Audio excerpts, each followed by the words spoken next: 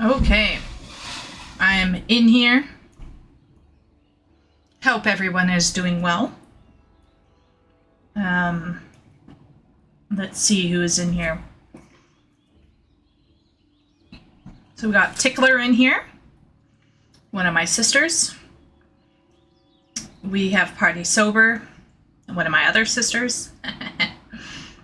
I'm glad to have my mod on board today.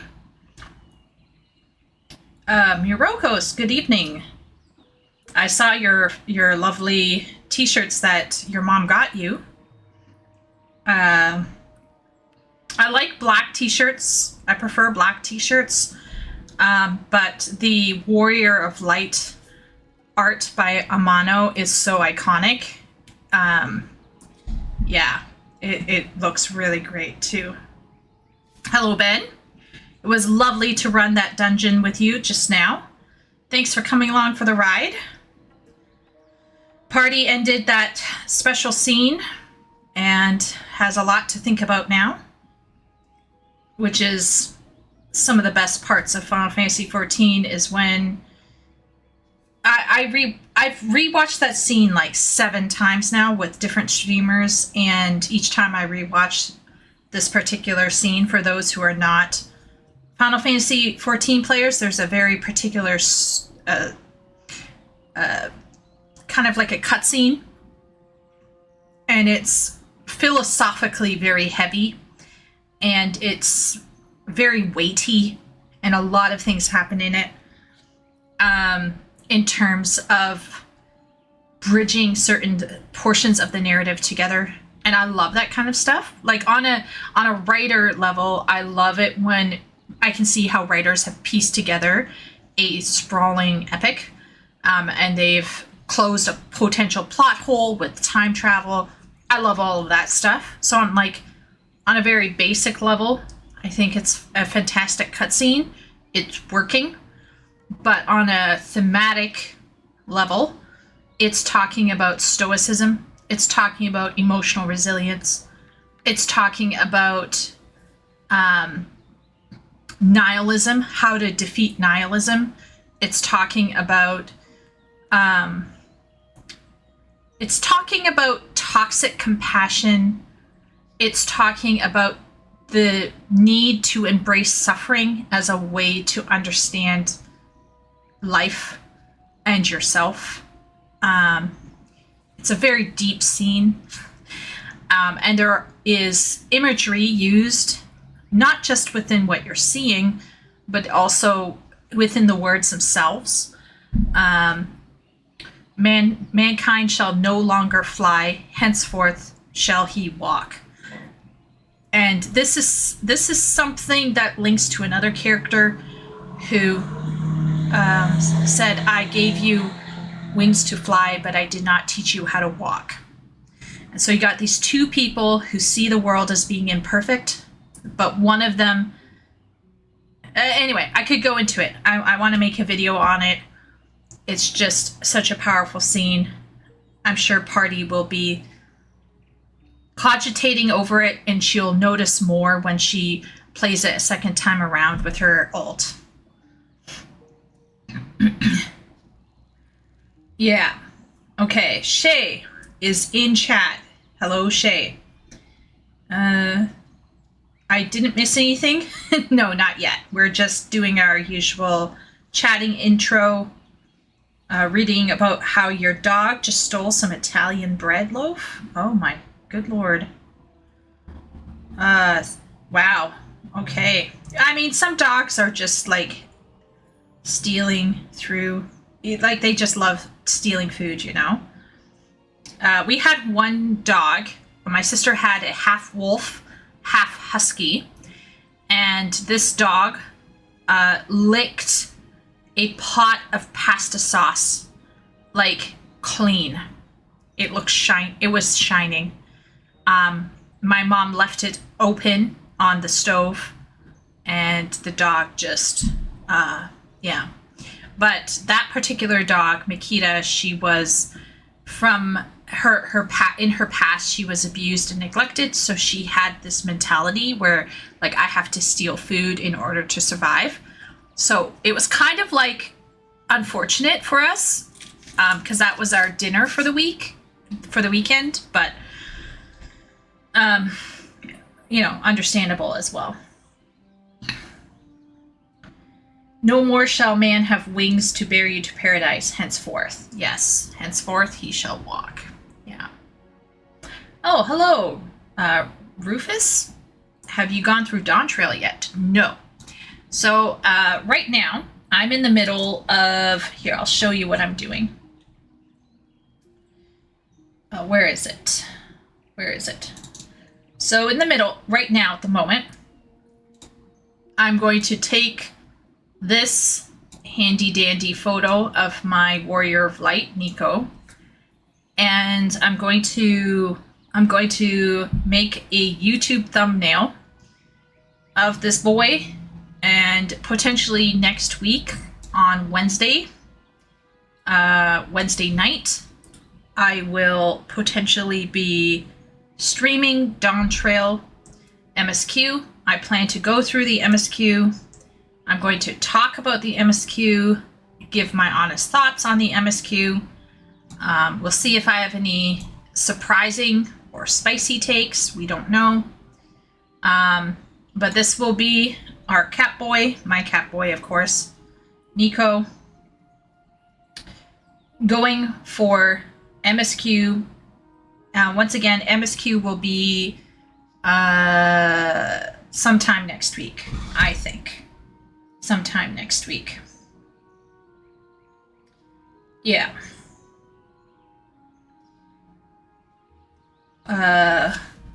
Party suggested Wednesday night, so I might do Wednesday night, but like only do small chunks. I'm not gonna no life it.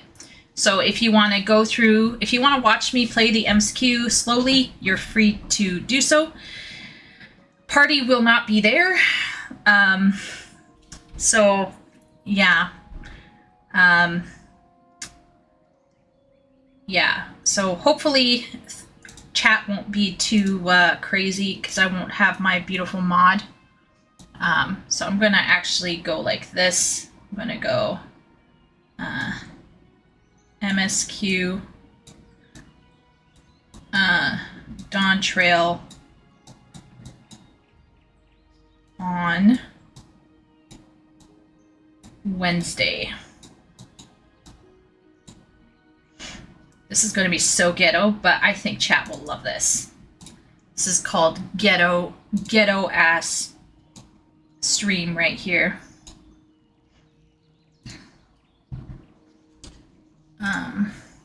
What I'm going to do, announcement.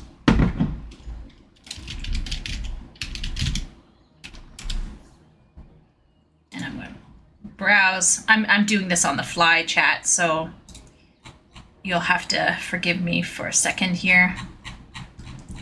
You'll laugh when you see this, though. You'll laugh at me, okay? Is it even legible? We don't even know. Okay, you know what? We'll put it down here.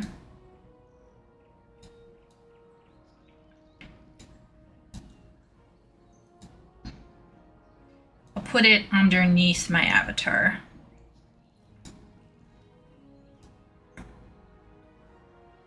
So ghetto.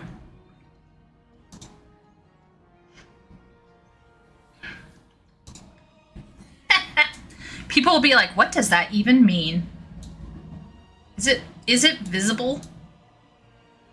Is it visible for everyone? Hopefully. So ghetto. But anyway, there we go. This poor idiot was created 24/7 for 2 years.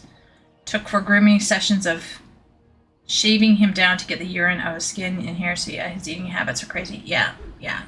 You can tell when a dog has been abused.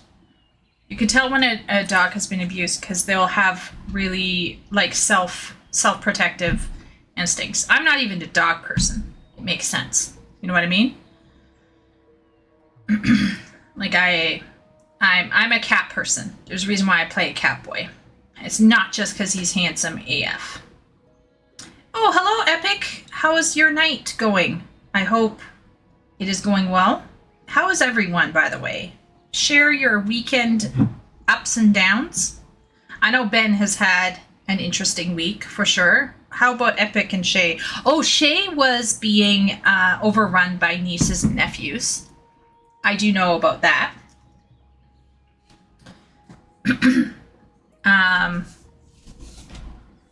But yeah, I will do MSQ Dawntrail potentially on Wednesday. I might make the stream tomorrow. Tonight.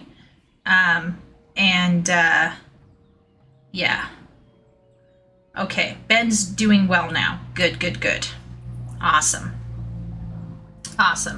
So yeah, Dawntrail Wednesday. It should be great. Is Tickler still in chat? Just want to make sure Tickler is still in chat. I just set up a second monitor. Ooh, epic. And I had to work 8 hours Saturday because of another team's mistake. Oh my lord, what? Holy moly. Mirokos, you're doing the PvP grind? You're going to go for that mount? Oh, I gotta go. I gotta do that too. Holy moly. I gotta do it on Chieko. I got Chieko to the umbrella, and that's as far as I'm gonna go with her, because Chieko is not, she is what she is. I gotta do the grind for Nico because of that mount. On all of your characters, you are crazy. Well, if you have one character left over, and that character happens to be on Dynamis, then I'd run it with you. Are you doing Crystalline Conflict? It's way too hot here. Oh my gosh, Shay. I'm boiling as well. I have a small fan. Hopefully people won't hear it too much. I have a fan. What is the mount? It's the Oppressor, Ben. It is the big boy. The big wide boy. The Oppressor. The Oppressor mount. FF14. Oppressor mount. This one. I'll just mute it here. Final Fantasy XIV has been going hard on its what's it called? Okay, so this is Mione. He's a creator for 14, and here he's going to show us the Oppressor mount. Here we go. Look at this boy, this chonky boy. Looks ugly AF, but the collector part of me thinks, out of all the things, it's not hard to PvP in 14. You can be a failure, and it will be fine.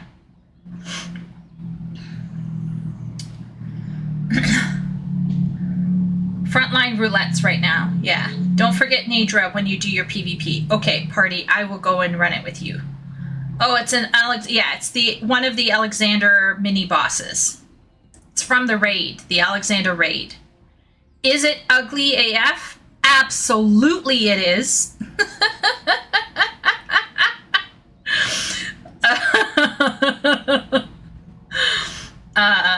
Let's run a poll here. I'm gonna actually pop chat out. I'm gonna run a poll. I'm gonna start a poll.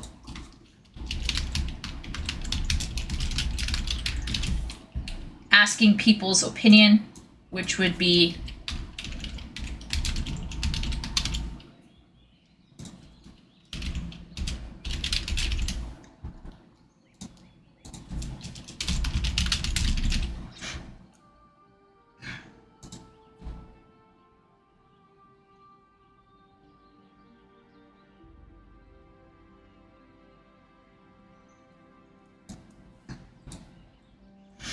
okay, let's see.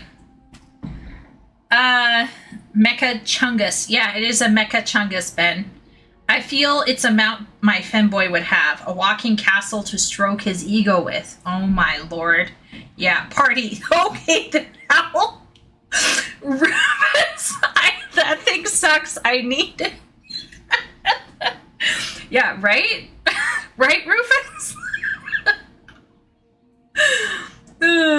Reminds me of WoW's Lightforged Warframe, only worse. I don't know what the WoW's Lightforged Warframe. Okay, let's look. Let's Google that. Google. WoW Lightforged Warframe. It's an item. Can we see a picture?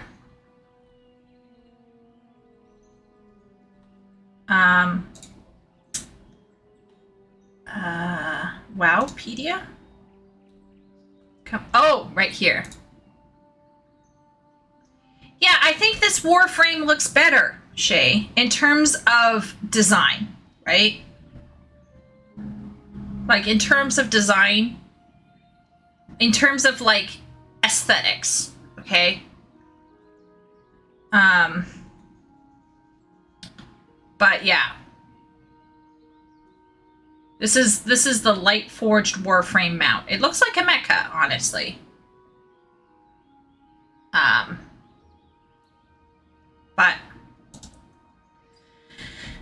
the exciting thing about Dawntrail is the extreme mount for Dawntrail, extreme mount wings.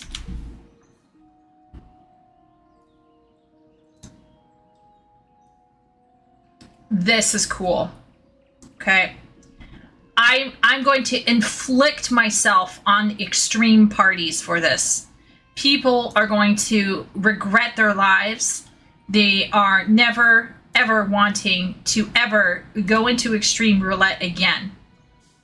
Let's just say that the one extreme I attempted to learn in Endwalker, I could not pass it because of a mechanic. My brain simply cannot. Like, absolutely cannot. But this, hell yes. I'm going to go for it. I'm going to do it. And yes, Shay, it's about damn time. Every MMO needs to give you wings. So when we saw this, you get the tail as well. You get this cool tail coming out of your ass, which I think is fantastic. But, like, yeah. Anyway.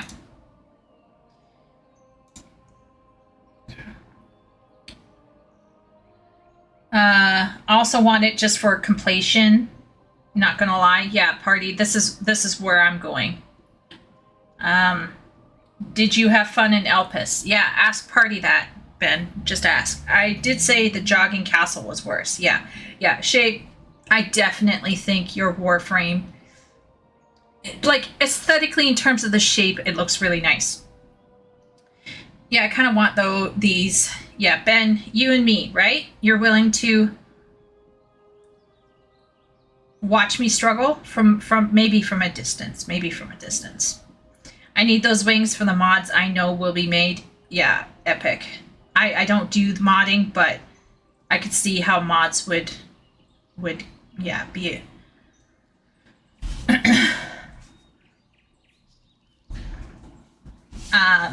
But yeah. Let's see. What is we got 8 votes in here. Love is Blind is number 2. Number 1, 10 out of 10. But ugly. Look, we know it, right? You know it, I know it, everyone knows it. It's ugly. But will we get it for our collection? Absolutely. I'm sure Shay could tell us times when she did something because she wanted something in her collection and she didn't even really like it, but she had to put it in her collection. Maybe Shay is not a collector, though. Maybe not. You let us know, Shay. So, I have 2 sisters in chat. What? Asmon is dipping back into 14? Did they pay him?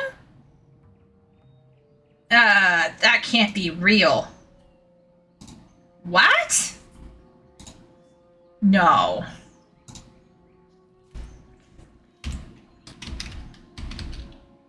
There's a clip that you saw. Can you post it in Discord, Ben, if you find it again?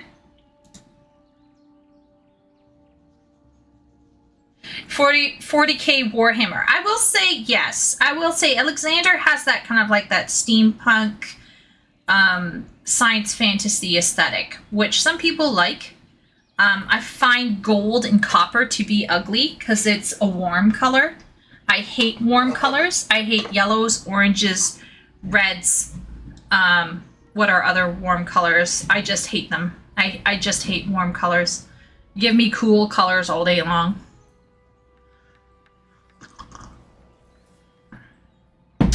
Is Tickler in chat? Is Tickler in chat? I want to make sure my sis is in chat because we're going to watch something. It's a very short video.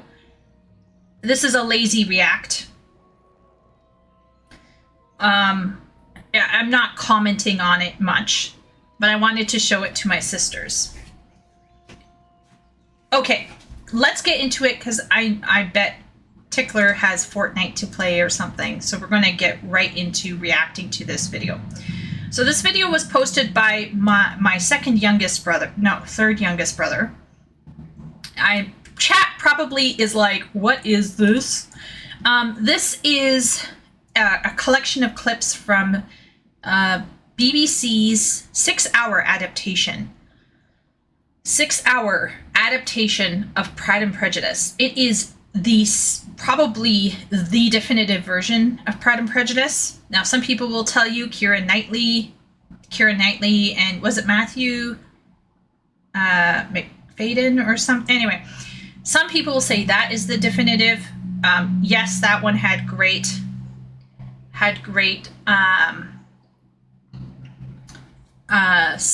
like cinematography, but so chat, just hold. I have some World of Warcraft cinematics.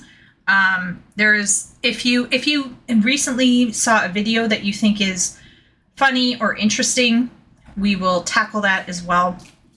Let's put it in Discord. Pride and Prejudice and Zombies was better. I think we need to hunt Epic down and like stake him. It's time for Maid to arrive for Epic. In terms of getting all of the nuance of the books, this BBC version is 110% the best. And I will fight anyone for it. Now, in terms of cinematography, it was not. But in terms of having two very strong characters, very good actors and actresses, this is like 10 out of 10. I've actually watched Pride and Prejudice and Zombies, and I read the book. I did both. Don't ask me why. Pride and Prejudice and Zombies highlight. Tickler. The highlight was Matt Smith. Okay, imagine it. Matt Smith as cousin. What's his face? The awkward cousin.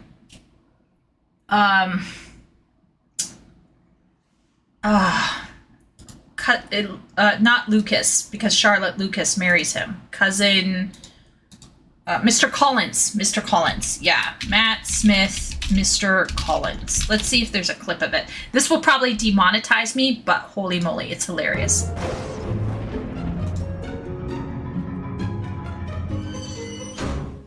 Oh, thank you, Lady Catherine. Very generous. Franklin, are there more scones?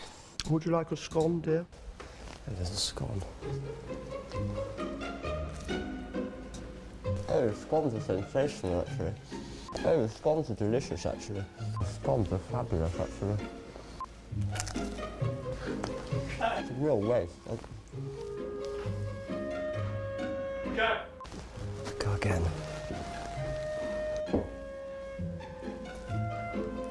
Actually, a bit of housekeeping. There will be muffins available after the service. The muffins are ready, Elizabeth! Oh, raspberries.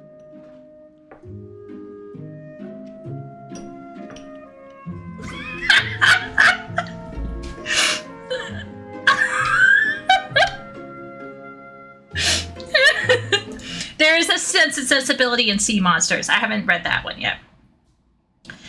Matt Smith's Mr. Collins is gold. Oh, you went for the zombie lore epic? Yeah. The zombie lore was good. What was interesting about Mr. Collins is that he doesn't really care about Charlotte, so he doesn't understand that his wife is zombifying before his eyes. It's very interesting. Mr. Collins is fantastic in Pride and Prejudice and Zombies. I found Darcy to be limp dick, but not as limp. So for me, Darcy in Pride and Prejudice and Zombies is badass, but has no emotional resonance at all. He's one note. Whereas the Darcy in Keira Knightley's version is limp and is like a rabbit sometimes. Like maybe it's his eyes are just very watery and he gets like pink around his rims, so he just looks like a rabbit to me.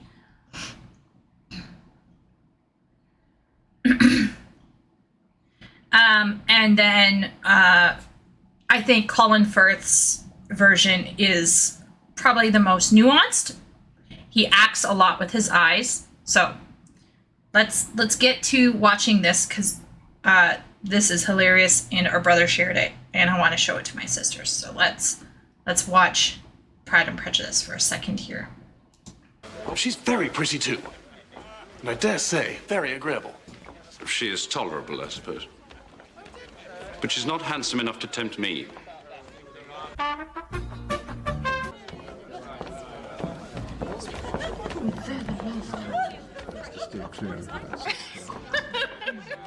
In future, quite well, probably.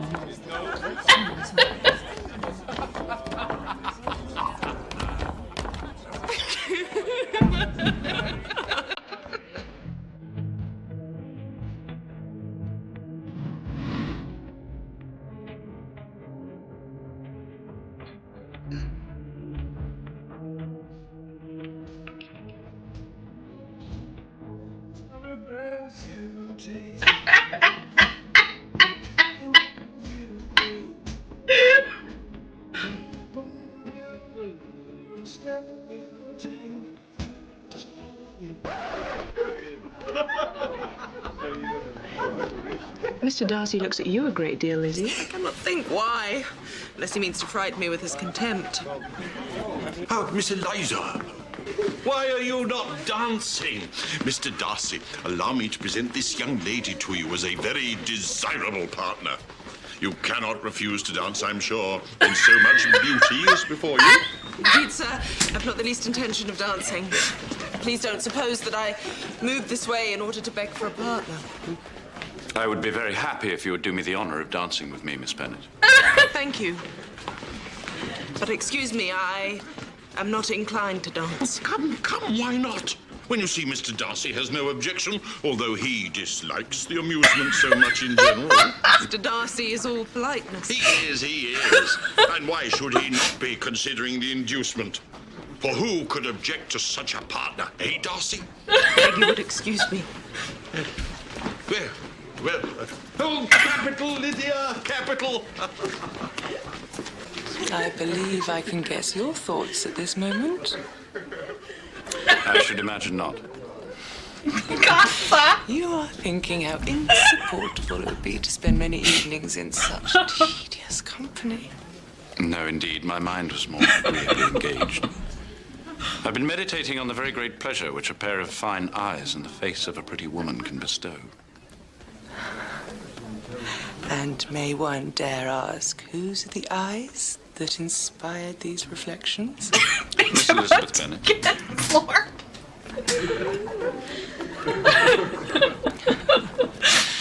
I am all astonishment. It's just gone.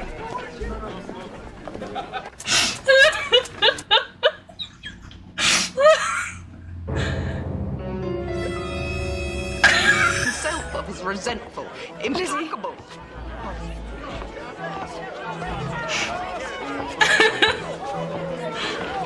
if you're not otherwise engaged, would you do me the honor of dancing the next of me, Miss Bennett? Why, I had not.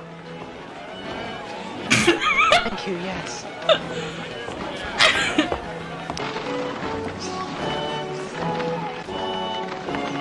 I believe we must have some conversation, Mr. Darcy.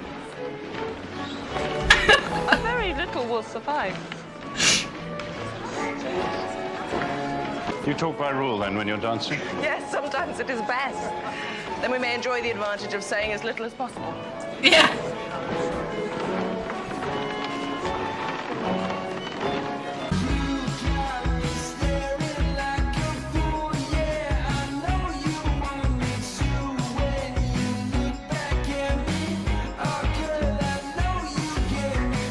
I'm sure you're too modest. But any relief would be profoundly welcome, I assure you. Mrs. Collins. Can you tell me why Mr. Darcy keeps staring at me? No. Offends him. Hugh Grant was not in this film.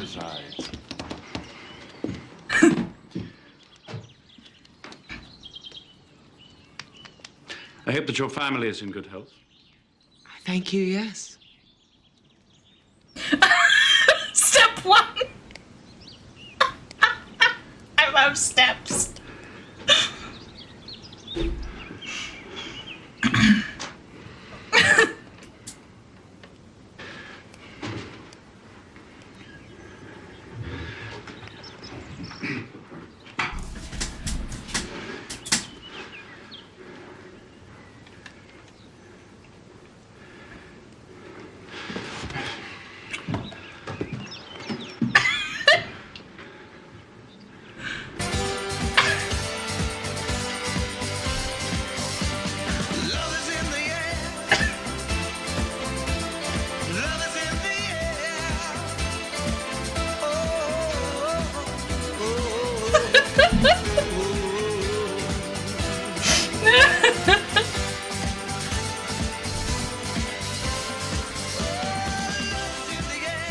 That was at Pemberley, I believe, because she's with his sister.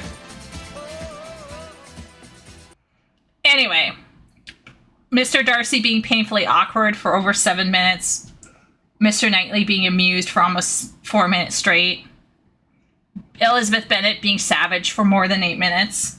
So good. You need the link to this? I shall give you the link to this. Share this link with your friends. I think the editing was chef's kiss. This book is a phenomenal book because it's about a man who is a nerd and emotionally struggling to share his feelings, but actually a very decent person, get typecasted, and he has to kind of come out of his shell. And then at the same point in time,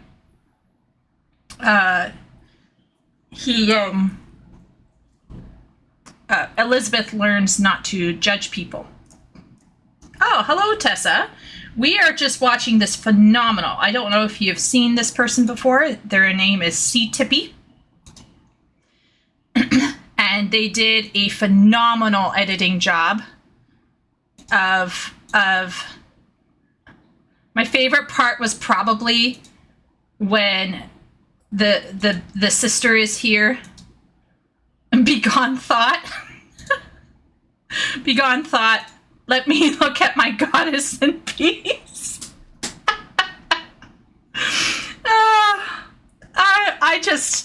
This is the quintessential film. So if you love really tongue-in-cheek humor, once again, here's the link. We just reacted to it for my sister's sake. This was shared with me by my third youngest brother. And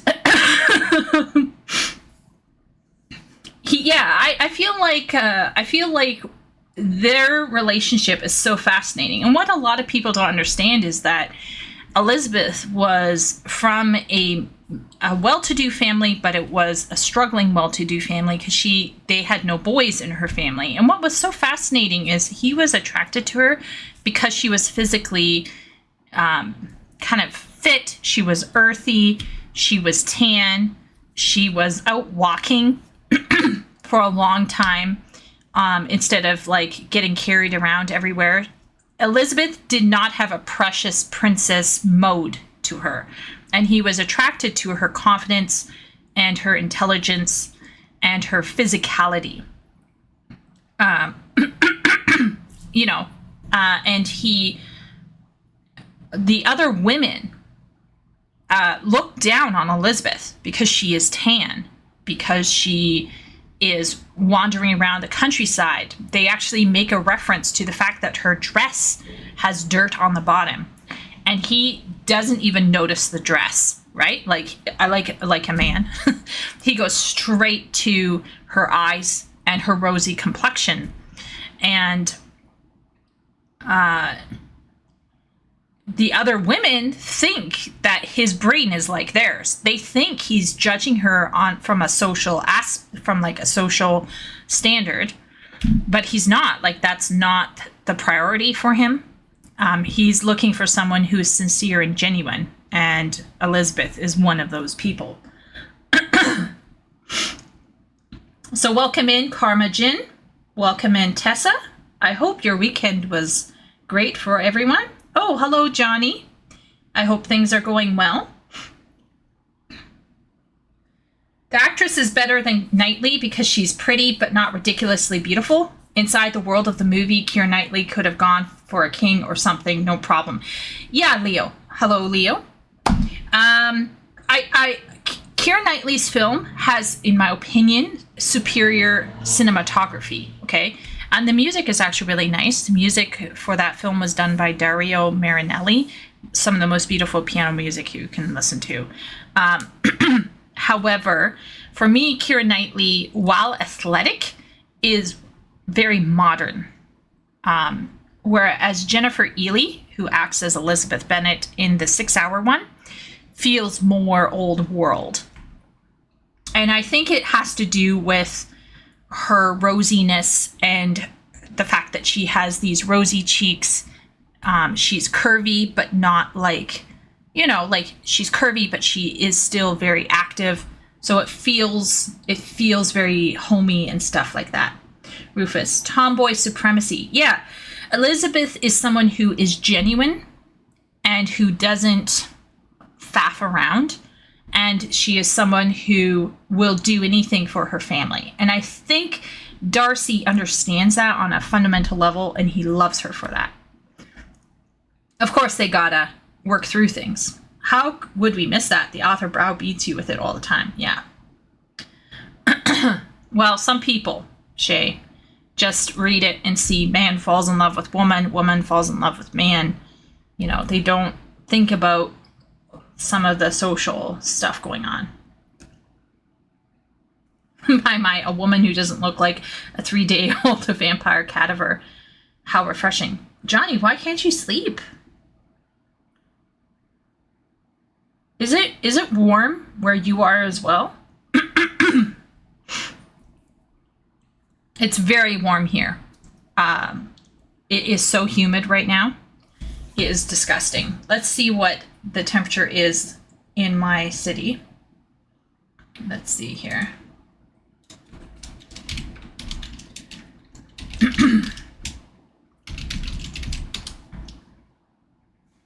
Yeah, our humidity is at 63%. The actual temperature is not that. Apparently, it's around 29 degrees Celsius. In Fahrenheit, that is 83 degrees Fahrenheit, 28 degrees Celsius. So technically not very warm, but the humidity is at a 63%.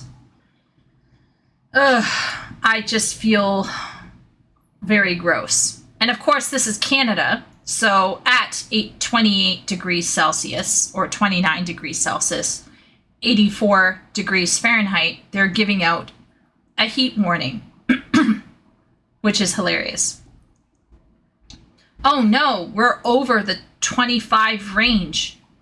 Heat warning, heat warning. Hilarious. I will say, as someone who lives in a cooler country, extreme heat and extreme cold is just gross. 32 degrees during the night. Okay, so Johnny is way, way hotter than us. I don't know how he's surviving our thoughts and prayers. 20 degrees Celsius at 2 a.m. Yeah. We have like a humidex thing that makes it feel hotter than it actually is. Yeah, the actual temperature is not the same as what it feels like. Thoughts and prayers, yeah. Hey, Arm. Is it just me or does everyone seem to be using an umbrella these days?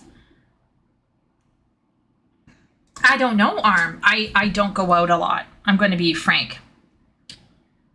Rufus is 74 degrees humidity, self-reporting Toronto.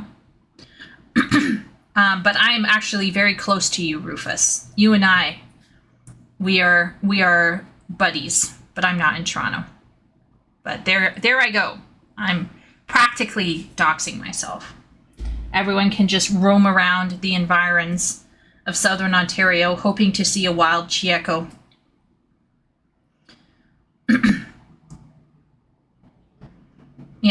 Yeah. It is what it is, party. This is my life, I guess. But yeah, I'm not 74. $74 humidity in Toronto.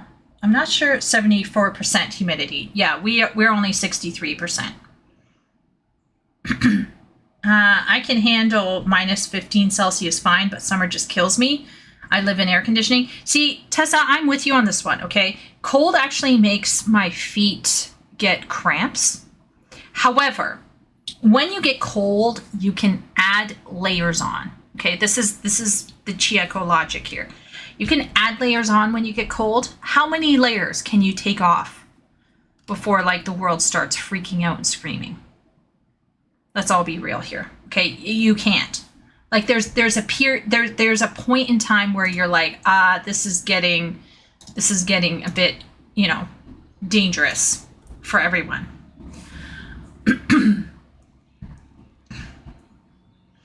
So I feel like adding layers is great. Removing layers, dangerous, especially if you're a girl. I'm not going to go into too much detail here for any of the guys. But when you have, well, maybe there's some men in chat who have moobs, but if you have too much chest, things can get, Oh no. Oh no. Sim, are you already banned? But they won't because you don't go outside. True, Sim. Sim is calling me out. Phase 2 already. What did Sim do? Did he say begone thought and then Susan just targeted him from out of nowhere? Leo says his ancestors were from cold climes. He sweats a lot and above 19 degrees Celsius, his body starts dumping all the water. I feel that, Leo. I feel it. And I'm very pale. And if I go outside and stand out in the sun for any amount of time, I will burn. And I have burned myself so badly in the past. I've lost tiny little patches of pigmentation from my skin. So now there's little spots on my legs that even if I burn red, they will remain kind of whitish. And then after I burn, I start peeling. And you can peel off 2 inches, not 2 inches deep of skin, but like little sheets of skin wherever I've been burned. You can slowly edge them off. So if you have OCD, I have a mild peeling OCD, and I used to struggle with skin picking when I was younger because of anxiety, which I didn't know was a thing until I turned 30 and I realized what it was, and I managed to fix it. But if you have a peeling thing, if I come to your house and your wallpaper is peeling, your wallpaper is in danger. So anyhow, so then my skin starts peeling and flaking. And in worst case scenarios, I will get blisters. And then after that, I shall emerge like a phoenix, white as snow, with some freckles. Let's see what's chat. That's entrapment, Chieko. I know the Kurokomo means black spider. I'm not getting caught that good of Rice Web. I had the other team staring at me for setting up shade. Winter is best. Everyone else has the wrong opinion. My favorite 2 seasons are fall and winter. There, I said it. But if you add layers, Adobe will steal your artwork. Really? What? Is that a thing, Karma? What? No, I just started. Oh, okay. Sim is safe. Okay, he's in phase 1 still.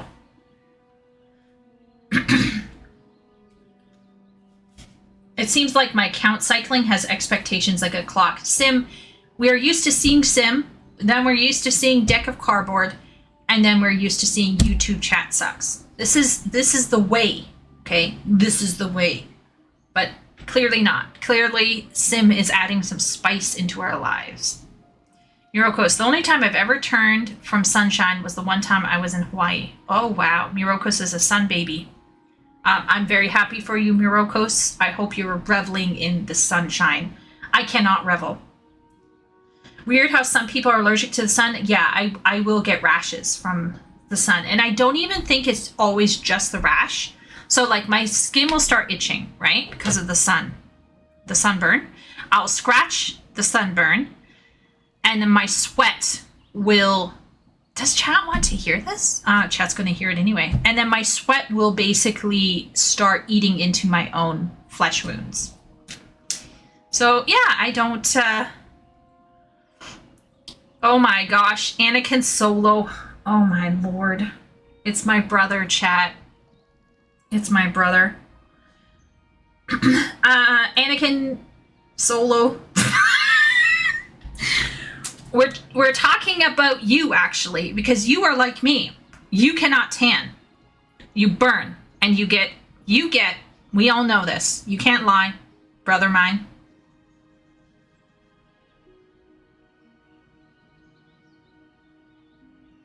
Yeah, Anakin. So my brother actually is like me, exactly. We kind of look slightly similar too, which is freaky.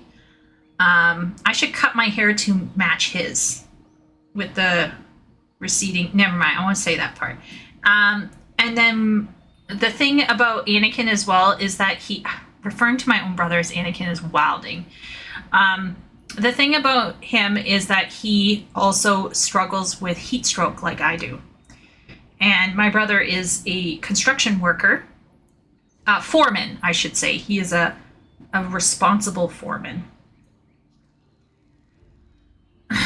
I sunburn easily. Oh, Mirokos, you sunburn as well. Adobe uses your art for AI art? I will never go to Adobe. I am going to stay in GIMP. How about that? I will stay in GIMP. Emerging like a phoenix ready to be burned into a Peking duck. Karma Jin, have you ever had Beijing duck, by the way? Beijing duck is so good. The Adobe joke is about Photoshop and the updated license claiming rights to your artwork. I cannot afford Adobe, so I use GIMP. And yeah. I sunburn easily and I'm not in Hawaii. Okay, Mirokos is like us. He is a sunburner. Sunburners standing together. Your whole family's like, please no. Yeah. That was a pleasant mental thought. Yeah, I'm very sensitive to the sun. So I'm actually, does chat see how white my avatar is? Okay, I'm not that white, but like, I'm about as humanly possibly white. Yeah. Anakin Solo was sad though. Let's all agree. That was a sad death. What a hero. Imagine having the sun hate you like that. One level in Mario.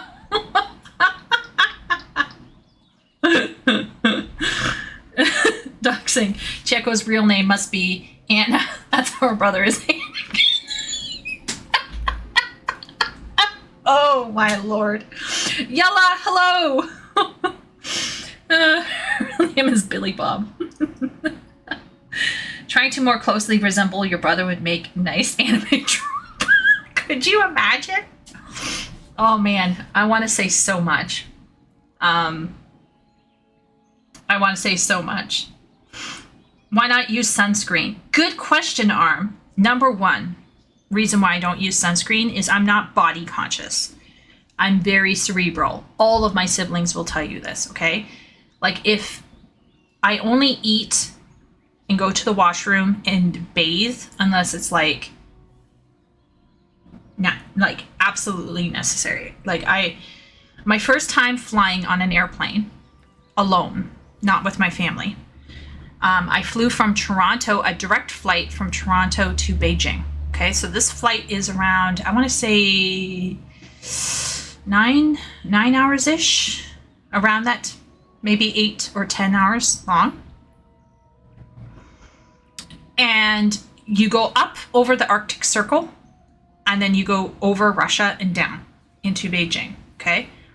I was so out of my mind that I didn't go to the bathroom for, I think, around 10 to 12 hours. I just shut down. My whole body shuts down. So number one, I don't realize I'm burning. Number two, I don't think about taking care of my skin. And number three, sunscreen is usually very oily to me, and putting it on me actually makes me want to puke. So between those three reasons, is why. Now, my one friend hooked me up with a sunscreen lotion that feels less oily, but and you might be asking if you're bodily not aware, like why would you notice the oily sunscreen? That's a good question. I honestly think that my time spending with my family on the beach with sunscreen lotion, and the fact that like the sunscreen lotion cap would get sand in it, and then my mother would rub the sandy sunscreen lotion on my... Anyway, I have like mental issues, okay? Let's all be real here. Oh wow, Anakin, you watched an episode. Just don't get isekai'd by the sun. Only dragon is the traditional isekai way.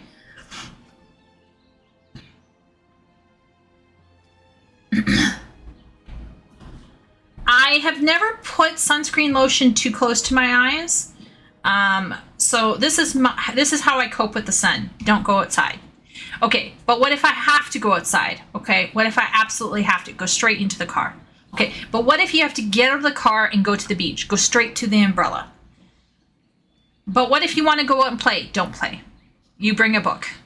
In fact, there was a time when I went to a family reunion and my father had to basically go and drag me out of the car because I was just sitting in the car reading a book. And he was like, your family is out here. Your aunts and your uncles are out here. Your cousins are out here. Come on out. It's time to talk to people. And I just didn't want to talk to people. I was also addicted to reading. So if you were to ask me, hey, do you want to spend time with your aunts and uncles who will one day pass away and you will regret not spending time with them? Or would you like to read a book? I would have been like, book, please. So I was very averse to leaving the car or the umbrella or anything else. These are a bunch of first world problems. Yeah, I live in a first world. It is what it is. I can't stand the lotion either. Oh, and by the way, Leo, when I lived in a second world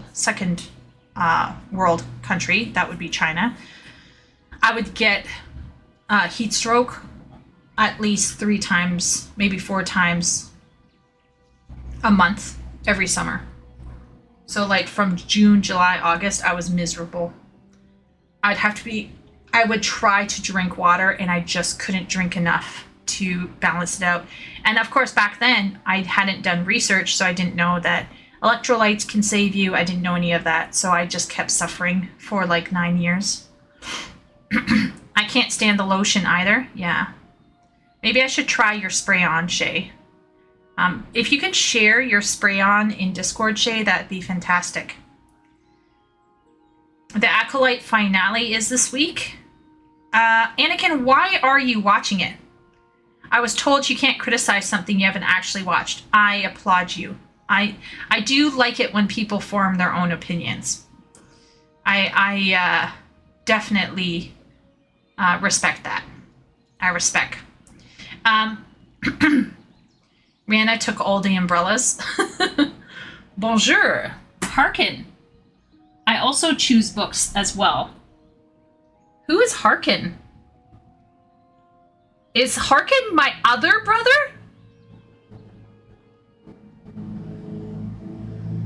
No, he can't be. Is it? Oh my lord. Chat. Oh my gosh. Harkin, guess what we watched? Guess what we watched today? The third youngest. Chat, Harkin is the brother who shared that video with me that we watched. Oh my gosh. Oh my goodness.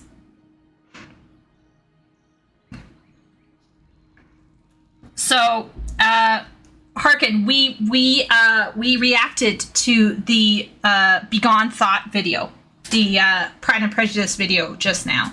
We were laughing a lot. Shay, if you had to choose between books and oh, Shay already put the yeah. Shay and I, we are buddies here. This is all terribly sad. What is terribly sad, Deck? Heat stroke. Not even a romantic one. No, Karma, not a romantic one. I get nausea. I get dizzy. I actually have to be doused in cold water. I felt the heat. Yes, Johnny. Is more of the family here? Yes, I have 10 siblings. So we have me, we have Party, we have Harkin, we have Tickler, we have Anakin. So we got 1, 2, 3, 4. We got half of my family in here. Holy moly. Oh, right. I have 9 siblings. There's 10 of us total.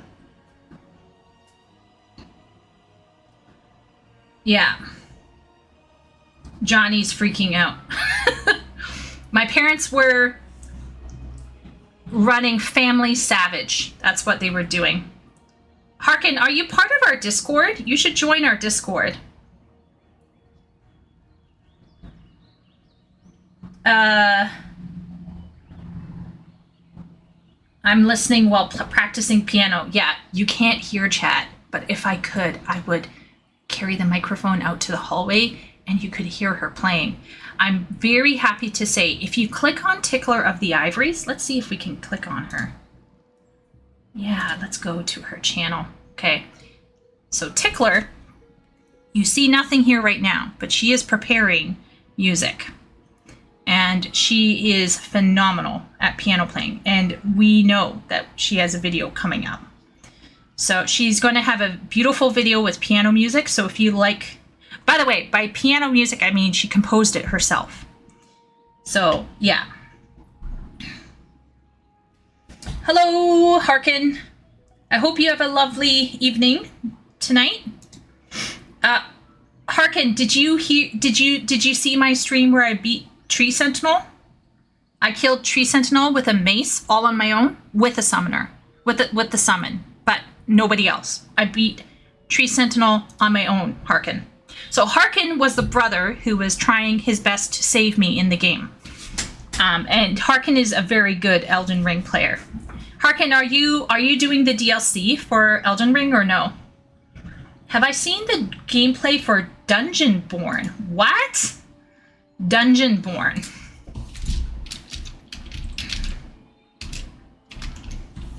Dungeon like this?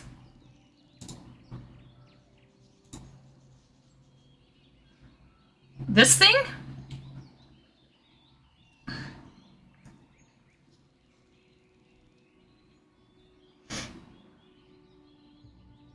Or is it Dungeonborne? Yeah.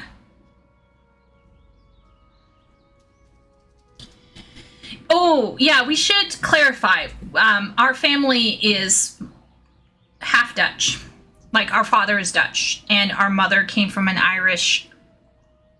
Scottish, German kind of background. So, big families all around. Who else has weird skin? I will let my family self-report.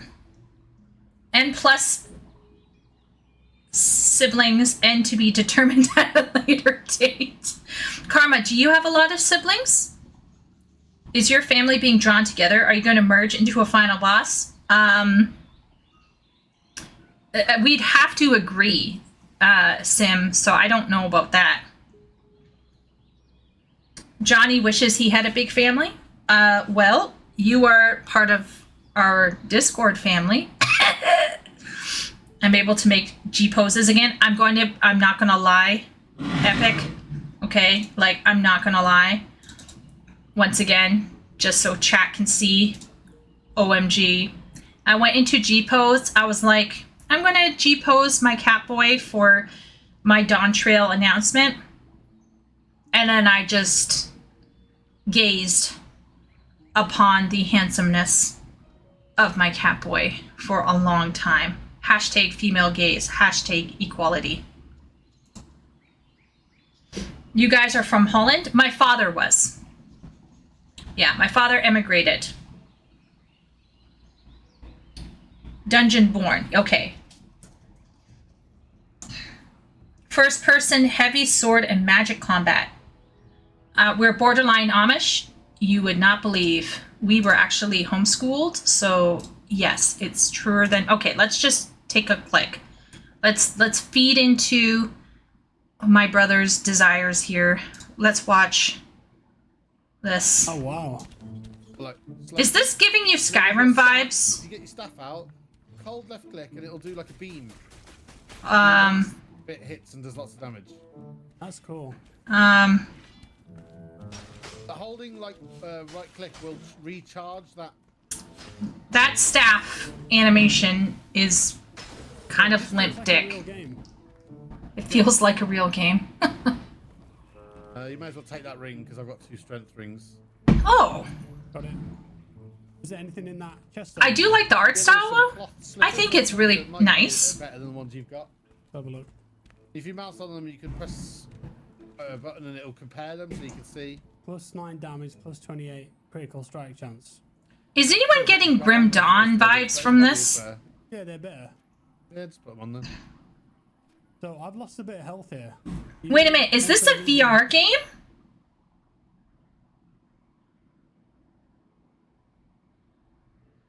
I have one sibling. We mutually tolerate each other's existence. Well, sometimes it's that way. That zone has such good music. Kingdom Come Deliverance. Yeah, making art that can hypnotize you as the creator is awesome. Yeah. Or just going into G-pose and staring a little lustfully at your own Catboy. I mean, that's also awesome. Amarang? Yes. Yes. Amarang music. When I first zoned into Amarang, and I was playing alone, I didn't have party with me. Let us just say, I felt like I was transported to a whole other world. Schwarzentruber Chieko? What is a Schwarzentruber, Yala? Homeschooled using Amish curriculum? We use Mennonite, which I guess is like close to Amish. Is this darker glow? Maybe. Is this VR? Oh, Shay's having Morrowind flashbacks. Yeah, isn't this like Skyrim-y feeling? It's fantasy Fortnite. Okay, it's a first-person shooter slasher. Okay, maybe Anakin or my brother will love it. You guys are Amish? What if I told you that for a year or two, my parents had this crazy idea that girls could only wear dresses? It didn't last long, let's just say that. We also did, we also had very little access to computers and television. We were raised in a very conservative, well, at least the older kids were raised in a more conservative atmosphere, and then over time my parents just kind of changed their minds and stuff. So things kind of ironed out by the time Party came around. By the time Harkin came around, things were easing up. So apparently this is not VR. This is a first person. Yeah. Anakin, are you going to play this? Are you wanting to play this? Is this going to be on the PS4, Anakin? They live like 18th century still? Yeah, yalla. Yeah. So in Ontario, we actually have Amish communities, and they are really amazing for their baked goods. Their strogue waffles are yum. Man, the elderberry has more lace than a wedding gown out there in the garden. Shay is a multifaceted woman. Ari Morley, hey, Chieko, hope you're having an excellent day. I'm hoping you're having an excellent day. Thanks, Morley. I'm cheering up. Okay, chat, I have some bad news. Is chat ready? Is chat's body ready? So the good news is that, as you can see, hopefully, by the really creepy writing, MSQ Dawntrail, I might be streaming it on Wednesday. So that's the good news. The bad news is that, do you remember that book I completed for my ghostwriting client? Well, he's like, you followed the outline, but now that I'm reading it, I'm kind of imagining it this way. I was like, you gotta be kidding me. So we're in the middle of figuring out how to go about the revisions. And this is one of the reasons why, as a ghostwriter, you have to be really careful, because I don't get paid per hour. I get paid per 100 words. And this is a crucial thing. So if we decide on an outline and I write to the best of my ability of the detail that was put into the outline, okay? And for whatever reason you change your mind, or it's not the way you thought it would be, or it's not going to work, or whatever in your head, even though I made it work as a ghostwriter. How can I say this? If I rewrite it, I'm not going to be paid for that rewrite. Technically, right? Like, if I'm not careful, I will just be rewriting and rewriting, but I'm only getting paid a single sum of money. So thankfully, my platform protects me. My platform steps in and will say, hey, look, these revisions requested are too much. You gotta be charged revision fee, which is double. And so I warned the client. I said, look, the amount of revisions you're asking for will require a higher fee cap. So think about it before requesting. So, and we're over on our word count now. So I was like, we gotta work it out. So now this order that I had hoped would be by this point in time, I had hoped it would be going to the editors. It is still not at the editors. I'm still working on it. And I'm so pissed off because, like, people, I keep telling people, like, put as much detail as you want into the draft, and don't just be like, oh, it will be this way. Like, you gotta tell me what you're seeing in your head. Otherwise, how can I know? Like, for example, let's pretend that you hired me to write a scene where two people are climbing up a mountain, but you don't tell me that they're using red ropes and red equipment, and you're not telling me that they are going up a rocky face. I'm imagining a mountain with a little bit more of different ridges. And so I'm going to write how they climb the mountain differently than what you imagined. If you don't tell me the specifics, like, you can't come to me afterwards and be like, wait a minute. We worked on this outline for 2 months.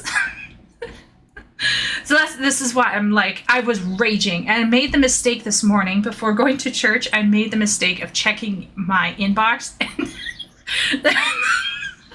it's like molding on the way to church. I was like, so that's my writing. That's my writing right now. So I'm trying to vent out my frustrations about it because I just want to write for myself. I want to get this done. Yeah. I often see Amish boys smoking vapes out in the outskirts. They aren't as traditional as you think. They are not. In fact, many of them will experience Rumspringa and will go out and choose for themselves. And also, drinking and smoking is common among even Reformed circles. So Reformed Dutch, for example, will smoke and drink. Whereas more charismatic circles and faiths will be quite uptight about stuff like that. So it depends. Only 93 degrees Fahrenheit. Yeah. Everyone appears to be, overheated. I hope you're keeping chill, though. Put that 5th novel on cooldown before endless edits begin and start a 6th book to keep the momentum going. Awesome, Morley. That's great. I'm so happy for you. That's another thing. I don't get paid for editing. So this client is putting in like, oh, there should be a comma here because they're using Grammarly on their end. And I'm just like, oh my Lord, I'm not getting paid for doing edits. Okay. What are you doing? Are your ghostwriting referees not ruling in your favor? Oh no, they will rule in my favor. The administration have my back. I will say that, okay? I think about 6 months into working for them, they came to me and said, we're going to raise you to premier level. And then last year they approached me, and I didn't know because I don't check Slack. But they approached me to shortlist me into a special top tier of writers, like top tier. Not that I would get paid differently, but I would be positioned to have like dibs over everything, basically. And if there are issues with other work orders, I can come in and do fixes. So I'm kind of like a fix-it ghostwriter at this stage. I actually do not seek work. Work comes to me.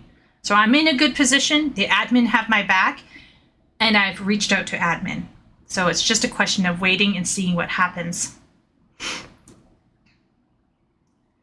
Add a bromance within the paragraphs. Yeah, that would be unprofessional, sadly. The boss pulled a control Z on the outline. There were some things that happened, and I was worried, but I thought, you know what, we can get through this. And there is Morley talked about this in her comment. There's a cooldown period. There's no way that you can just go hop back right into your writing and start editing it after you've just written it. It's like, I don't want to look at it anymore. And that's just how it is. And you need that cool down period, and I didn't get it. And I'm not getting it. So I'm just screwed. I'm a permaculture nerd. My mom's into traditional veggie gardens. I'm too lazy to pull that off in Michigan. I know my mom is into gardens. Off topic, but I was watching a video about GRRM's writing style, and the person asking the first question sounds a lot like you, and it's blowing my mind. Interesting. I've never asked questions anywhere, but maybe I have a very normal voice. Is 2 too much? Depends lungs. No. Major outline revisions. Yes. Yeah, it's always better to overwrite. You cut out all the fat later. Yeah, so generally, I have 1,000 words, which is nothing really. So for a 120,000 word novel, 1,000 words is not enough to play with. So I'm like, if only we could get the editor in at this stage, like if only he could push the draft to the editor could cut words and then we could, but no, it's molding on the way to church. Give me patience or give me strength. Yeah. Sorry, heavy RPGs take too much time. Story heavy. Yeah, I might try. Story heavy RPGs take too much time. Yeah, your dad brain can't cope, right? And plus you don't have a lot of time to do it because of your work and your family. You can't separate the Dutch from their beer. Are you getting paid for the first part before you're made to do more? No.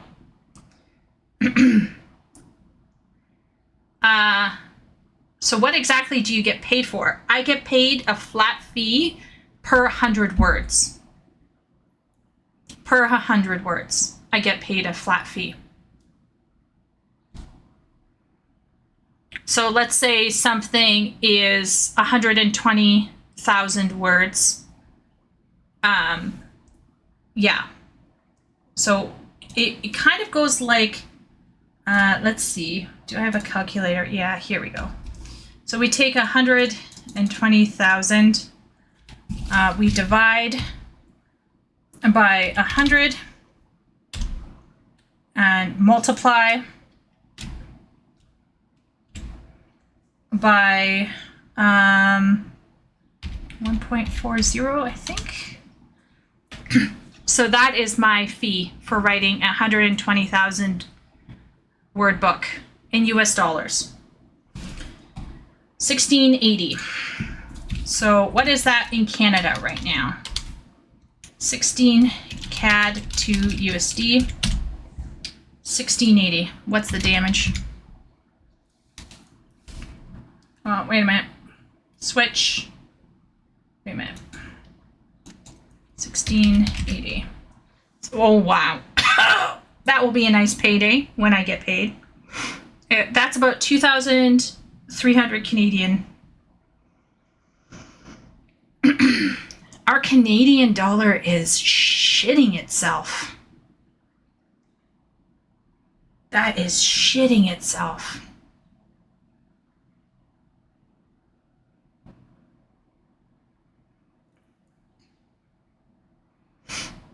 But I'm reaping the benefits.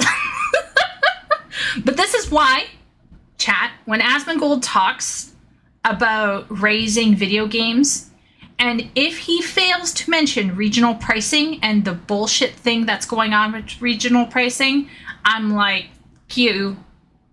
And I start like mentally giving middle fingers. I mean, you could hop right back into it, but it's a better idea to give the old noggin a break. It's helpful for me to get perspective on, particularly if it's something I feel like I put a lot of effort into it. I need that small bit of perspective. Usually 2 weeks is good for me, depending on how invested I got. If I got really invested, I might need a bit longer. But in fairness, it was over 265k words and have the memory of a derpy go after that long. So it was kind of like, oh yeah, that's fair. That's fair. If it's a super long book, yeah. Yeah. So you're paid for the final product, not your actual work. Yeah, basically epic. So if I have no conscience, right? And I just shit out crap, all right? And it's a crappy 120,000 words, and let's say the customer is stupid and accepts it, I will get paid. But if I try to spend any time on that, or if I think about it, or if I have a conscience and I want to actually give my client the best that they deserve, or the best that their idea deserves, or whatever, then I'm in danger yeah, I'm in risk of disrespecting my own time. How many of your coworkers have gotten fired for using ChatGPT? So I'm going to be frank, Arm. I don't go into my Slack, my work Slack a lot. I'm not very sociable.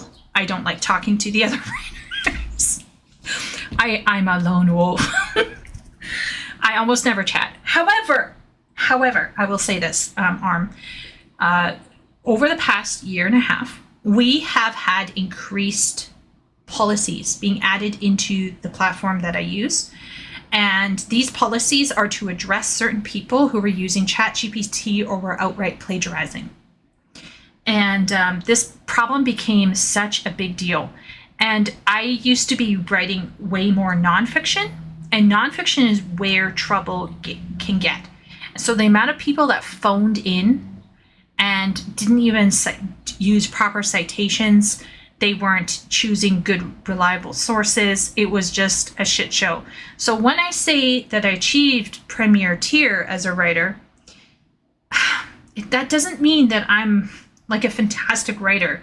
It just means like compared to everyone else, I may have looked really good. And I was reliable, like very reliable. And my bosses knew I wasn't going to plagiarize. Like I am very anti-plagiarism, and I dislike the idea of using ChatGPT to help with writing, other than using it as like mild inspiration or like helping with making names. But like, if you need to go to ChatGPT to help you write a paragraph, I think you're in the wrong business. And that's me being spicy. You can fight me in Discord. The USD CAD conversion is painful. Yes, it is bad right now. And the regional pricing makes it worse. This will get doubled if he goes with revisions? No, Karma. So let's say he asks for revisions, right? So let's say he asks for revisions.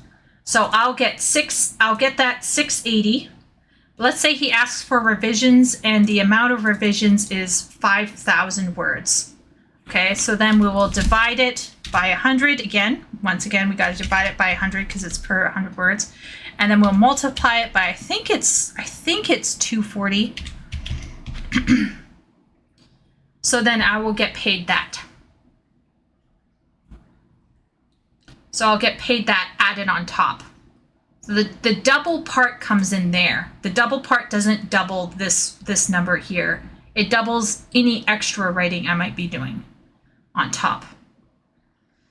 And this is a one-time fee. So if I fuck around, if I'm not careful, I can end up wasting a lot of time for very little money. And this is why when people come to me and they're like, oh, I want to ghostwrite, I'm like, good luck with that. It's not financially viable. Now I teach ESL, so I don't need to worry. And I'm going to stop ghostwriting at some point and write for myself. Right? But this is not viable. Like this, if I was relying on this, I would be up shit's creek.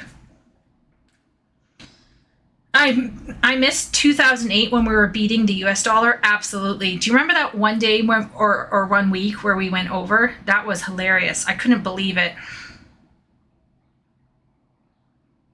I thought Canada was the more financially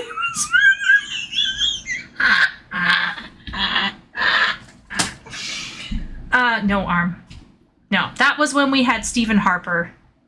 Now, no.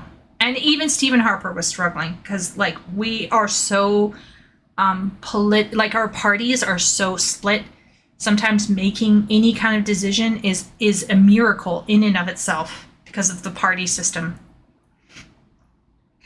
Doubling, if it's not paid separately, it would be triple because of the first version plus double to rewrite it.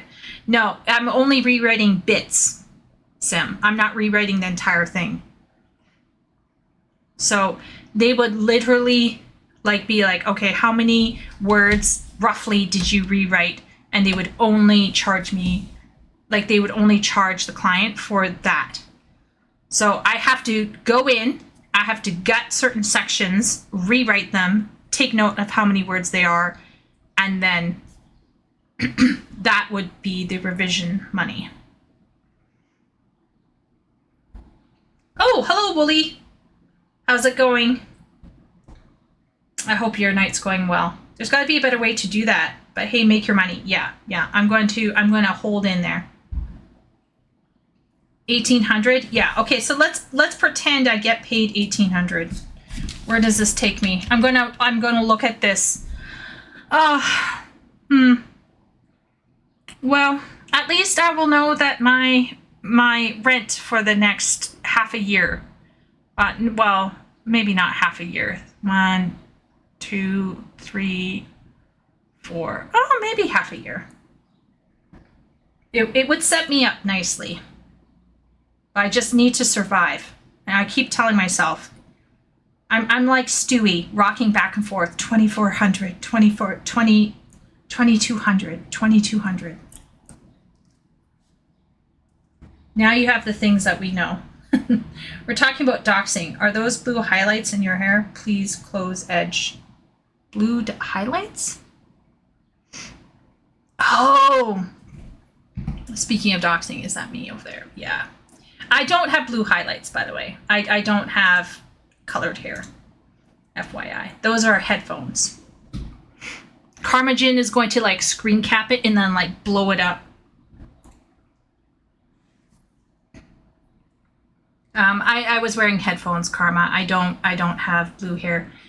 For me to dye my hair would, let's just say my hair is very thick and coarse, so it sucks in dye like it's a sponge, and it would cost upwards of $80 probably to get it dyed. So I keep my hair very normal. Very normal. Well, once again, 120 USD would be for 5,000 words. That's for 5,000 words. If I have to revise larger than 5,000, I would get paid a bit more, right? It's per 100 words.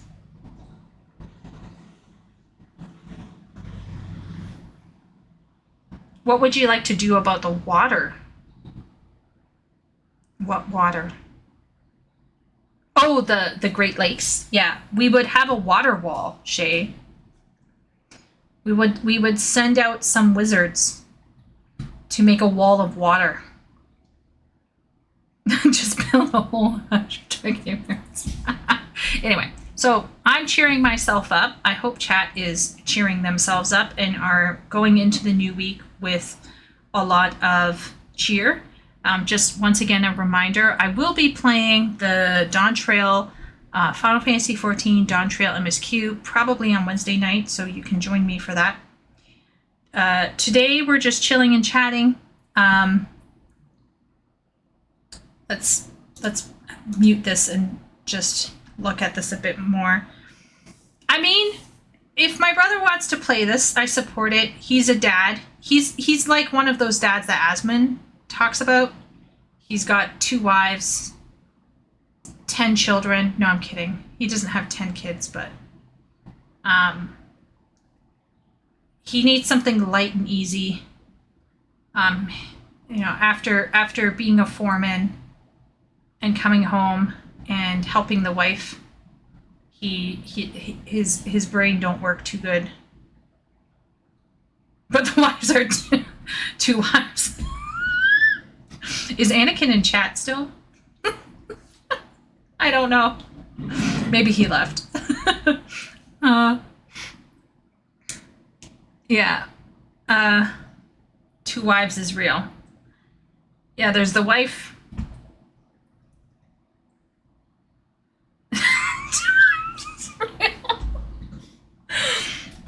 Sort of true, yeah. Oh my gosh. It's Star Citizen. I'm getting, oh my gosh. Is there, can I? Oh yeah, Star Citizen. Oh my goodness. I need to spend the $2,000 on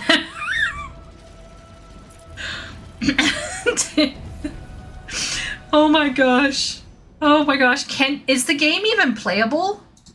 Is the game even playable?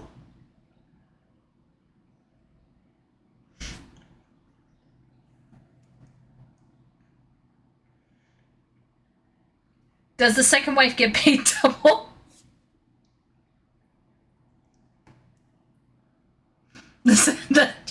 Here's him.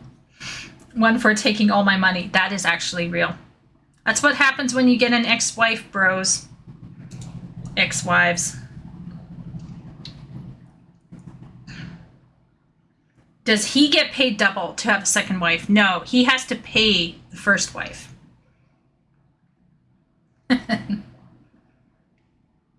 Oh my lord. Is the second wife a cat? My brother wishes, Shay.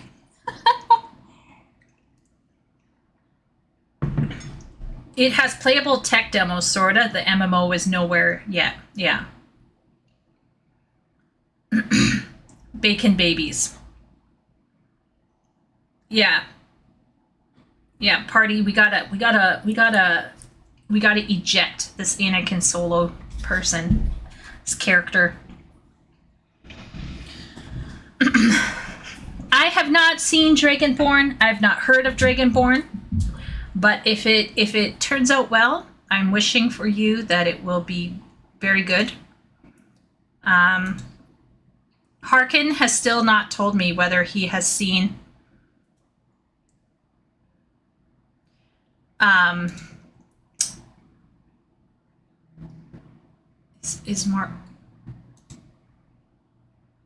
is this safe for my brother? Do I need to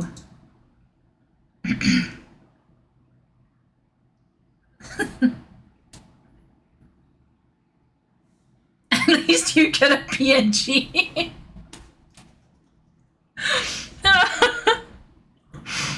Wooly, Anakin is my brother. He is technically old, like the one just older than Party. And Harkin is my brother, and he is the one just younger than Party. Yeah. It's a whole thing. And I think if Tickler is in here, that means, yeah, we have five of our family. I nearly said our last name. Isn't that terrible? It's terrible. I am old, okay? I am old. Mr. Harkin. Are you playing the Elden Ring DLC yet, good sir? Ben is waiting. What the? Yeah, okay, Anakin. Did you beat the Tree Sentinel? Did you?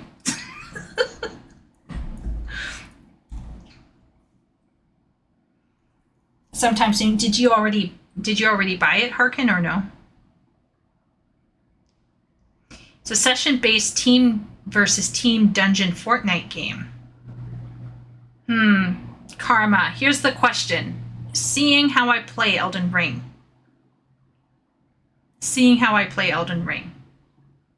Would it be wise for me to inflict myself on a team? I think not.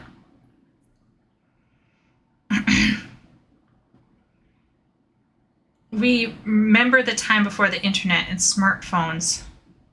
Yeah, Willie and I, such aged people. V Rising? Oh my gosh. Harkin. Okay, look. Okay. Bro. The game. Check out the thing with the game, V Rising.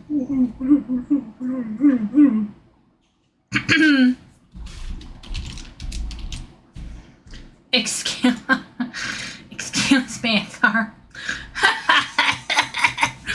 Of course. I own it. Harkin, do you own it? You should play it with Party and I.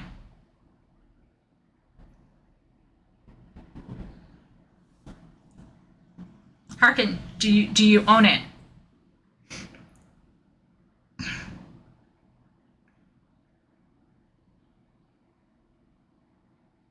Yeah, you should get it, Harkin. That or Power Wash Simulator.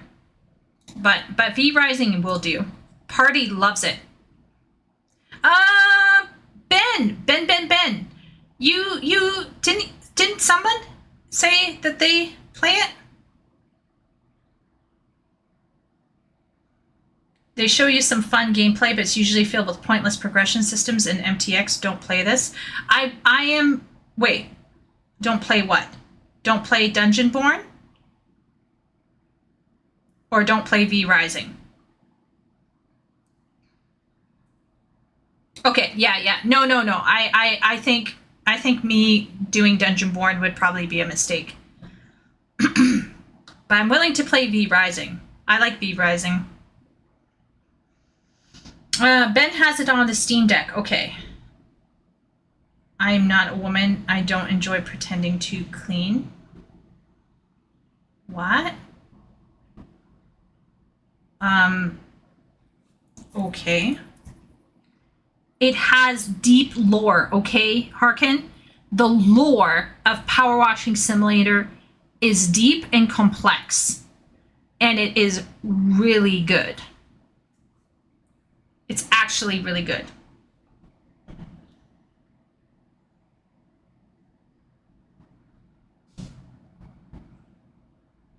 Oh, Wooly is reabsorbed into Pathfinder. This one right here. Wooly got absorbed into Pathfinder, Wrath of the Righteous. Yeah.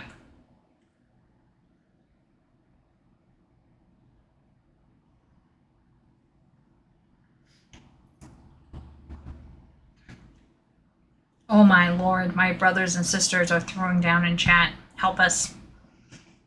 I remember people using pagers. Pagers are like those little things that people would just get like a thingy on. They'd like press it and it would be like in sitcoms, like hospital sitcoms, and the pager would go off and it would be like heart attack. Like House. House had a lot of pagers. I feel like one of my brothers, Min-Maxer, played Pathfinder.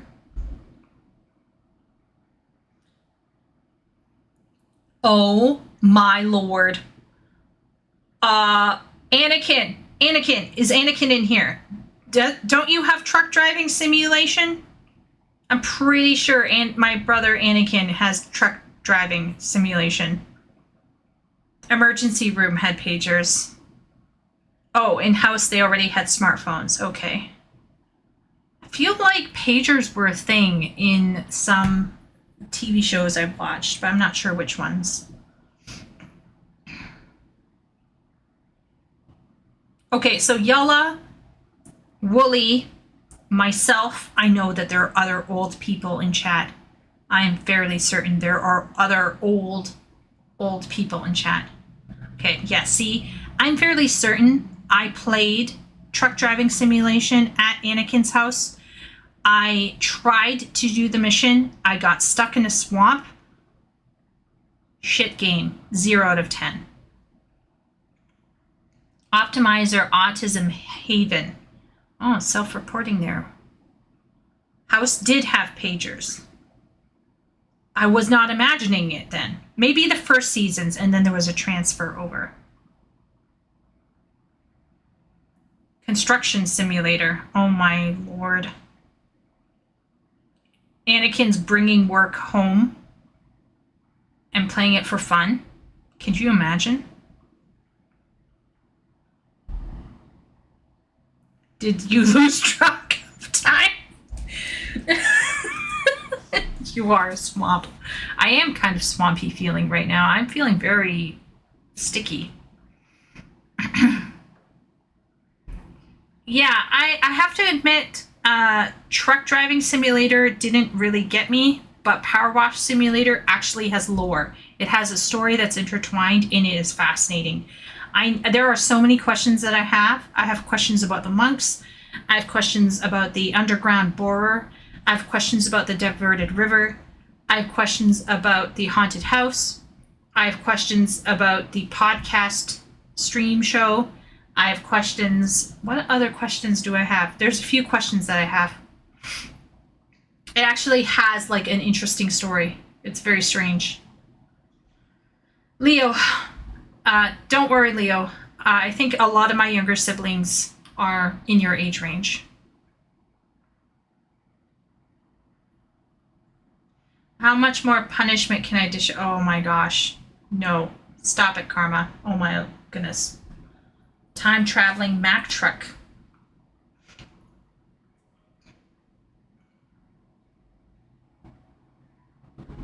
Oh no, Harkin is dying. Chat. Hold Harkin. He's turning 30 next month. He can't cope. Us. You know, we need to call Maid. He's done. It's downhill from here. Absolutely gone. Not even married. Failure. Horrible. Your line has ended. From here on out, your Elden Ring playthroughs will only get more progressively difficult as your reflexes become increasingly shot.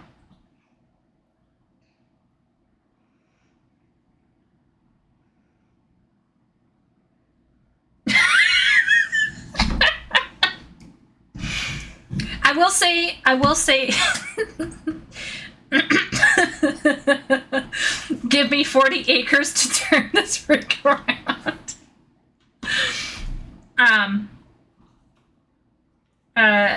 When he said my line has ended, it reminded me of Seth Zentek's, was it King and Crusaders?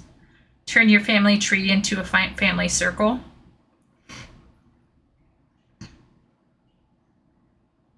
Best trucking song ever. I had no idea.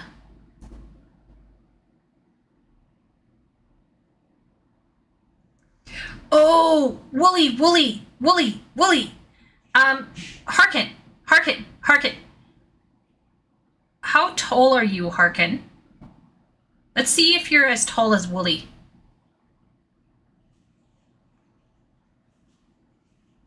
(193 centimeters). What is that frigging metric? Okay, all right, thank goodness. Okay, 6'3.5". Okay, yeah. Harkin is like a truck. I could probably stand behind him and you wouldn't even see me. And I'm a tall woman. He's huge. Let's just say, but we have heard that Wooly is so massive when he walks down the street, women cross to the other side. Okay? Like Ben and Epic could probably stand on each other's shoulders, might not reach Wooly's head. So let's see, Wooly. You could just say higher or lower, Wooly. You don't need to give us your centimeters. You could just go higher or lower. Chat needs to know. You know what? We embrace our small kings in chat, okay? I'm a Graha lover.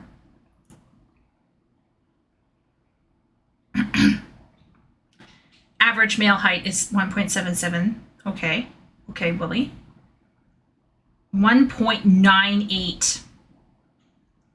Oh, Harkin.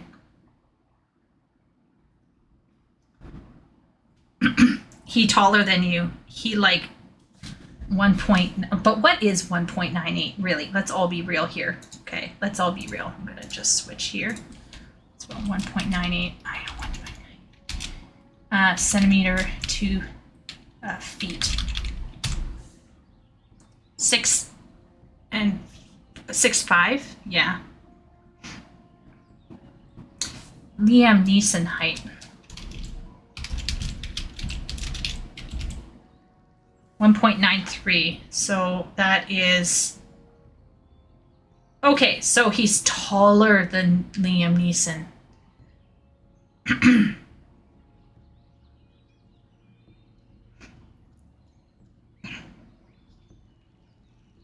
Karma? You don't have to give us your set. I do kind of sound like a bro asking for a woman's cup size, don't I? There are Lalafels in chat, Arm. Agreed. And I love them. They're all good.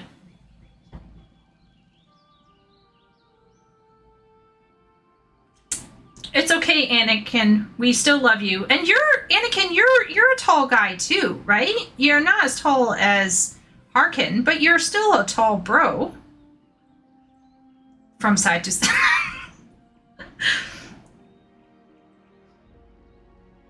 Wooly and I, when we meet, what? What? Are you going to be like the Chads, embracing their arms?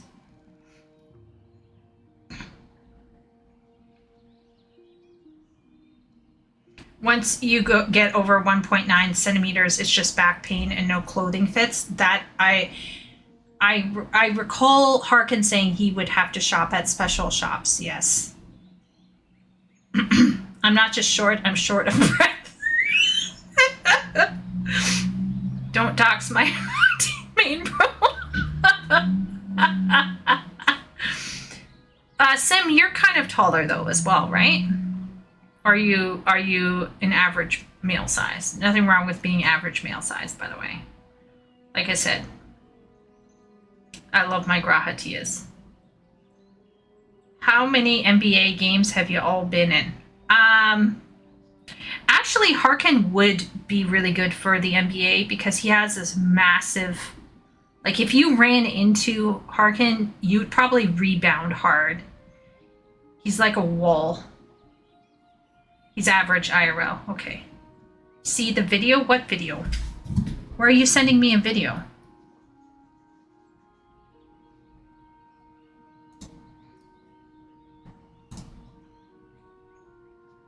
Where?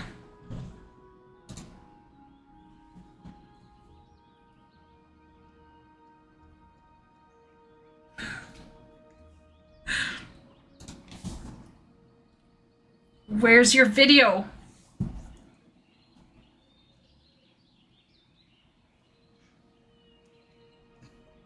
What video? Help me!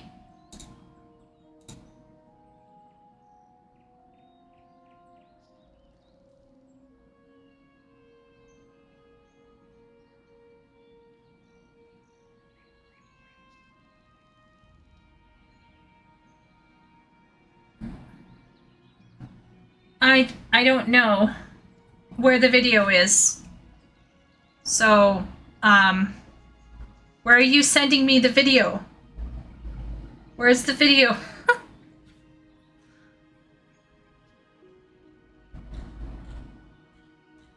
Are you in my Discord?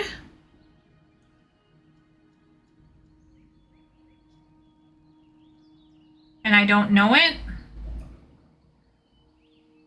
Anyway, until he figures it out, we'll continue. Do I have to mansplain sports? No. Party will kick you at my behest. NFL, not NBA. Oh, true. NFL is football, NBA is basketball. Blah, blah, blah. Same difference. It's not soccer, so I don't care. I'm checked out. Hashtag soccer body. 16% of men over 6'5" in the United States have played for the NBA. Well, I guess like once you get to a certain height, it's kind of like, why not? Right? Unless you're Anakin, in which case you couldn't. You'd pass out after like 10 steps. Where's my Arizona tea? I'm kidding. I'm kidding! I love you, Anakin. Okay, so technically we should be doing some reacts. We should be doing some deep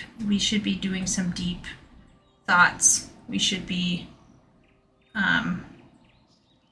you know, harsh. Yeah, I'm pretty harsh. I razz my brothers. They razz me back. It's equal opportunity up in here.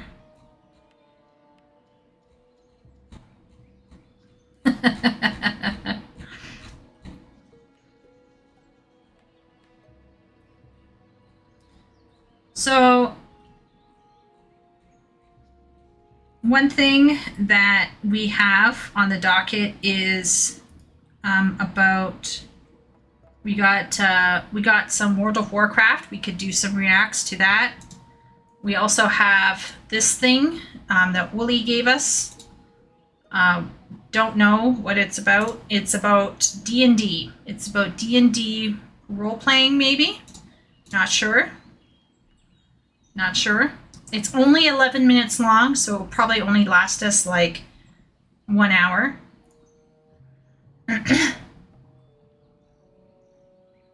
Harry Potter Maniac reads Tolkien for the first time reacts. Wait a minute, is that an actual video?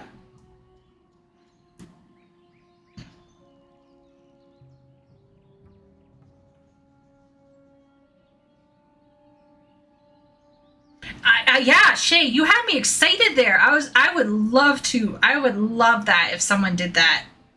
Do the short vid first? Yeah. Well, I mean, we're not watching the 6 hours of WoW. Let's all be real here.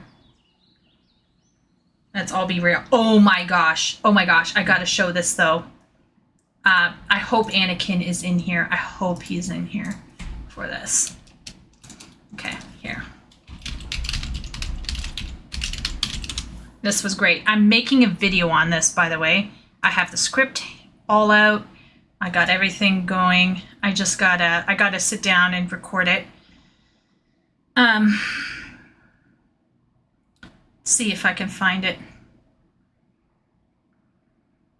This. Has everyone seen this?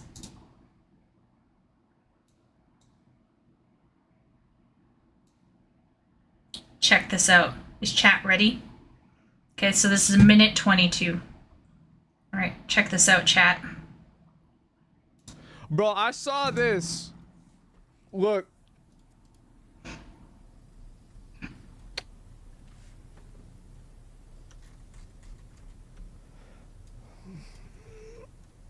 Barnes and Noble added a monster, enjoyer section. Now, I'm not gonna say it.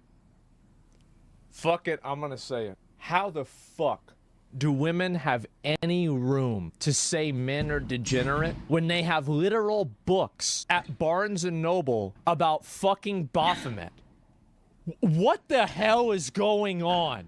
Every single one of them it's a girl, and this weird, it's not even a dude. It's what is this? What is this? The Dragon's Bride. For you, chat. For you. I have Kindle Unlimited, okay? So I chose one of the books, looked it up. You have to pay money to read it. I don't want to do that. Guess what, chat? This book right here, Katie Robert, The Dragon's Bride, you can read it for free on Kindle Unlimited. So guess what I did for you, chat? I read it. Almost all of it.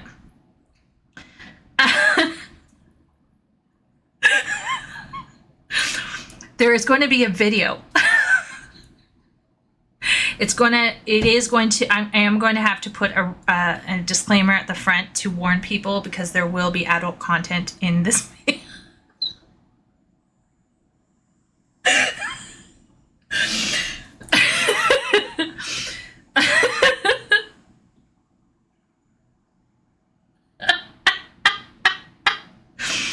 Now, I'm going to have some surprising takeaway. I'm going to have some surprising takeaways, chat. You're going to be surprised by some things I got to say. Ben's busy that day. This particular one, Shay, is about a dragon man. He has the snout of a dragon. And let's just say he uses his forked tongue for certain things.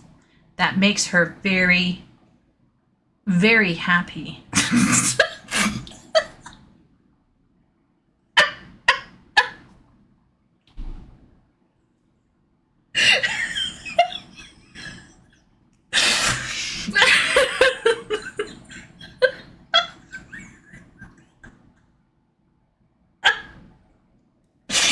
So,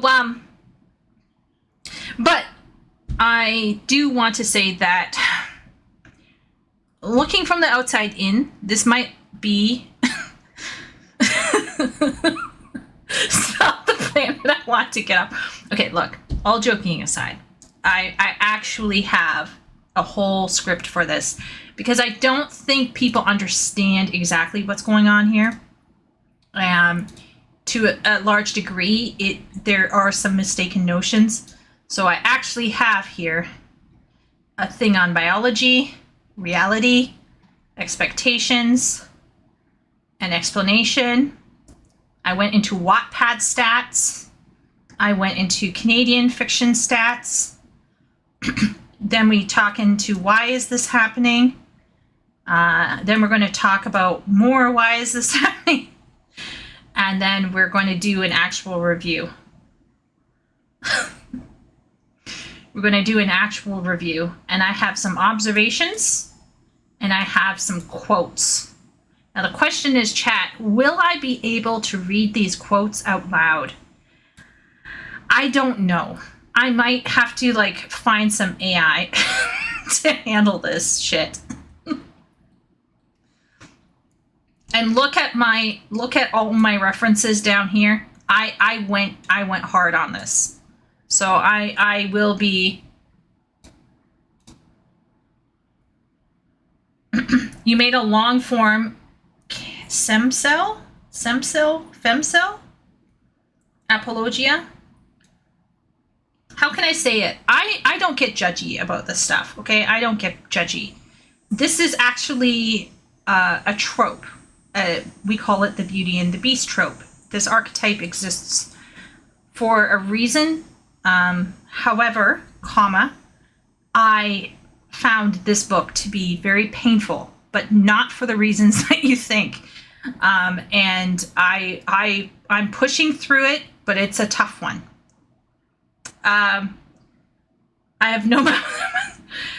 What if I told you the dragon has two, Leo?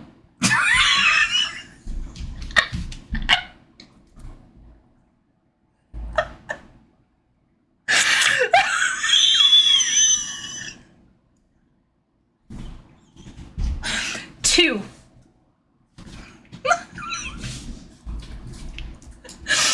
So this is free on Kindle Unlimited. If you have Kindle Unlimited, this is the way. this is the way to go. Okay, let's see what Asmongold says. Okay, let's see.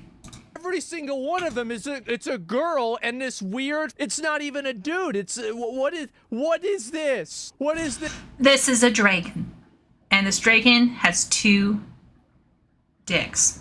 It's the Dragon's Bride. 5 Shades of Grey. It's the same crazy shit, dude. Yeah, but at least 50 Shades of Grey is a guy. All I'm saying is I don't ever want to hear about the things that men like. Okay, I will say this one over here, Tiffany Roberts escaping. Is that a cat boy?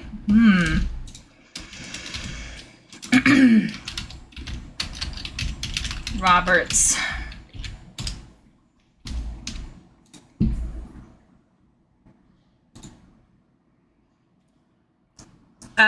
With an arachnid. Okay. Okay. Bat person.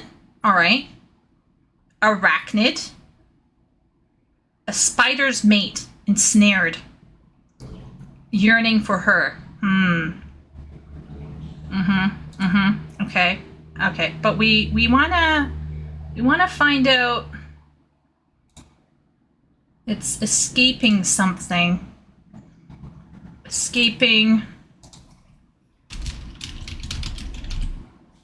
Wonderland. Oh, it's the cat. Never mind. Never mind.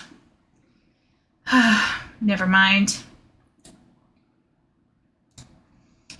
It's the cat from Alice in Wonderland. Anyway, keep going. Are disgusting. Look at this. This is crazy. And it's out in the open. It's okay. Hear me out. Like, that's not, yeah, guys, this is degenerate. This is normal. This is bad. This is good. See? Ellen, you have to join the track team. So I have some pushback for that one final part. Of course, me being me. But I just have to sit down My client derailed me, so I haven't been able to sit down and do recording. But yeah, let's see how is chat taking this. Is chat ready for you, chat? Yes, for you, Sim. There's tentacle romance, and it's not Japanese. Yeah, yeah. Anakin says, "Oh no," but oh yes, Anakin. Thank you so much, Chico. So I don't have to. Yeah, you can just hear about it from the sidelines. There's going to be a video is less assuring then, and this is why I'm going to therapy. Yeah, this, once again, I'm not very judgy, okay? You enjoy what you like. I'm not judgy about bros. I'm not judgy about dudettes. But there's certain aspects about the story that was eye-rolling. Let's just say that. I'm very tempted to do like a horrified blow by blow to talk about why I didn't enjoy it, but we'll see how detailed the review gets. I might do like a two-parter because yeah, I'm busy that day, says Ben. Yeah, we'll make sure you watch it. And Karma's not interested. Karma says, "Stop the planet. I want to get off." Horn librarians. I am actually okay with having like humanoid bodies, you know, like cat boys and fawns and satyrs and things like that. Like, I'm fairly open-minded about certain things, but when it's anyway, femcel, yeah. Yeah, I'm going to go into talking about why this book is this particular book. I don't know about the other books. I didn't know that there was a Spider X Human book. Can I find that Spider X Human book and read it? I'll let you know. I'll let everyone know.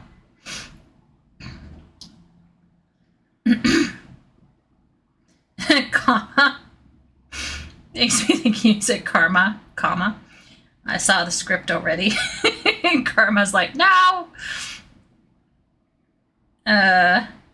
First thing I read, like actually 2 or 1 with 2 heads. We'll wait for the video, Leo. I'll spill the tea. I am all for, okay, so vampires and werewolves are kind of like the thing. I find werewolves to be annoying because werewolves have dog mentality, and I think dogs are just, it's not my vibe. Vampires I do enjoy more. Mothman, yeah. Yeah, Mothman. It's Mad Hatter Catboy, yeah. Cheshire Catboy. Cheshire Catboy, yeah.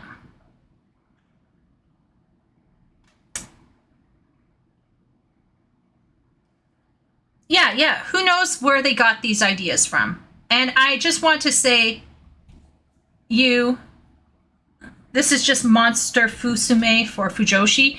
Yeah, I think this is, how can I say this? The TLDR for my research is this is very niche. This is not, like, everyone can go to sleep tonight, resting assured.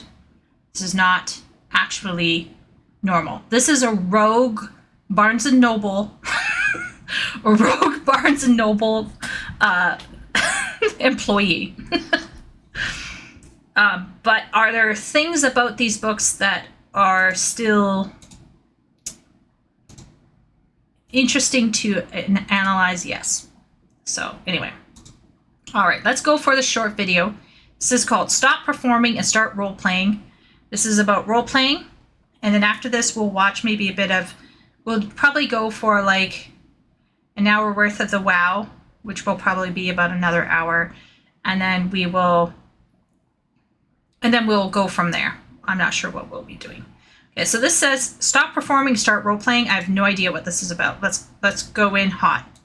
Laughs uproariously. Look at me. This is not who you are. This is not who you are! Who am I? You're Not this! Why isn't my game as dramatic as this? Why is it always falling flat? Why can't I think of something cool to say like these trained actors and improvisers? Do I need to go to acting school just to play this fucking game? Well, I've actually been to acting school. I've spent countless hours in scene study, I've performed in plays, and I've done voiceover work professionally. And I'm here to tell you that none of that matters when you're playing an RPG. Now, these shows like Critical Role and Dimension 20 are very entertaining, and to be honest, they've really given people a compelling glimpse as to what a truly immersive role-playing experience can look like, and wanting your game to reach the sorts of dramatic heights that you've seen on these shows is a good goal. I mean, why wouldn't you want that sort of experience? But here's the thing. The experience you have as an audience member of these shows is fundamentally different from an active participant at the game table. Okay, I just want to stop here. Let's talk about role-playing in D&D and what I've done. So first off, my first true D&D experience was with a group of veterans who introduced me to Pathfinder. So my first introduction into role-playing, tabletop role-playing, was Pathfinder. We did not finish the campaign. That particular group was... well, things happened. Largely COVID and then other things. And after that, I got involved in, chat will remember, I got involved in a D&D 5e group that lasted for about 2 years.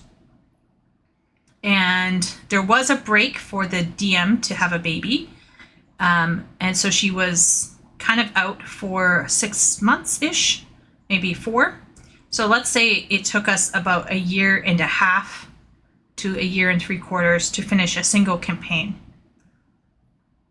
Now, I struggled a bit because in the first group, there were some parsing bros who were very into crunching numbers and knowing their stats. And I always felt like I wasn't performing adequately because I didn't have all the math down. And when I went to...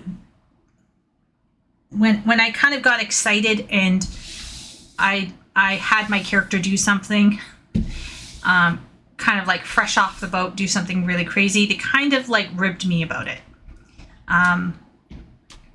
So my struggles were always not feeling like I was connecting well to the aspect of the numbers. Like that didn't excite me at all. Like leveling didn't feel exciting to me. Like nothing. It felt like I was simulating a second life. So that part was interesting, but because I don't act, I don't role play very well. Okay, like you'd be surprised because I'm a writer. You would think, why can't writer role play well? Well, it's all in my head, and I'm in control of the scene. It's like me being a director for a movie. I think I would actually make a very good director because I have a very strong vision internally, and I like playing around with that vision and tweaking it over time and envisioning different versions of the same scene and like milking the archetypal energy out of each scene that I am exploring in my head, in my mind's eye. That is a vastly different thing from actually watching or performing something. And so I don't have as much enjoyment in performing. I never did as a kid. And I struggle with feeling one with my character. I struggle with pretending to a certain degree. I can joke around and like maintain it for a bit, but I think when it comes to lived experience, it's much easier for me to break immersion. And it's very rare for the story to be gripping enough to make me believe in that moment that my character is what they are, or that I am my character. So, bizarrely enough, I've always struggled a bit with TTRPGs. And yeah, it's not always been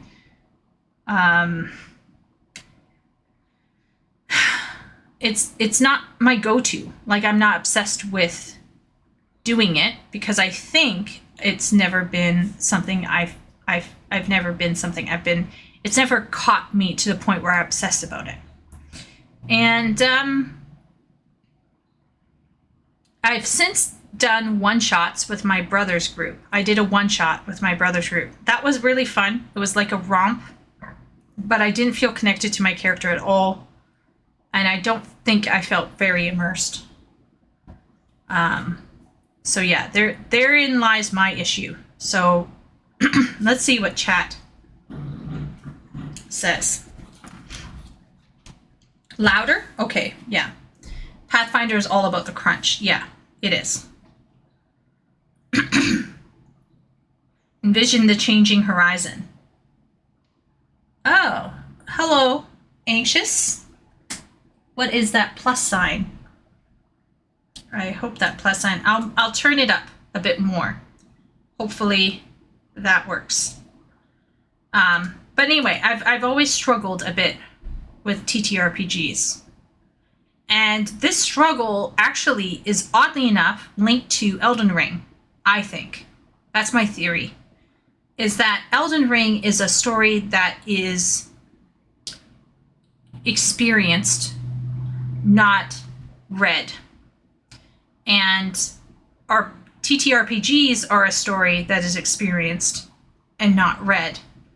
And I am not an experiencer, I'm a reader. Just go right? What do you mean just go right?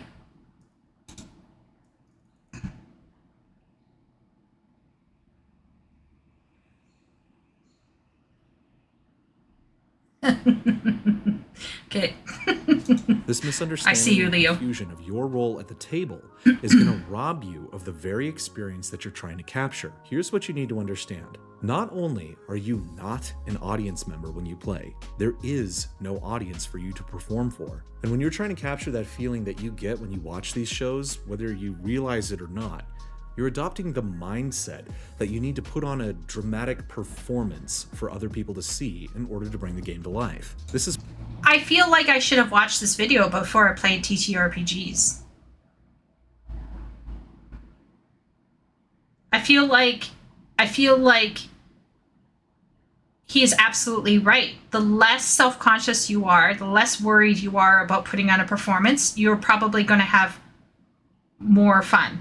It's boosted. It's up at the max.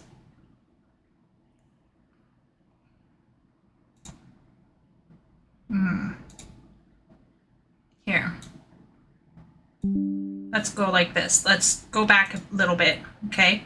He's going to give some advice, which is don't perform. What you need to understand. Not only are you not an audience member when you play, there is no audience for you to perform for. And when you're trying to capture that feeling that you get when you watch these shows, whether you realize it or not, you're adopting the mindset that you need to put on a dramatic performance for other people to see in order to bring the game to life. This is why all of the bad YouTube advice... Do you think that this could be linked to sex as well? Like, I say that as someone who's not at all versed in this, but like the less concerned you are about performing, the more fun you have. Question mark? What does chat think? But anyway, I wish I'd seen this guy before I went and played a game. I'm subscribing to him. He's saying things that I think I should have heard before I played my stuff. But part of it is like, what if you don't feel comfortable? Like, what if you don't feel comfortable with those people and you feel like single gender groups are more relaxed? Yeah. Well, the group that I was in for the D&D 5e was very relaxed. They were all basically female brains. There was one male in there, but very atypical male. I was probably more male than the biological male in the group. But that group had no problem with just being themselves and doing what they wanted, but it was so social. It felt almost comedic, and it got to a point where the stakes didn't really matter to me. The horror aspect of Icewind Dale was completely lost, in my opinion, because we were more concerned about saving the wildlife than I could go on and on about that.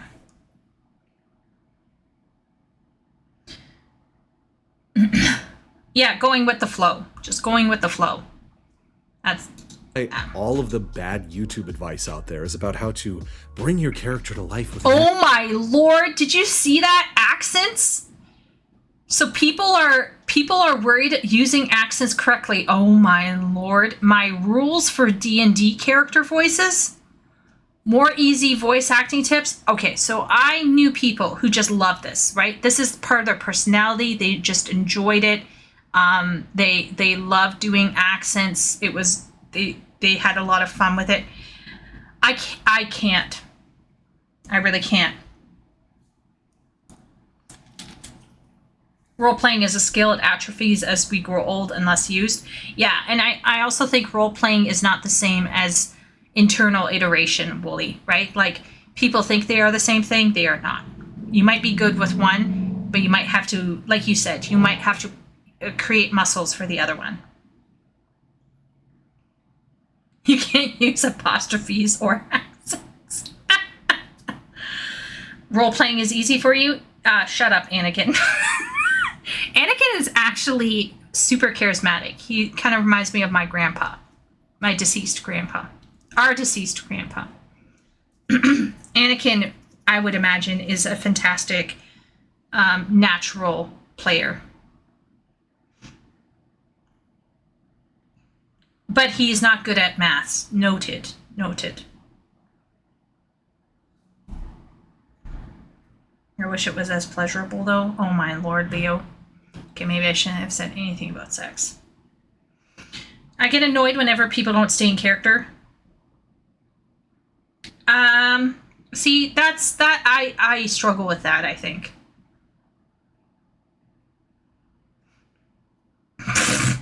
Bring your character to life with an accent, or how to be a better voice actor. All of this is actually just putting the cart before the horse, because it's missing what role-playing games actually have to offer as a medium. These games are not TV shows. They are not movies or books or radio plays. There's something unique and fundamentally different.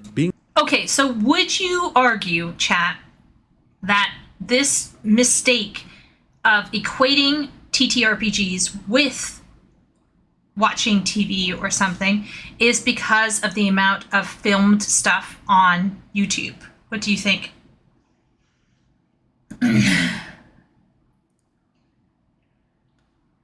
Oh, well, don't you have Min-Maxer? Like, don't you have our other brother with you? You could just ask our other brother, our second youngest brother, to do that for you. You could just be like, hey, Min-Maxer. That's our other second youngest brother. Our second youngest brother is like one of those dweebs who sits there and is like, okay, so you have this buff, so you can add this number, and then you can add that number, and then you can add this number, and then you can add that number because of your weapon, and then with this number over here, okay, just roll this, okay, now you got this number, this is your damage. He just loves it. He does it like almost automatically. It's disgusting. I think it is a cause, but not the only cause. Oh, that's fair, Epic. Yeah, that feels like partially, mostly. The pandemic changed D&D. Is Min-Maxer a Dutch name? Min-Maxer is my brother's name, yes. On Discord. It can ruin the experience of a TTRPG if the introduction was one of those high-stakes streaming shows about role-playing. Yeah. The only film tabletop stuff I watch is all comedic and spoofy. Oh. Okay. I Just use his real name, Lamau. Okay, Ben. You know what? Koa's gonna meet you in the game in Final Fantasy 14. She's gonna slap the crap out of you. You're gonna like it. Okay. Being an audience member puts you in the role of a passive consumer of a story being told to you. Being a role player at the table puts you in the shoes of a character in the world. There's no script or anyone telling you what comes next. You and you alone decide what happens because you are in the driver's seat and get to make decisions as your character. The reason it is so compelling to watch these shows is because you're actually watching the players fully commit to the imagined world and individually experience that world for themselves. So while you get to be entertained by the kind of result of this magic trick, you are completely missing the real magic that those players are experiencing at the table. When done right, these players aren't putting on a performance for anyone. They're living in the moment, and for them, the illusion of the game is becoming real. So, wow, living in the moment. Amazing. The illusion is becoming real. Okay. what does this actually mean in practice? To Okay. answer this question, let's take a look at one of the most interesting movies ever made. A Streetcar Named Desire is one of the great American plays and movies from the 20th century. But what makes the film version so unique is that you have two fundamentally different approaches to acting on screen at the same time. Vivien Leigh was one of the great early film actors, but she came from a classically trained stage acting background. Marlon Brando, on the other hand, was one of the first method actors to really break through and make it onto the silver screen. The result is this kind of bizarre combination of styles that really comes to life, but the differences in the two acting styles is extremely stark. Take this scene, for example. How long are you here for? Well, I don't know yet. You gonna shack up here? I thought I would if it's not inconvenient for you all.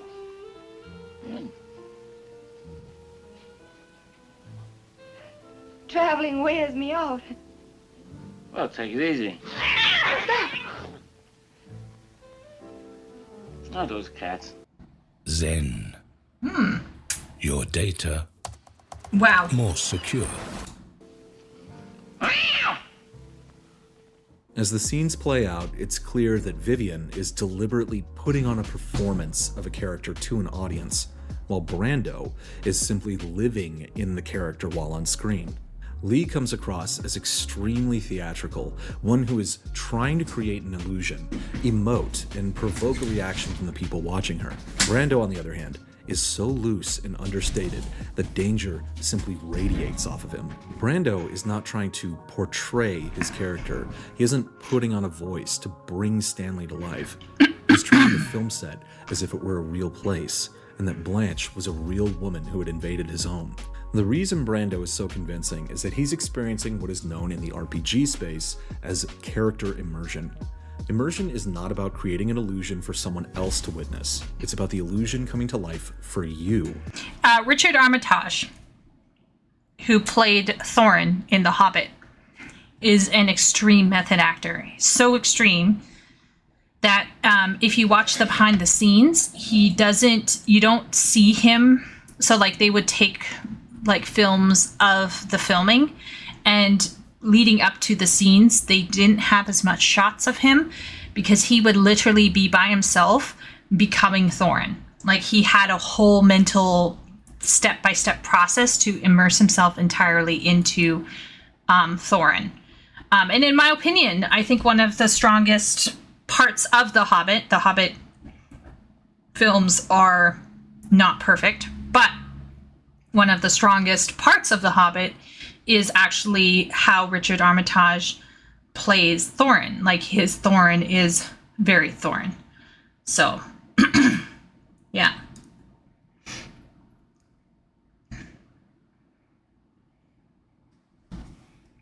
Streaming made it more, the Matt Mercer effect is a thing, and streaming made it more prevalent. Yeah.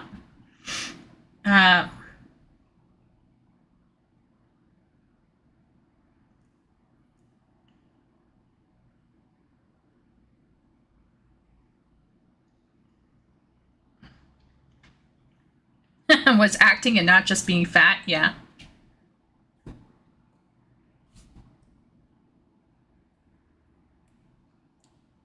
Oh yeah, Heath Ledger. He went into it maybe a bit too deep. Jared Leto was freaking people out too because he was a cringe a-hole with money and no one to stop him. There's a difference between freak and freak. Heath Ledger was a good actor. Yeah, he was, but he was a method actor, I believe, and he talked with Jack Nicholson, I think. There was a whole thing where apparently he reached out to Jack Nicholson about the Joker, and Jack was like, don't cross the streams, bro.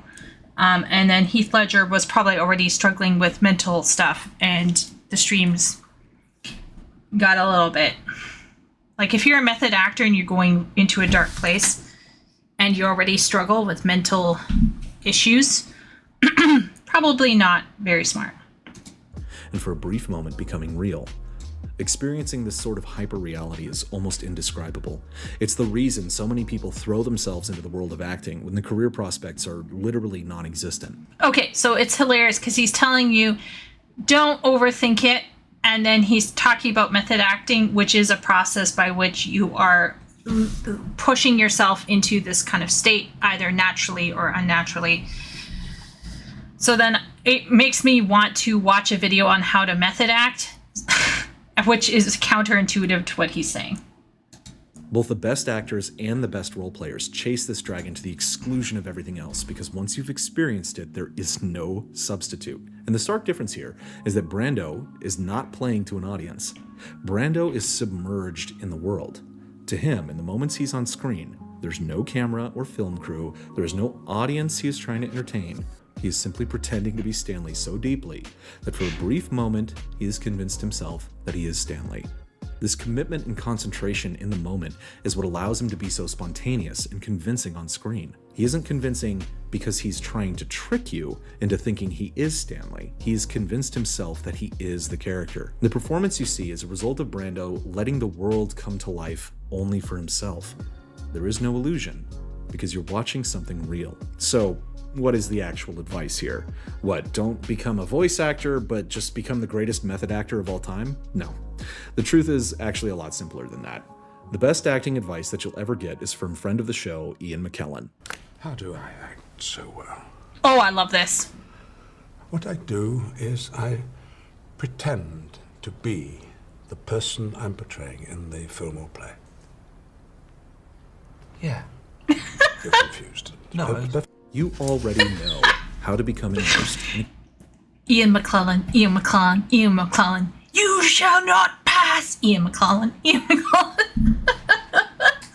I loved... Did you ever watch... I would watch clips of that show.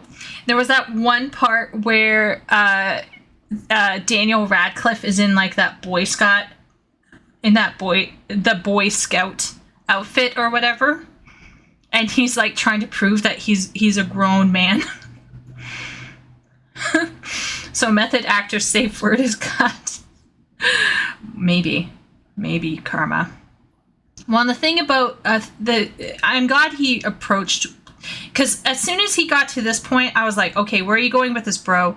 Because obviously he just told us don't overthink it, and then he talked about method acting, which is actually a form of thinking yourself or like immersing yourself, which requires some level of thinking. Anyway, glad he's tackling this. a character and in a world. Children know how to do this. You're simply playing make-believe. The difference in what you're doing now and what you were doing as a child is your own self-consciousness. When you were... Oh my gosh. So I was a method actor, holy moly, when I was a kid. I was method acting being My Little Pony so much my parents had to take away my Little Pony because I stopped speaking and only made horsey sounds. And they were like, this is demonic. But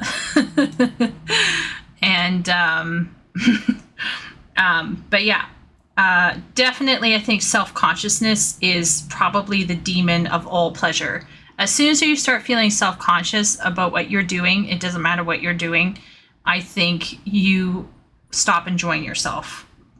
And yeah. I love this guy's advice. This is fantastic.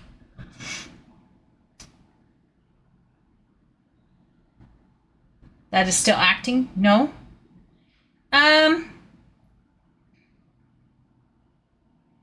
I think some people method act very naturally, though. I roleplay with total immersion and no effort. I just channel once it starts. You know, Shay, maybe this is linked to being so maybe the brain that is a Gardner writer might be more equipped to method act naturally than a brain that is an architect. Sim, but My Little Ponies talk. I didn't know that. We were overseas, Sim. We didn't have access to television, so I was playing with it like it was a horse, and I became a horse for a short while. Oh my gosh. Sim has entered phase 2. Deck has disappeared. Sim is here. Oh my gosh. Epic became a brony. I am not surprised. Not surprised. Tropic Thunder has amazing dialogue piece about method acting. Never go full read. That was a very ironic. Very ironic. Okay, I'm loving this guy. I feel like I need to practice. I need to practice somehow because I just think I'm too cerebral. And I know I get self-conscious. I get self-conscious when I enter a dungeon. I get self-conscious when I start showing people. Like, when I told my family I was streaming, they were like, what? Because they know how self-conscious I can get. Like, it's very painful for me. No, Epic, I'm not surprised. No.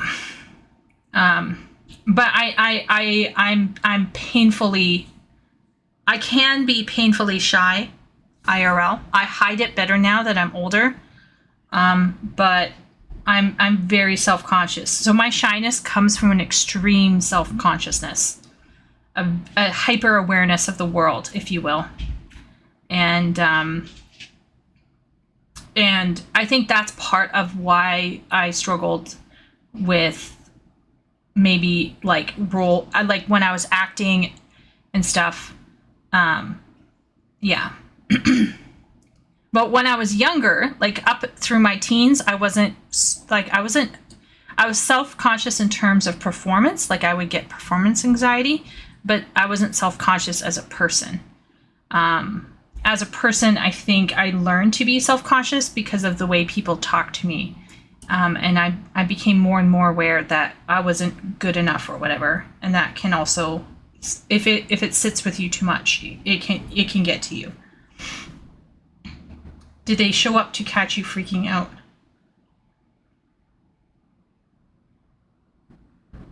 Did they show up to catch you freaking out? Anyway, let's keep going. Love this guy. This guy's great. For a kid, you didn't have any of the shame and your imagination was totally unbound. As an adult, you've got a much better handle on how the world... My imagination is still unbound, by the way. It's just all internalized, not externalized. And I think part of the problem was that for a long time, I got the feeling from the adults around me that if you had an imagination and you kept being in your imagination, or if you kept perpetuating your imagination, it was bad.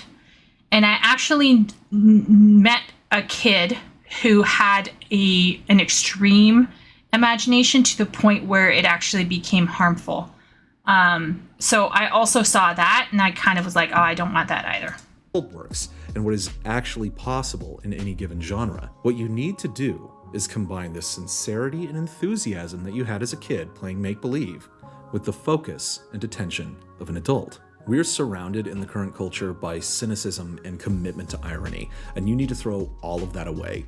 You need to realize that what you're doing is not a performance for the benefit of others, but an exercise in imagination for yourself. When you can throw off all of the concerns you have about what your character sounds like, how you appear to other people at the table, and whether or not you will look or sound silly, you can make that world come to life in your imagination. And in that moment, where the illusion becomes real to you, that is the fundamental experience that the RPG has to offer. I think that is phenomenal. I think that I would definitely want to experience that. Sometimes when I'm in Final Fantasy XIV, Party and I have this thing. So Party and I have a story about our characters. We have Chieko and we have Koa. Koa is a dour, proper elf man, Elizin. And Koa is, to put it bluntly, concerned. He's concerned because there is this Miko in his life who is always in danger. She's a danger to herself. She is definitely, needs to be watched over. And generally speaking, there are these moments where, let's see, here's an example. This is us when we were in our first phases. So you can see here, he is looking down at her with consternation because she is likely up to no good. We have a whole story with them. She's a hoe. He's a proper Elizin. They met in a pub where she was drunk, and some guys were going to get up to no good with her, and Koa had to step in and basically adopted her. And since then, his life has never been the same. He is constantly having to watch over this ghetto ass keeper chick who is just, 2 steps away from entering some kind of weird pimp situation. And every now and then we will do not role playing, but we will do really strange different things. And then one day we actually went to a wedding together. So this was our matching little outfits. We went to a wedding together. We had a great time with the wedding. We always did things together. So this is us getting certain mounts together. Let's see what is over here. This is us doing more leveling together. So you can see we had this whole thing together where we would always be, and so Koa's adventure plate was don't go, stay away from my niece, and my adventure plate said don't make me call my uncle.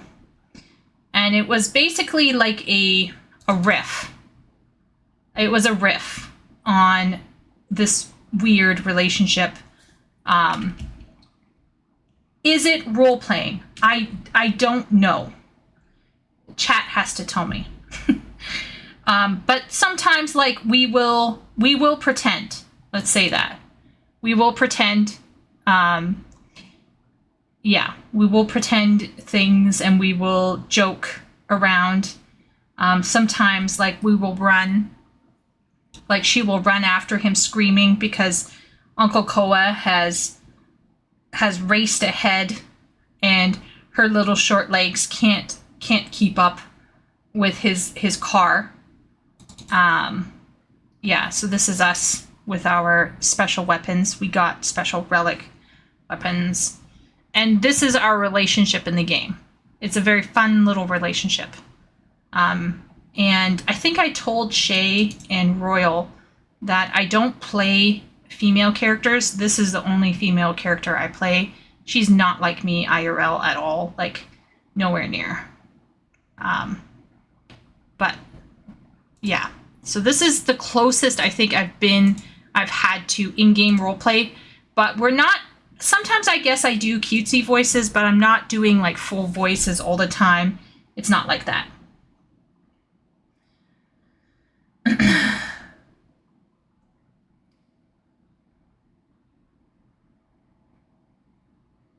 Did they is to play them? Yeah, I just need to play more Wooly. I used to daydream like crazy when I was younger, kind of miss it. I still do ARM. I still spend probably half an hour to an hour every day. On really bad days, I can spend 2 hours daydreaming. Longer if it's like if I'm in a bad state. So he's Urianger. Yeah, oddly enough, Party loves Urianger. Party is perpetually exhausted. Yeah, Koa is tired. Okay, at the end of MSQ, he's going to disappear into his island sanctuary and he's going to pretend that Chieko is fine.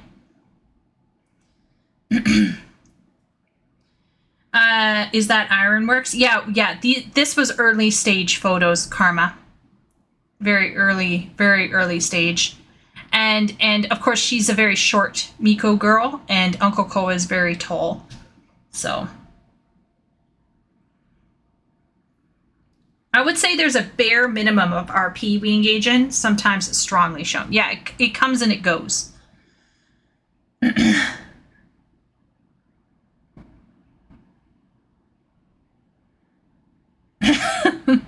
It's usually just her shrieking, Uncle Koa! Yeah, so, like, Uncle Koa will get on his motorbike, and I can hop on. And Uncle Koa will speed ahead, and so then my cat girl will be running after him, screaming, Uncle Koa! Uncle Koa! And it's really cute. And I'll actually put on that voice. Like, this kind of high-pitched screech. Most in-game roleplay is text-based. Yeah, I could fake it. I think I could fake it if it's text-based, Shay. That would be like writing a story for me. I think I could. I used to do... Maybe I shouldn't say that. But anyway, let's just say I've involved myself in text-based role-playing before. That's all I will say. I had a bad experience with text-based roleplay. Let's just say that. Let's just say that. And since then, I've been very gun-shy of ensuring that I have a good partner to do it with. Uri is the best scone. I think you can clasp hands with Party on that one, Wooly, for sure. Role-playing has been a great way to help cultivate writing skills in-game. Yeah. Yeah. Rufus is laughing.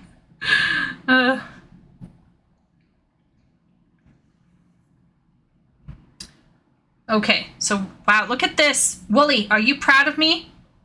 Are you proud of me? I'm like almost 3/4 of the way through. Is this the closest I am to speed running a video other than the short Asmongold clip? I think so. I might just go see if there's any coffee left. I highly doubt it, but I'm going to just go look.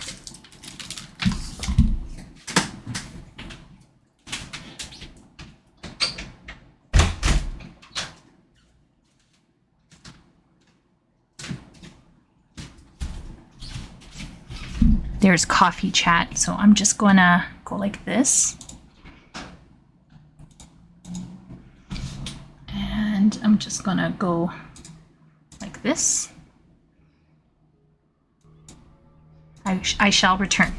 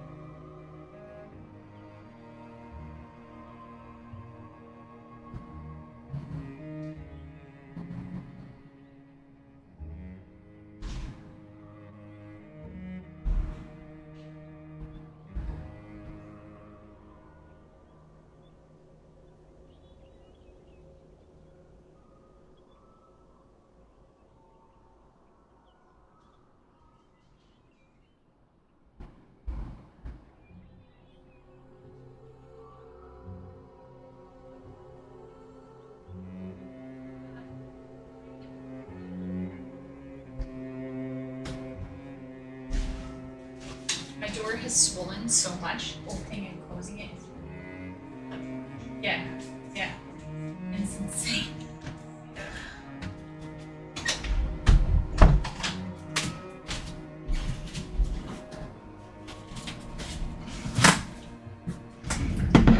Okay. I'm back, chat.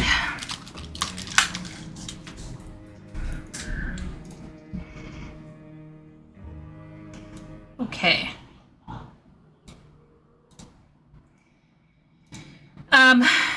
The humidity and the humidity and everything is so much here, okay, that the doors in our apartment have swollen. So shutting and opening my bedroom door is becoming increasingly difficult. One day I'll be permanently shut in. It won't even be my fault. So you're not a pause champ anymore? It's early, Karma. It's early.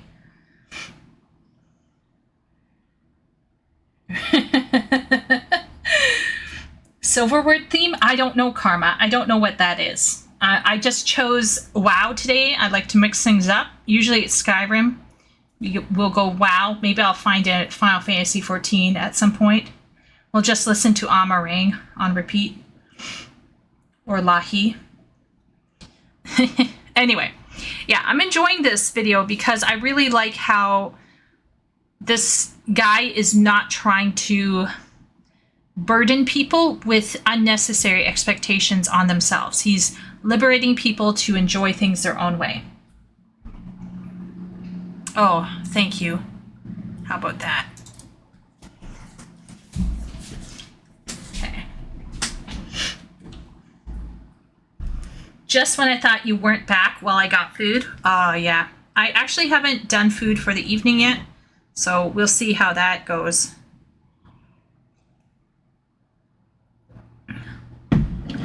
What server do I play on? Oh, Rufus, good question. The server that I have moved to is Dynamis. I'm on Dynamis on Kraken.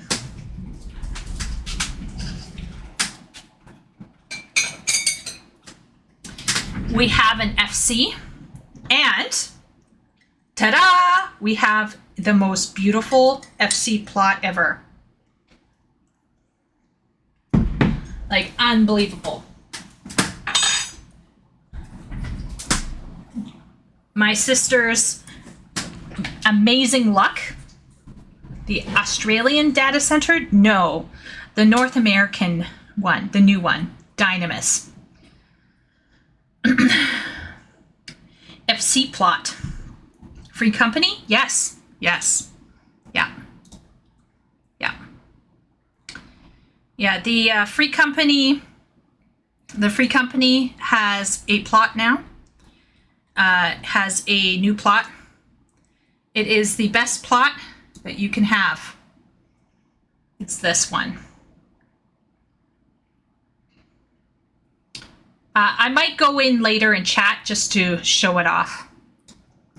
It is the frontmost plot by Ingridania. Yeah. When will we be no longer without a house? You'll have to apply to our FC president with that question. I'm not sure.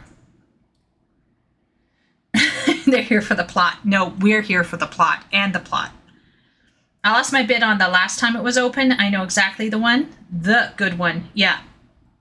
Yeah, so we got a medium-sized one, Rufus, and I'm probably saying your name wrong. Apologies. We got the medium-sized one.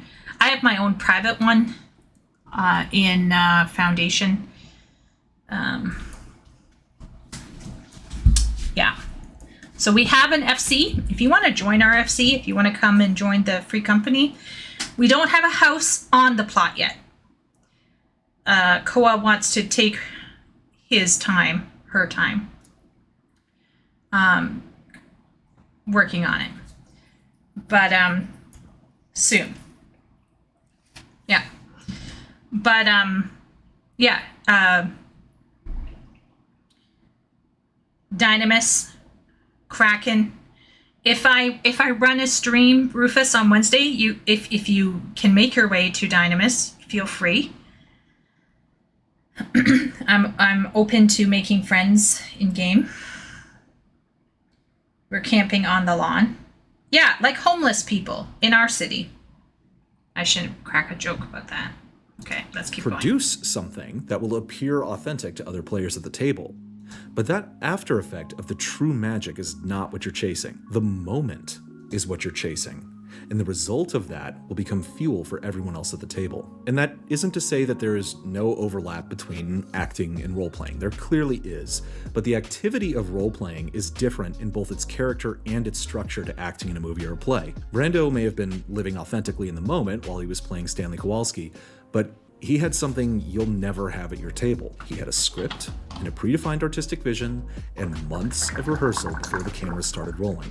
All of this is done to create a specific story to be told to an audience. In a role-playing game, there is no script, but there is a structure to the game. Every role-playing game from D&D to Vampire the Masquerade has a mechanical backbone to it. These rules exist to service and simulate a particular genre and to create a believable world for your character to take action in. Knowing the rules of your game inside and out is imperative to creating an immersive experience. This is not optional. Like an actor who knows their lines by rote, you need to know the game system you are playing like the back of your hand. And therein lies probably part of the difficulty. Like, if you have to stop to be like, okay, what am I doing? What is this again? What am I? That's going to break your immersion right away. Like, you got to be able to know, okay, I got that bowl, I'm pulling it out, I'm throwing these dice. It's like in the moment, you feel like you're in the moment. I think if maybe I got a physical copy of a book and I could sit down and kind of like work through it, maybe I could make sense of a system.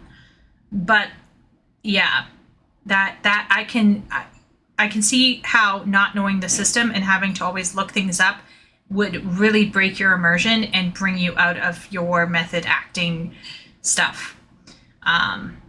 And maybe that's kind of why I feel more okay, like I feel more relaxed about role-playing as Chieko being silly, because I'm not worrying about the gameplay or whatever as much when I'm just running around with Koa.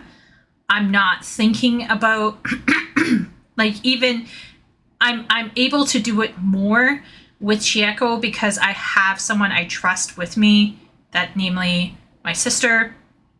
And at the same point in time, I'm very familiar with how to play most of the classes, so we can have fun whatever we're doing in the game. And that might allow me to roleplay, feel more comfortable role-playing as Chieko. Whereas if you're stopping every so often to figure out what kind of dice you're rolling, what you're rolling for and stuff, like I could see how that could take you out of your immersion. I've got a private FC, says Rufus, with my girlfriend that we use as a money printer on Ether. Whoa. Oh, so maybe I should apply to you for information, Rufus, when we get our house up and going. I am looking forward to seeing all of the systems in the house, in the FC house. I heard there is a crafting schematic board thing that you can put up, and that's where I will be able to make exteriors for my other house. So I'm very excited to get there. You don't need to know it like the back of your hand. As the DM, you only need to know what you plan for. Oh, true. I guess, like, if I'm the DM, all of this I don't even need to worry about, other than, like, being the people who are going to be reacting to the players.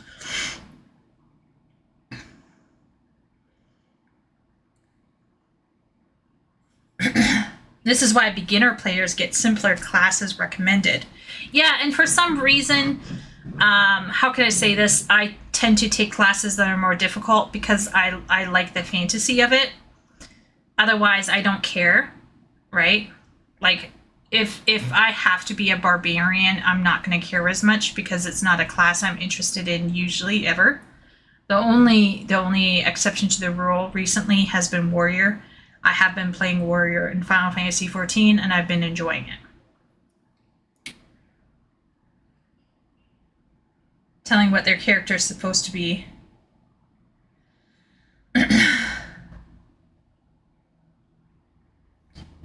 Yeah, I think a DM would have a completely different, not completely different view on this, but there would be different things to consider as a DM.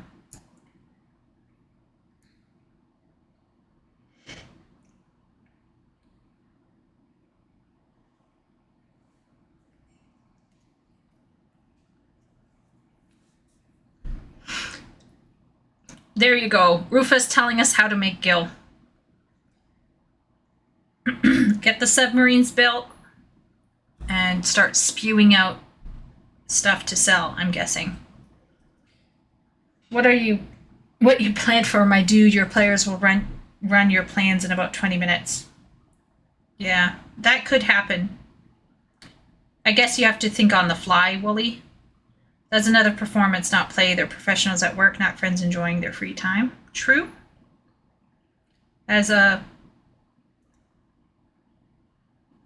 Yeah.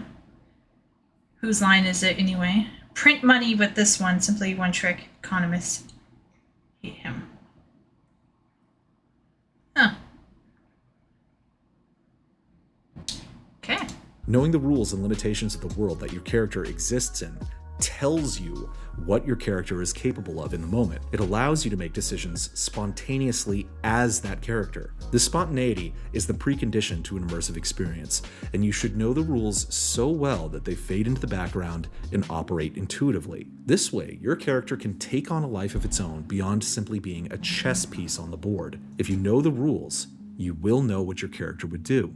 And this is a big mistake that people make when they choose games that are marketed as rules light. There is a misconception that mechanics and roleplay are in opposition to each other. This is a false dichotomy, and something you also need to purge from your mind. The truth is that just like actors need to put in effort to internalize the script, you need to internalize the rules of your game for it to produce the intended experience. This is so do you remember how I said I played D&D 5e with my friend? Now my friend is a Pathfinder light kind of gal. That is to say, she grew up around groups, or she was heavily involved with groups that were Pathfinder players and early D&D players. So when she went into D&D 5e, she did not give a flying flapjack about her character. It took her ages to care about her character and figure out even what her character was. Because not having stats, like specific things, like Pathfinder is much more complex in terms of abilities and things and skills and things. So she felt like she didn't have a handle on anything. So her character felt like nothing. And she kept telling me this. She was like, I just don't care about my character. I don't even know who or what my character is. I actually knew what my character was. My character was an a-hole rogue. But my character was, in many ways, hampered by the other party. It was like I was playing a whole different game from my party. So we had a bard, we had a mage, and then my friend was a cleric, and then we had something else. We had someone playing 4 personalities in one body with 3 different classes, I think. Don't ask. So anyhow, between all of that nonsense, I felt like my character was just being dragged around. And it didn't, like, honestly, if I was role-playing my character for real, my character would have been like, fuck you all, I'm doing my own thing, and would have left the game. Because the rest of the party was wild and yeah. I'm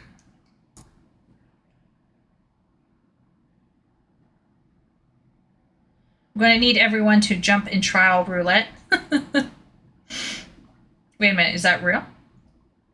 Is that a request, Ben? so you don't need to go to Juilliard or DeVry. You already have what you need to get the most out of your game and to have epic and dramatic experiences. All you need to do is let go, stop trying to put on a show for everyone else at the table, and lean into your character, your imagination, and know the game system like you know your own reflection. Since you aren't putting on a performance for anyone, you can be greedy about these moments of immersion. Because greed, for lack of a better word, is good. Greed is right. Greed works. Greed will save your game. Chase that dragon of character. I feel like that guy, I've seen that guy in The Mentalist. Immersion for yourself, and it will spill over into every other aspect of your game at the table. When everyone does this together, the game sings, and you'll have moments and memories that'll make Critical Role look like a candle next to the sun. This is what makes RPGs unlike any other medium. It's something that you experience, and once you cast aside the distractions of performing and putting on a show for other people, you'll be free to actually roleplay. This will transport you to places. What if you end up roleplaying? What if your roleplay ends up taking you away from the group and you just don't want to be with the other people? Question. Wooly, you're a DM of the past. I'm sure there are other DMs in here. I don't know if my brother Anakin is in here anymore because he probably has to go to bed soon. But what if you naturally want to just go off and be on your own? I'm sure that might be immersive for you, but not great for the other player. Session 0 handles Lone Wolf. You couldn't have imagined previously, and there will be no going back. If you like this video, go ahead and hit the subscribe button below. We've got a whole lot more content like this on the way, and you won't want to miss it. If you hated this video, on the other hand, please, for the love of God, tell us in the comments. We are invulnerable to any criticism you have, but we would love to see you try. I imagined what it would be like to be a wizard, and then I pretended and acted in that way on the day. Yeah. It was just this very simple thing of like, okay, is my window open yet? And it would say no, and I'm like...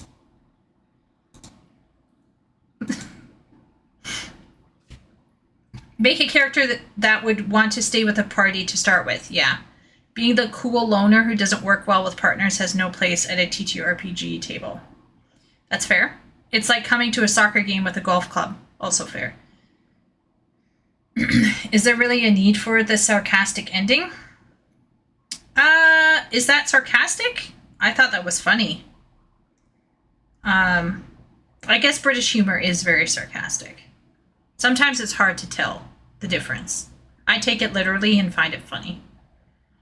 I've had lone wolves and I just gave them scouting checks to feel valued. Yeah. Yeah, I guess the problem is like when you just start hating your party. And I suppose maybe the ultimate battle is choosing the right group of people to play with, right? Choosing people that won't annoy the fuck out of you. Cube popped? Woo. Good luck in there, Ben. Don't die. I like this. I like this a lot. Check out this channel, Black Lodge Games. He had a nice voice. I agree with Leo. Very, very lovely voice.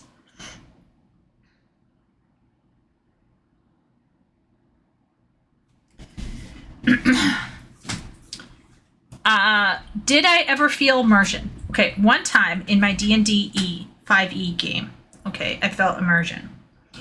What happened is the DM, for once, did not remind us to heal ourselves before going to sleep. And we went to bed without doing any kind of checks. And we were wakened in the middle of the night. There was a guy with blue eyes outside the house, and the idiot of the group rushed out and proceeded to nearly die. The cleric had to step in. The cleric failed a death save, but the DM hand waved it away. However, despite that, for some weird reason that day, I felt it. Like I felt that rush, because the rest of the group was largely spongy, and my rogue with her short bow, don't ask, was able to stay far away, was able to move out of range of the attacker and still land. Like I rolled really well. And between the rolling really well and the tension of everything, because everyone was at half health, yeah, it felt real. And I think it lasted for about half an hour, and then it was gone, and it never came back again. Ooh, that's interesting. So, yeah.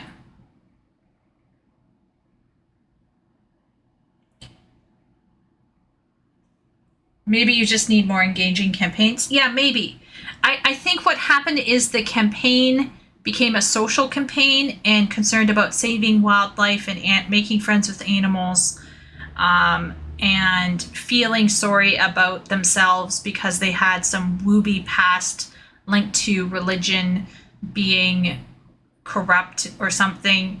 And I think a large portion of the players had a very specific frame of reference for how can I say this? They brought their personal politics into the game. Let's just say that. So we had some pescatarians in there. We had some other people in there. And I'm not against vegans or vegetarians or pescatarians. Like, you do you, boo. But if your personal politics and your personal view on life starts to hyper inform your character, I think it's just very hard for me to feel like I'm in a different world, because then the characters are just all, let's all be real here, they were woke. And it just made it, and then there was my girl who was increasingly angry. So it was a bit tough. Their politics were their personalities, yes. Now, my one friend, she's more liberal. She was fine, but she was struggling. Well, she was not fine. She was struggling because she didn't feel connected to her character. Everyone else was totally connected to their character because they were self-inserting. And they were putting in all of these, like, oh, you know, my witch hunts, and I was just, oh my lord. Yeah, vegans are obnoxious. Yeah. So quite a few of them make asses of themselves online. Yeah. Meta rolling yourself a fourth wall break character is cringy. It was just very tough, right? Because it got to a point where oh my gosh. So there was this cleric person who had been responsible for some kind of a witch hunt, which resulted in one of the players' parents being, anyway, I'm not going to go into it. And so 3 of the players decided it was time to hunt the guy down and assassinate him. Okay? Assassinate. Because it was unjust. And he had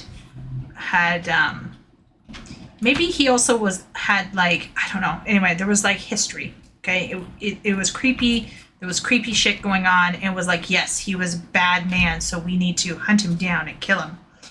And the DM, I will say this about the DM. The DM was like, you enter the church, and this familiar man, for that one character, this familiar man is tending the wounded and is going from old person to old person. And basically this person who was an a-hole had done a U-turn and had changed and turned his life around.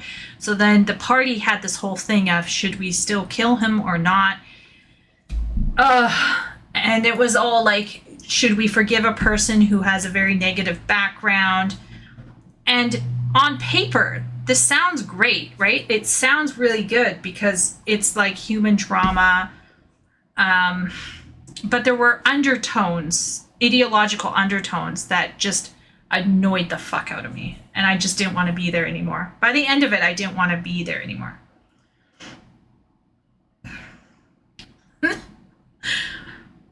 If their view party, I see that. If their view of the world is that solipsistic, even in a role-playing game, how dense are they in real life? Leo. My brother always comes up with goofy characters. Last time he was some 6-year-old necromancer that wanted to go on an adventure to like collect cadavers. That was his entire motivation. Yeah, my one friend who played Pathfinder had like really quirky characters that she would set up.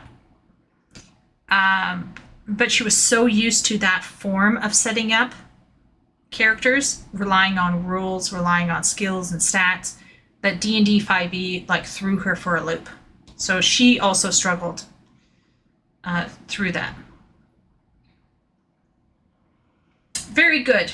Thank you, Wooly, for recommending this. I really appreciated this. I feel like I want to give role-playing a try. We need to enforce Wooly to be a DM. Wait a minute. It's probably better if we do it IRL. But I still feel like Wooly, with his Liam Neeson voice, being a DM.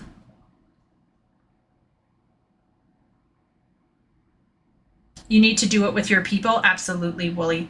I feel like if you don't have Kismet, if you feel unsafe to be yourself in that group, I think you will not be able to immerse. Now, I still managed to immerse myself, but only because it was like we could all die. And that got me excited. I'm not gonna lie. Like, for the first time, I was like, oh my gosh, people are dying. This is great. Fantasy is a great way to explore politics, I think, but TTRPG are games, so ideally everyone should be having fun. Yeah, once again, if you're not all on the same level, I think you're going to have someone like it. Part of it was I checked the barometer of the room. I realized I was in the minority, and I just shut up and survived for a year and a half. So I was partially torturing myself, but it was just hard to, eject. Online RPG is like alcohol-free beer, but like, Wooly, alcohol-free beer might be better than no beer at all.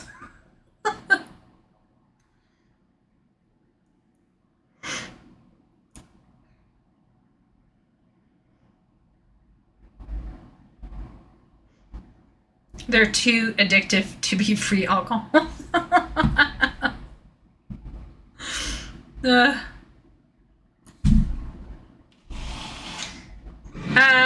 Yeah, so fantastic recommendation from Wooly. Once again, in the chat, if you have recommendations, always feel free to throw it in there. Or if there's a video that has already been posted and you want to remind me that it's worth watching, please send it in, because I usually go through and I take a look. And yeah.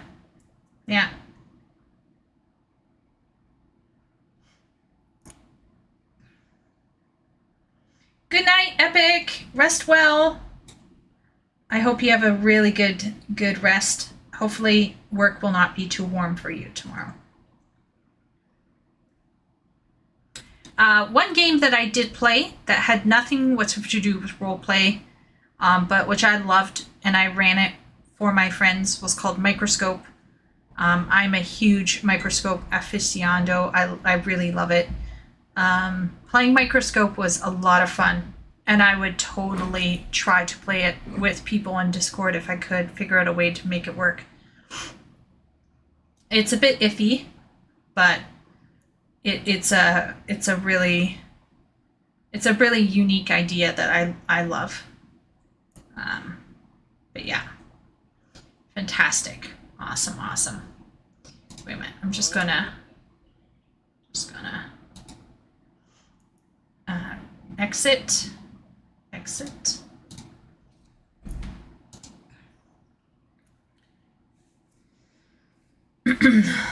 So before we embark on watching a little bit of WoW, we're going to watch a bit of WoW. We're not going to watch all of WoW, obviously. This is we're all going to be in a retirement home when we finish this, all in Ozan. We're going to be in retirement when this happens. But we'll get there. But before we get into watching some more, I wanted to check in with folks. Do any folks here have exciting plans for the next week? My exciting plans are to survive my client, to figure out the Dawntrail stream, more Endwalker MSQ for Sim,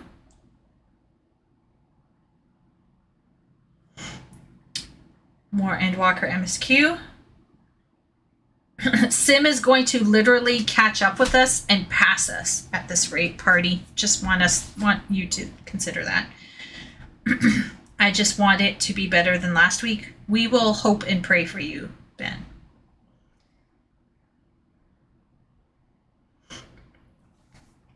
Ben did, yes.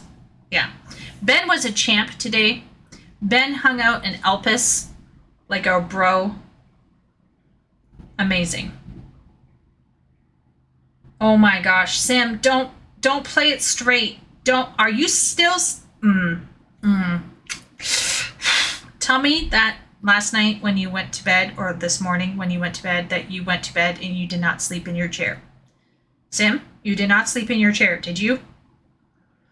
Ever Glowing Justice is releasing for PGR new .ping for collection.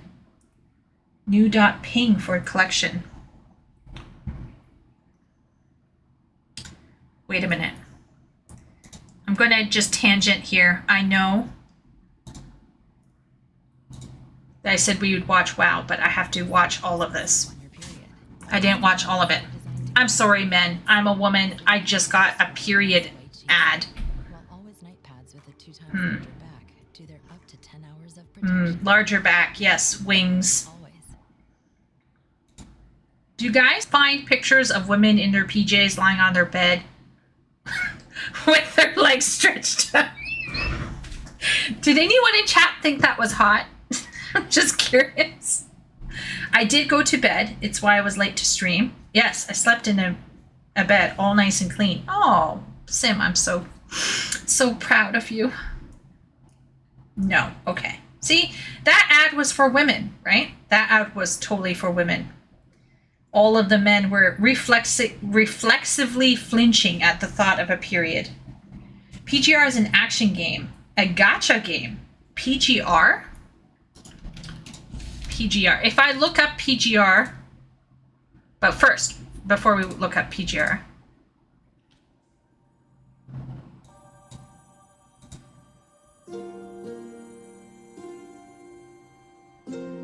I only saw a bit of this, Wooly. I like the look of this. It looks really nice. I got to just sit down and play it.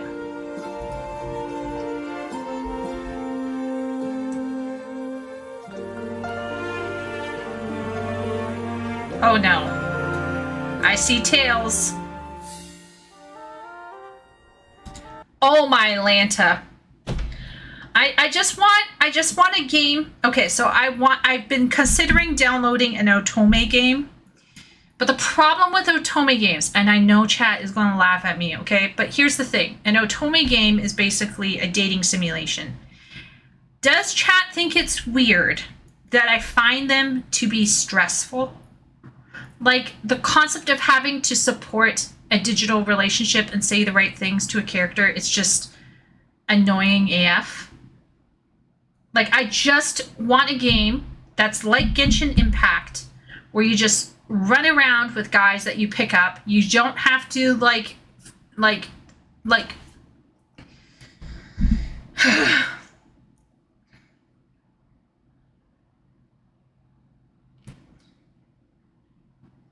Could we recommend you visual games? Yes, you may, Arm. If you are in chat, you may recommend. I saw it. You can retract that message all you want, okay, Arm? I am in the market for an otome game. I'll show you how much in the market I am for an otome game, because I want a game with husbandos, okay? Let's all be real here. So this is where I'm at right now. This has been sitting in my bar for ages. I'm looking at these choices right here. Obey Me, Tears of Themis, Mr. Love. But the problem with these is, like, you have to say the right things to the characters, and almost all of them are just stories. Now, I'm not averse to a story. Everyone knows. I am a huge fan of narrative games. However, I love fighting too, and I like fashion. So it's kind of like, can I have a Genshin Impact game with minimal support of my relationship, where I could just be like, man, you are mine. That's it, period. I don't want to have to, like, sit around and actually make small talk with them. I bet that makes me very strange, but I'm okay with it. I'm just telling you, chat. I find, like, small talk to be mind-numbing. I'm just like, oh, a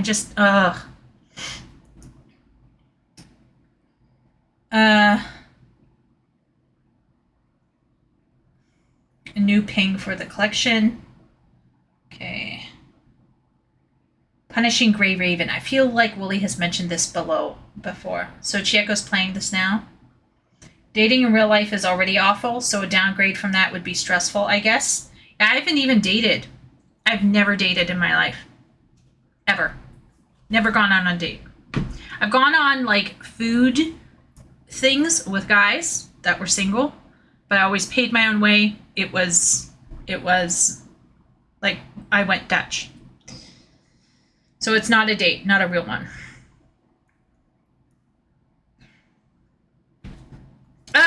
I guess there was this one guy who asked me to hang out with him one night, and then he ended up taking me to the strange house. This was in China. So it was an African gentleman, and he took me to the strange house where there was a bunch of African men with Chinese wives, and I was like, what is going on here? I don't know. And then after like half an hour, I was like, I gotta go, and I fled. That was an interesting night.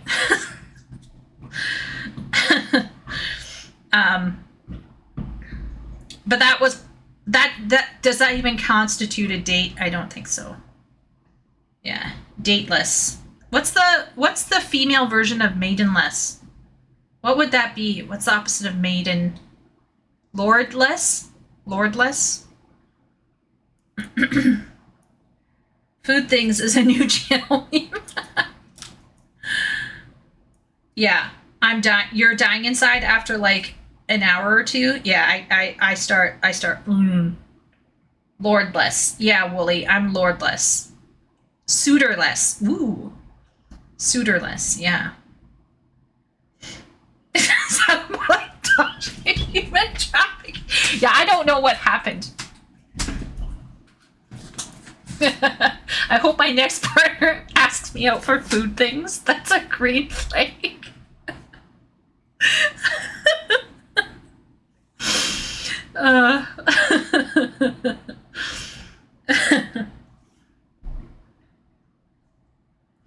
Have some Food Things while you listen to human music. Well, now chat understands why I've never dated. But like, even did anyone in chat ever play Fable? So I played Fable. I was this bro. I chatted a bit too much with this woman. She married me. Before I knew it, we were doing the woohoo. And then we had a baby. And then my life went downhill. And I was like, what is this? I had to get like a toy for it every time I came back. The wife was getting unhappy. I wasn't even cheating on her in different towns. Like I was staying monogamous. I was being a bro. I just want to go on an event. Why do I? I got stressed out and I quit the game. It was a mistake. I should have stayed single. Would you like to go over food things? I played the first one. Did you get married in it, Ben? Did you get married? I think I was playing Fable 2, maybe. I got to a point where I was actually stressing about keeping up the relationship. I like overthought it.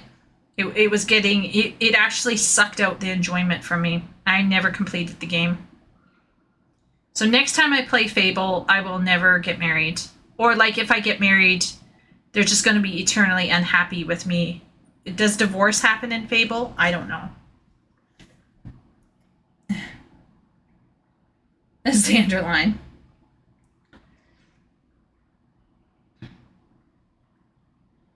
Oh my lord, Leo. Okay, so it seems like I'm not the only person who's struggling here. Wooly is going to come out and be like, actually, I'm a dating pro. You're not that bad, Chieko? What do you mean I'm not that bad? I just get bored. But would I get bored with the snow leopard? He is very handsome. Wooly, if I play this, do I have to like how much responsibility to this player, this NPC do I have to have? Like, do I have to like say things to keep him around?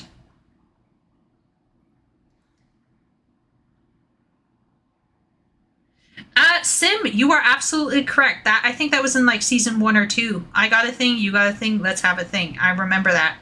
Joss Whedon dialogue right there. Arm also has commitment issues. Yeah.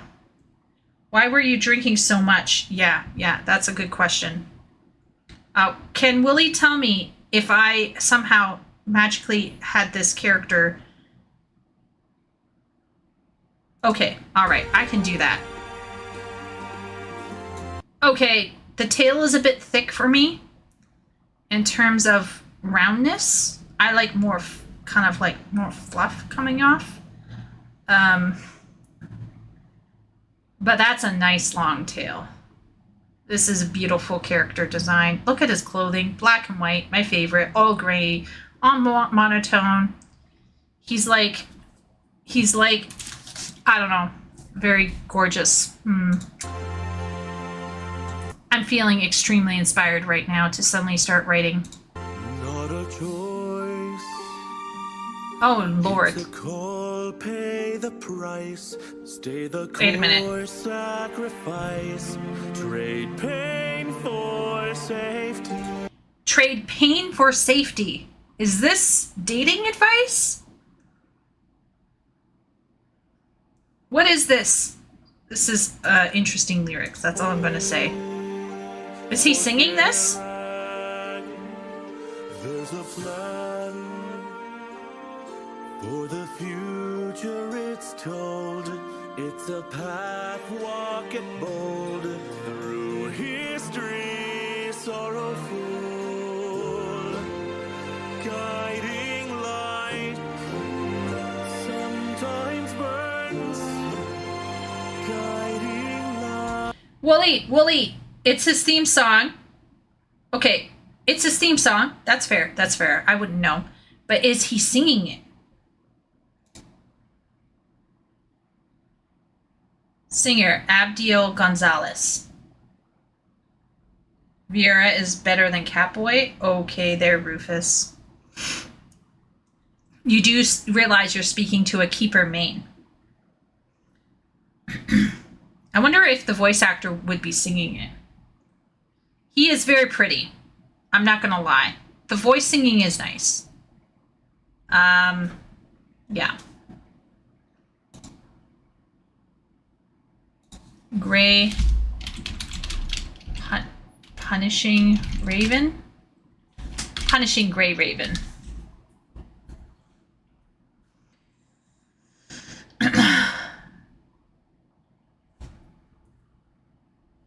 Not the VA. Okay. Okay. So what was Wooly waiting for? Ever Glowing Justice. Let's see. Ever Glowing Justice. Let's see what perverted PNG he's going for.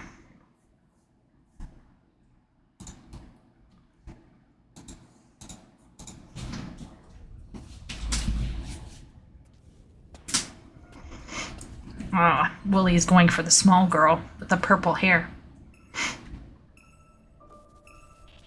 Hashtag anime.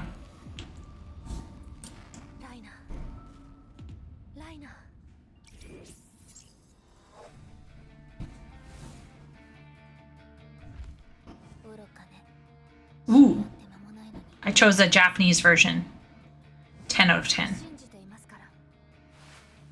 Are they gay together? Wooly?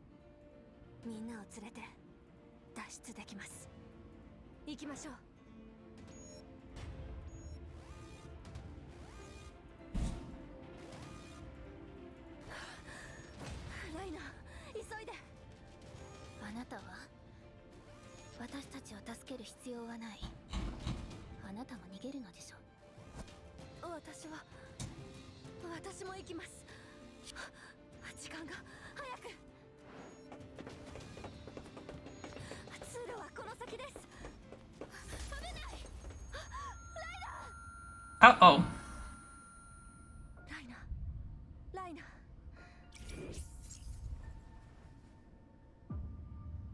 I guess this is her backstory.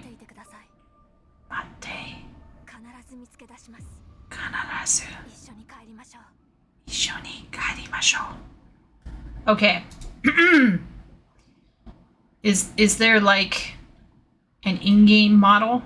Oh, here. Yeah. Okay. She's covered. She's covered. She's a covered person. Fairly covered.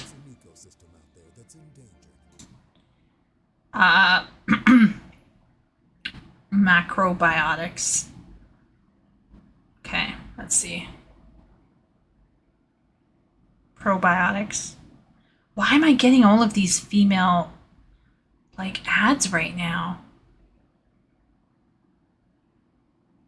You know, out of most gacha game characters, she is very covered.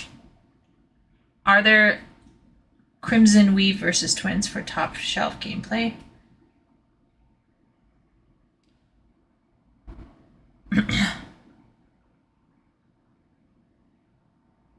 Like, she has like the thigh gap shit between the trousers, like her pants, her shorties, and her stockings. But I'm not gonna lie, I love that kind of shit. I think her outfit is great. This is top tier. Very classy, Wooly. Very classy. Thumbs up. Approval. Is it going to be expensive for you to get her? Good luck, Wooly.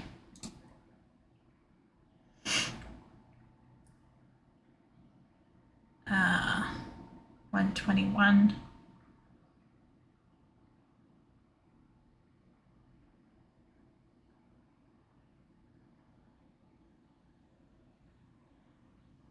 ZZZ has a good wolf character. Same studio as Genshin, though. She is a free character. Oh, nice, Wooly. Okay, I'm glad for you. I obviously don't play that game, so. I'm not into wolves. I'm a cat person. Send me pics of cat people. But I'm happy if wolf loving people are happy. That's great. It'd be amazing if you could get a sunscreen lotion ad. No gooey feeling. Could you imagine the spray sunscreen that Shay was talking about? Someone has to love the free characters. Sim, do you play Punishing Grey Raven? I kind of want to play Arknights because the Husbandos look really hot. I'm just a bit concerned about having to support the Husbandos' needs. Their emotional needs. Skip the small talk. Let's just go straight to posing.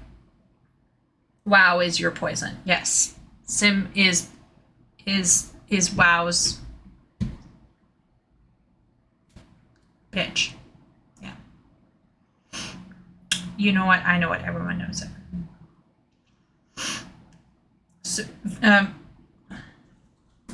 oh, right. Rufus is a bunny supremacy. Rufus, do you play a Vina or a Viera? Like, do you play the boy, the bun boy, or the bun girl?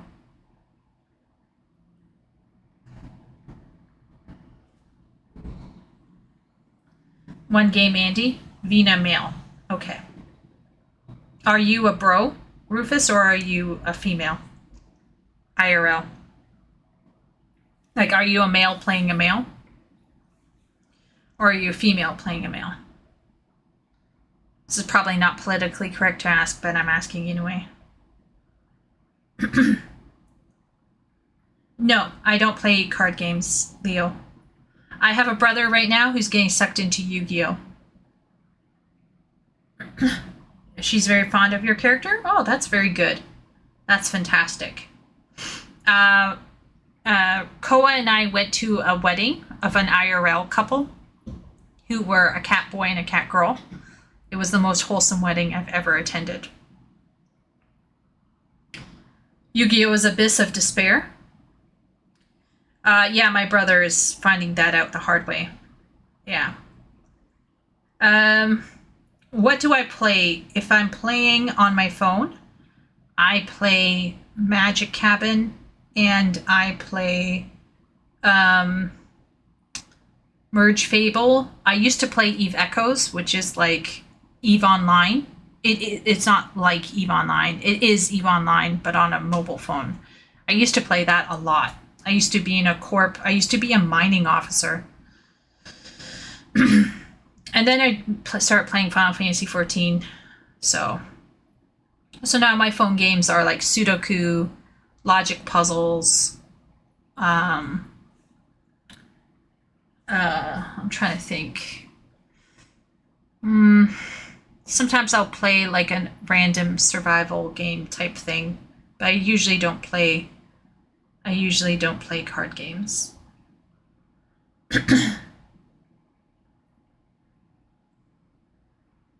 No kidding. Rokuden to Viera. Yeah, that's massive. That's a change.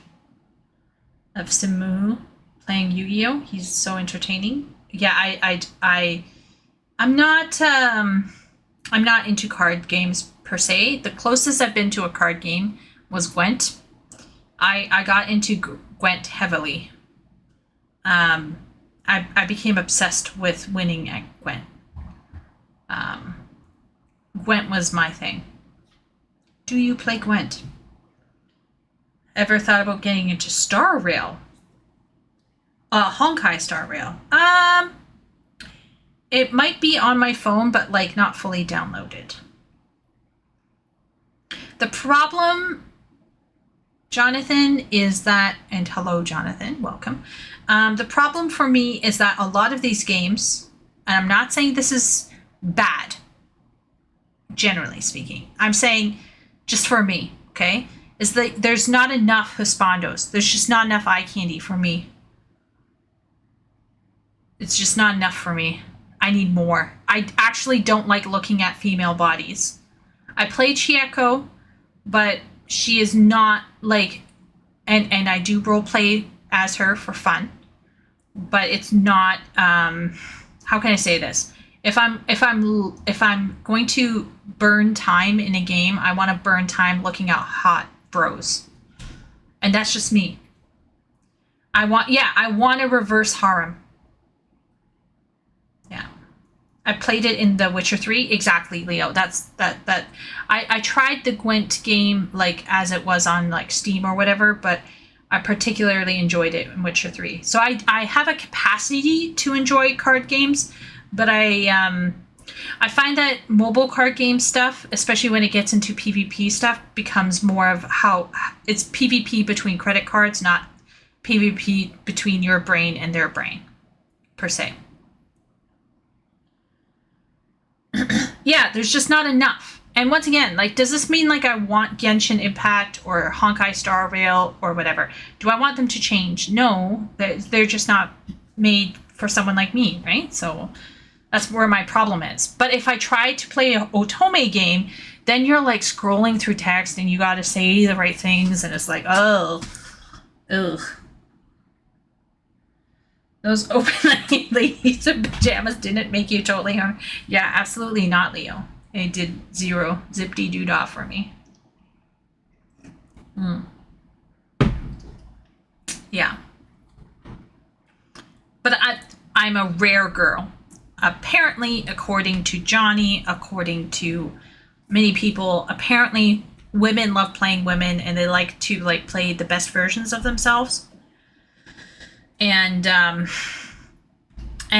yeah, Chieko has some physical similarities to me for sure. Like there are some similarities between. So this is a close up of Chieko. So my hair is actually quite dark, and I have blue-green eyes, and she has pale skin. So she is very much similar to me. But I don't sit there and be like, oh, like, oh yeah. Every now and then I'm like, oh my gosh, she's so darn cute, but I do not equate her with me at all. Her personality is 110% different from me. She's like my alter ego.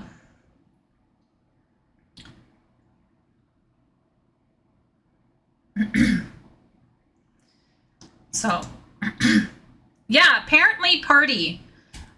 Johnny was talking in Discord. Lots of women like to play the sexy versions of what they would rather be.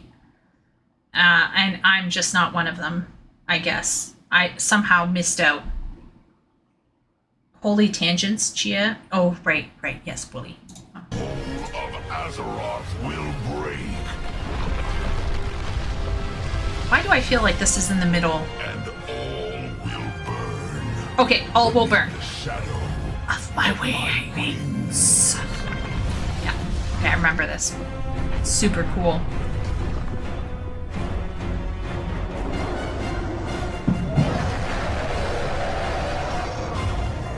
This is so epic. This is what I want to see in my gaming. Not more.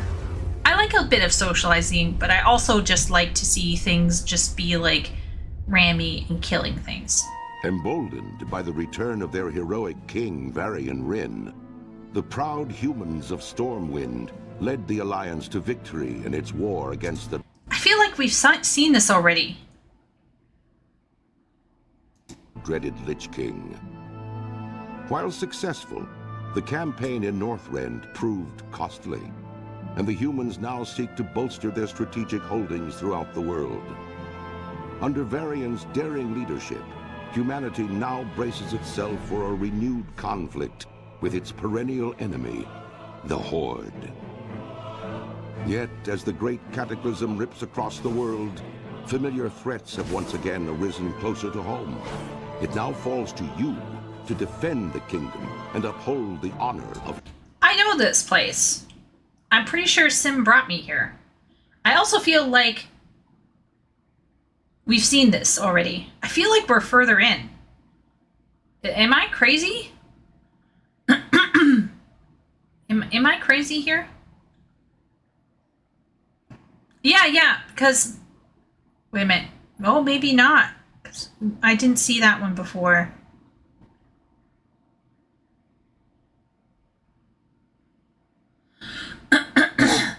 okay.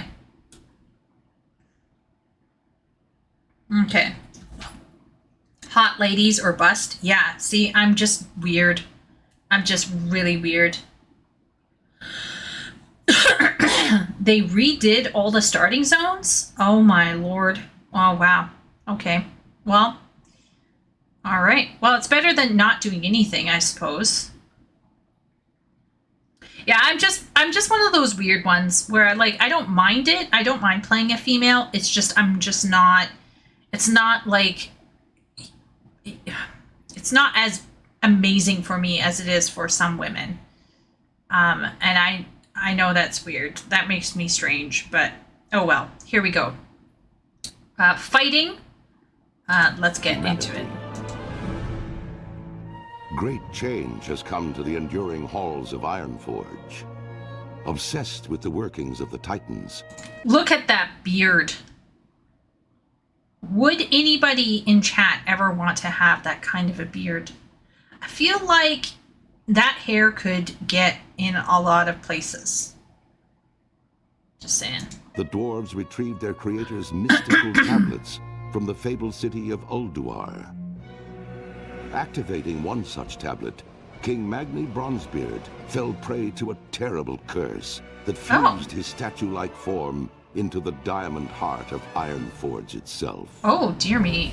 To compound this tragedy, Magni's estranged daughter Moira arrived, claiming her father's throne for herself and for her infant. I feel like this was touched on in the lore to avert civil about the war, king being the dwarves created the Council of Three Hammers, like an frozen or uneasy whatever. coalition that would share power equally amongst the clans. Now, with political upheaval rising within the kingdom and the great cataclysm ravaging the surrounding lands, the future of Ironforge falls to brave dwarves like you. After years of imprisonment Until within the Chieko Emerald lands, Nightmare, in which case they're just fucked. Malfurion Stormrage has finally returned to the mortal world. Oh. Reunited with his love, Tyrande Whisperwind, Malfurion endeavors now to heal the corrupted world tree Teldrassil old and Malfi. rejuvenate the spirit of the Night Elf people. Yet as the great cataclysm shakes I the still boughs love of this their zone. colossal tree, Still love the Night Leech Zone. Elves brace themselves against the coming storm. As war and destruction close in from all sides, it falls to Night Elves like you to stand strong and protect the enduring legacy of your people. Given the recent political upheaval in Ironforge, the gnomes have suddenly found themselves unwelcomed guests within the city. Leveraging their ingenious technologies and unquenchable spirit for adventure, The gnomes are have like begun so to out in their own reevaluate their thing. role within That's hilarious. Cosmodan. Like the Under music the is inventive different. leadership of High Tinker Gelbin Mechatork, the gnomes now plan a daring campaign against the barbarous Trogs to retake their former capital of Gnomrigon. With the odds stacked against them, the gnomes are counting on brave heroes such as you to stand and be counted. Your people's greatest hour draws near. What I find so fascinating is that they were definitely trying to pick up the zones, like how they had been, like they were trying to show the zones again, or like these starting points again for your character, but recontextualized. That's kind of neat. I just feel like if you had come in at Kata and didn't know about all the lore leading up to it, was there any way for you to, like, was there anyone going to, like, exposition dump on you to catch you up? Like, how would you, like, how different would this have been compared to what we experience now, being shoveled into something with all this backstory and not knowing anything? Like, it sounds cool, the narration sounds cool, but, like, part of me wonders, would anyone struggle with investment?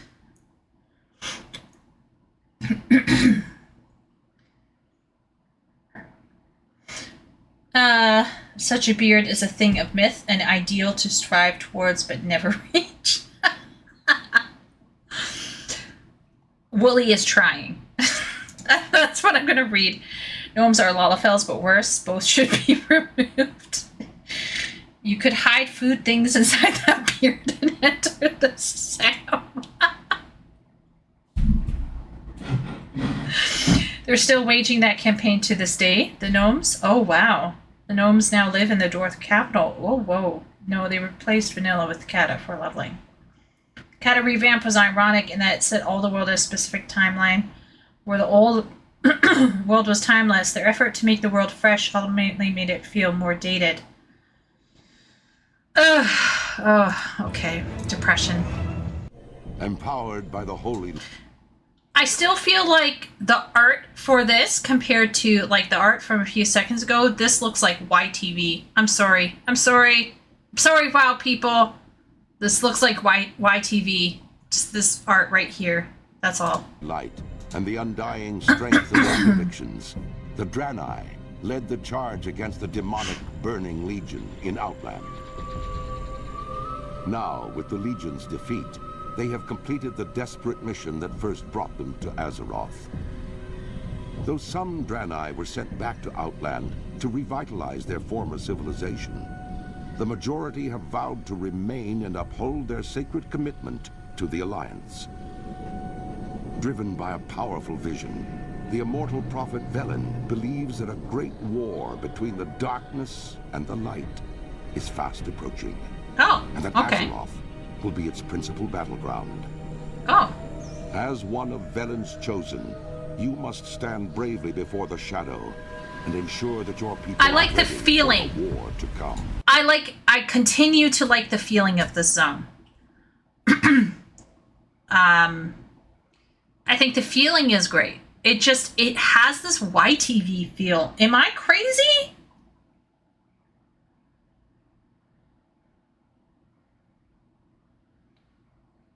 Oh my lord. Is Food Things going to be a meme now? Is my favorite South Park episode the one about WoW? I have never seen all of South Park. I've only seen episodes here and there. The one episode that I saw in its entirety was related to China. What is YTV? It's a Saturday morning cartoon channel, Wooly. My apologies. I should have been clear. YTV is like Saturday morning cartoons.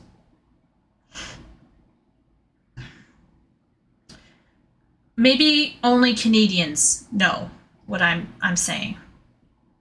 Surely, maybe Americans too? YTV.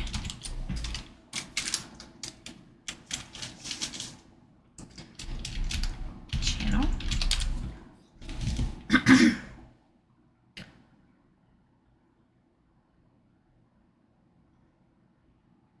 Schedule? Yeah, it's a Canadian TV channel. Oh, I should have known. It's a Canadian TV channel. SpongeBob SquarePants. What? Hardy Boys? Nani? There's a Hardy Boys? Cloudy with a Chance of Meatball. Super Wish.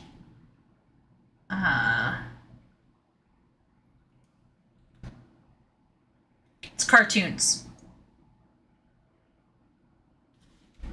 It's like a children's cartoon network. You have to watch the WoW episode. I shall try to find it, Leo. I'll ask my brother-in-law.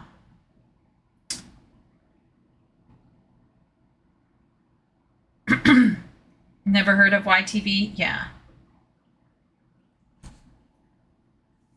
Okay, so it would be like, I'm trying to think of an equivalent.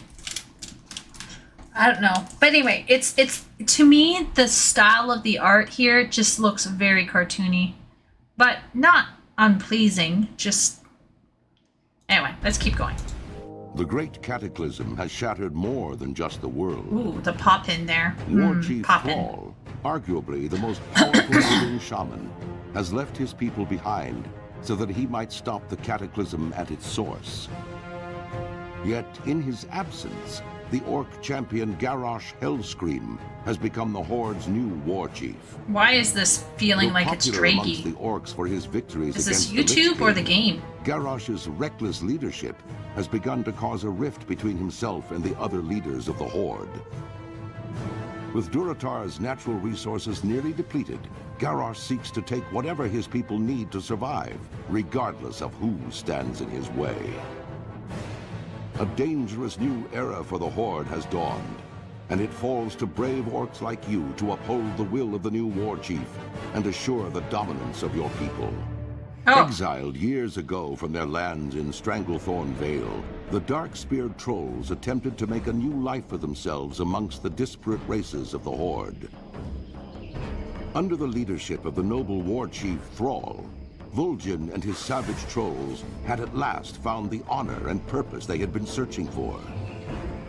But now, under the rule of the headstrong Garrosh Hellscream, the trolls fear that the Horde could tear itself apart.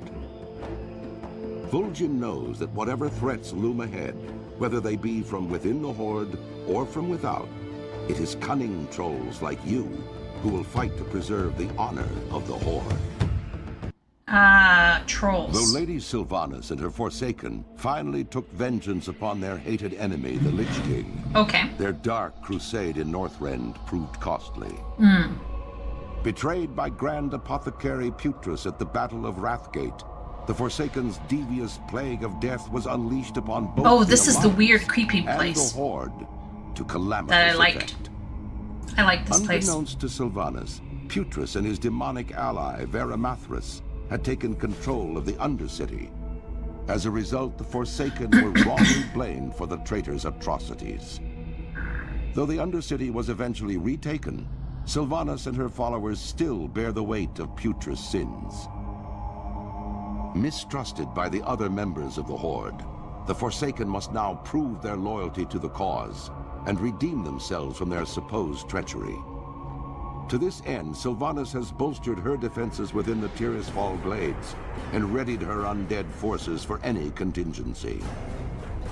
As one of the Forsaken, you must use your cunning and viciousness to slay any who would pose a threat to Sylvanas' rule, be they human, undead, or otherwise. That's cool. I like that. That's really cool. Now here's my question though. Okay, here's my question. How many people wanted to be part of the Forsaken? Carlos from YTV used to live in my building. Well, you're from Toronto, right? So yeah, that kind of makes sense. Garrosh did nothing wrong. Yeah, that's a common refrain. Yorkos, we have multiple kids channels in America. Yeah, I'm sure, pick any one. I'm pretty sure it would look kind of similar like that. Durotar is just that big. I wish it was Hugo Weaving doing the exposition. Oh, could you imagine? Vol'jin was done so dirty by New Blizzard. Just one more charge in the Book of Grudges. Wooly has like this super thick book. It's kind of like Santa Claus's book. Arm, what in the world are you doing here? Something, hand raise. Stop? I can't read emojis. Well. Anyway, so how many people here thought this was a really cool thing where you're trying to help the Forsaken kind of prove that they aren't wrong, bad, or that they've been set up? Hands up for being Forsaken? Oh, okay. So you went with the Forsaken route? Well, I'm assuming, of course, Sim has played a Forsaken. I'm just assuming.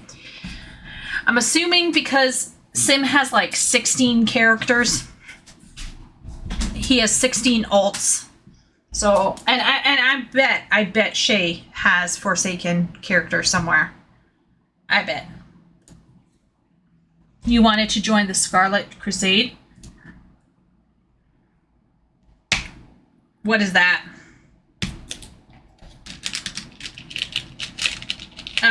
This is where Sylvanas started to come unglued, and I disliked it. But it was a good plot line they wrote to undo it. Oh, so Sylvanas like how she was being kind of promoted, or like how, like the direction they took her in from this point onward. Oh, the Scarlet Crusade. Are they Nazis meets the... Oh, okay. So from this point onward, her direction got a bit loopy. I remember the whole, like, I will not serve kind of meme. That was a thing. I'll never serve.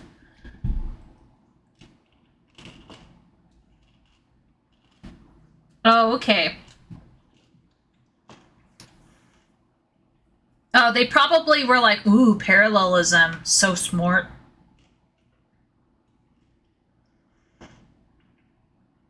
The problem with parallelism is that it's useless unless you have a point for it. That's just my opinion.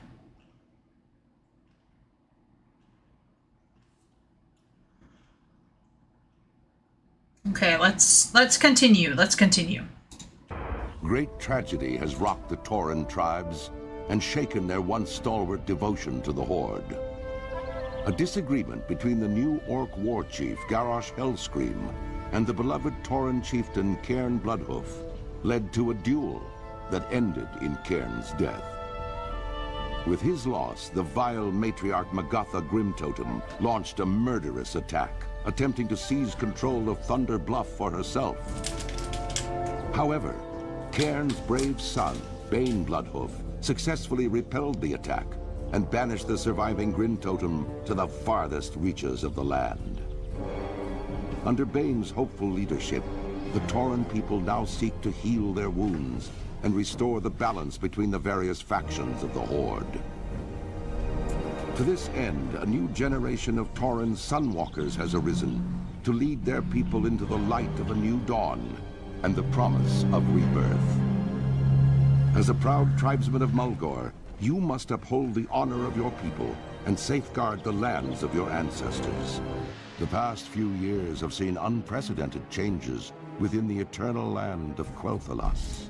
I still think the Tauren's housing structures look really cool. They have kind of like that West Coast Haida vibe,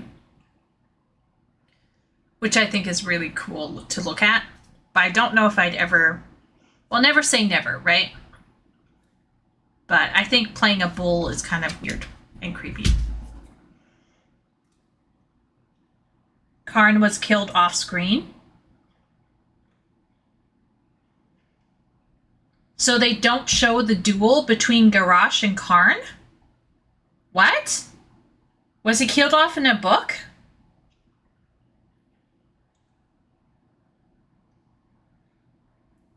Tribesman. Yeah. You could just take a screenshot of that and do like the butterfly meme, Wooly. Is this appropriation? All in a book. Oh, I bet that would have been by the by. But what if I'm poor, Mirokos? What if I'm a pavo? Second-class citizen. You don't deserve to know the story. Get good. What if you were like a super Karn fan? Like, what if you were writing Karn fan fiction?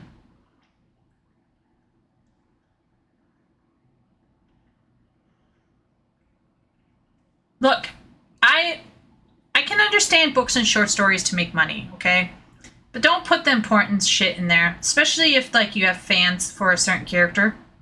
Like imagine, like thinking about Final Fantasy XIV, imagine if they put the whole Scions passing out as they, you know, as Shadowbringers begins, like leading into Shadowbringers. Imagine if they put that all in a book. And then you just start Shadowbringers and everyone's in a whole other realm and you're like, wait, what?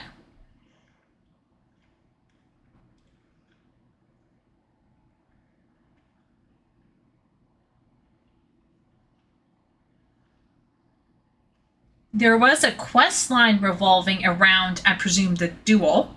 In the preamble to Cataclysm, like the temporary patch, I do seem to recall it being addressed. Yeah, I guess maybe they thought, well, who cares about showing the duel? Too much money, whatever.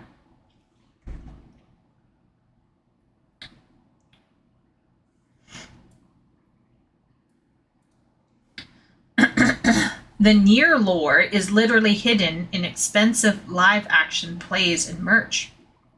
I had no idea. I felt like the Nier storyline that I got in the game made sense, and I saw what I wanted to see, and I'm not into, like, I've never played a Nier game. So I was kind of like, okay, like, this is fun. I had a lot of fun doing... The Nier raids are my favorite in 14.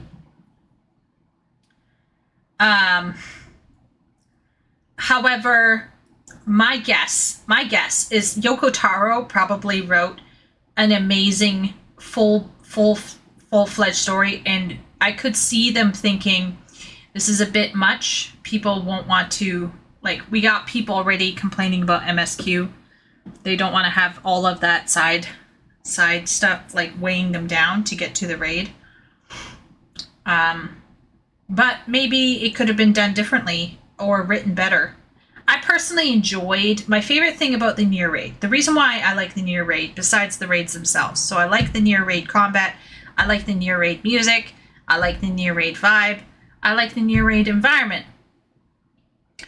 The thing I liked about the Nier raid story the most was the Warrior of Light's dialogue choices. The dialogue choices were peak. I liked being sarcastic. It was nice. Okay, I actually know this because I've started a character in this zone on free trial. The Blood Elves, following the will of their crazed leader, Kael'thas Sunstrider, channel dangerous, chaotic magics. Oh, is that what's going to happen? Spoiler. Sunwell into a gateway of unspeakable evil. Oh, wow. Okay. While Kael'thas and his demonic masters were eventually defeated, a different kind of transformation occurred within the Sunwell itself, as a dying Naru sacrificed its life essence to reignite the Sunwell into a fount of holy energy. Okay.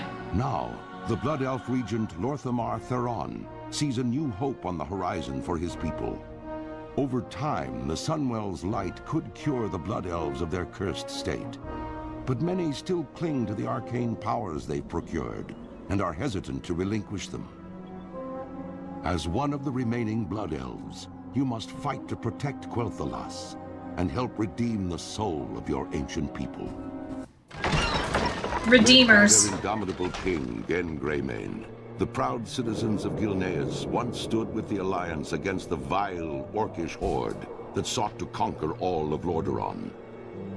Gilneas survived, but in the chaotic years following the Second War, the mighty kingdom drew ever inward. Distrustful of their former allies, the Gilneans erected a mighty wall at the borders of their land. Oh, they built a wall. Off their nation and their hearts from an ever-darkening world. Now, many years later, as the seemingly unstoppable undead scourge marches across Lordaeron, human civilization once again teeters on the brink of destruction. As war and terror close in all around them, the citizens of Gilneas are faced with one terrible truth. Their mighty wall cannot hold back the dead for much longer. Oh, yes. Here we go. Rumors of a new threat have arisen within the kingdom's borders. A feral nightmare. I want the perimeter secured. As men, but hunt and howl as wolves. I actually know this. I know this. I know this. I played this. I know this. I know this. And chat knows. I knew right away. I was like, okay, wait a minute. I'm Black Woman, right? This was Black Woman.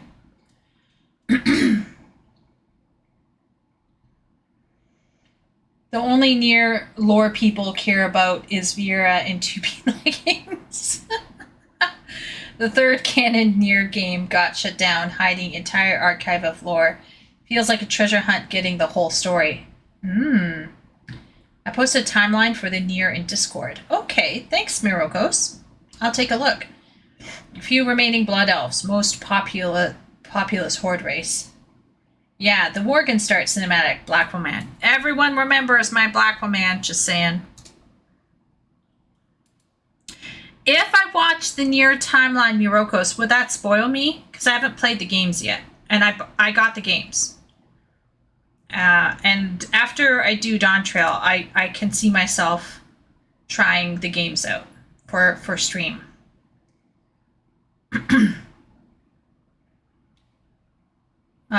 Wooly can continue to gray as he watches me struggle through an action game. Anyway, I actually enjoyed my first starting zone. I do want to get back into finishing the free trial for Worgen because I thought that was fascinating. The ground shaking was weird. Yeah, here we go. Here's our time. So there's, ooh, we're now a wolf. Oh. See, it is not immediately clear that it's a year later. This says nothing to me about time. This could be happening right after. If they could just go, like right here in the corner, just go a year later. That's all they needed to do. Just a few pieces of text, just like right there. Boop, a year later.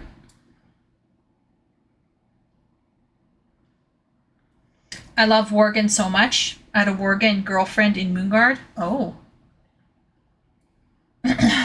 Oh, okay. Okay, awesome, Eurocos. Maybe we could like dabble through it. Maybe we could dabble through it as I stream the game. All they did was the moon phase. I noticed the moon, but a moon is only 1 month. That doesn't tell me a year later. It just says, oh, the moon phased for 1 month, not a year. PGR will give you seizures. Oh. Oh dear. Will it give my hand seizures? It was just not apparent to me that it was a month late. A year later. People were like, oh, it happened a year later. Did not know. I like things like I like things to be given to me and not have to be explained to me. Like I can make leaps of intuition. Oh, this could be a month later, but it's not obvious to me that it's a year later. And then chat was like, oh no, it happened like a year later. I was like, oh. Yeah, I had some beef with the scene, although I love the scene. It's very nice. It gives me Helsing vibes for some reason. Might be the glasses. What you've become. Those cursed beasts. They've left you nothing more than just another wretched mongrel. Do you even remember what you did to your friends? Your kind, haunting the wilds unchecked, until we found you.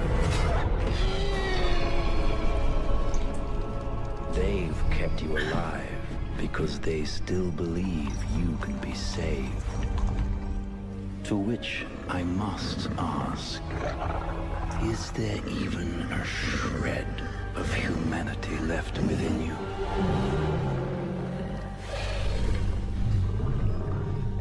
Perhaps we will find out soon enough. Yeah, so Chad explained to me that they had to do this because there's not enough humans, so they're trying to basically get enough people sensible to fight on their side, even if they're Worgen now, no longer human, which makes total sense.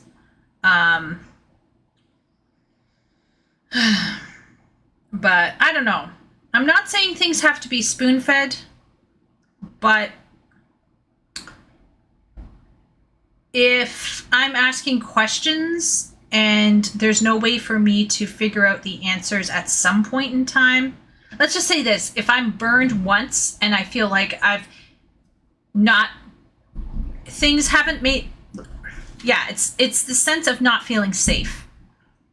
If I feel like, for example, the Malazan series, things started to, when I embarked on it, I realized this author knows what they're doing. I'm going to get the information I need. I can just hang in there and it will be fine. And it's a position of trust because you're trusting the author is going to take you to where you need to go.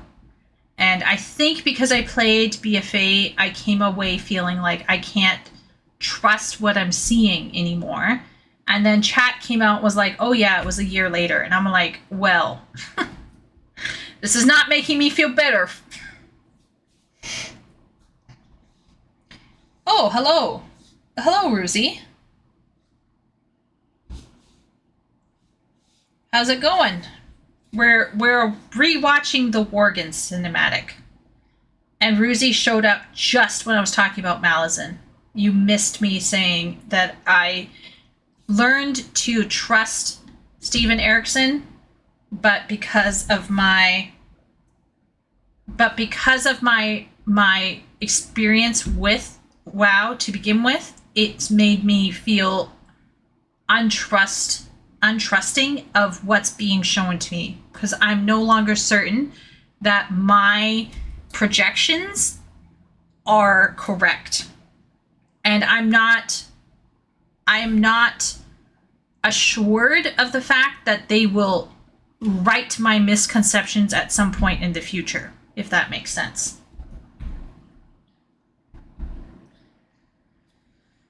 You slept a lot today, Ruzy?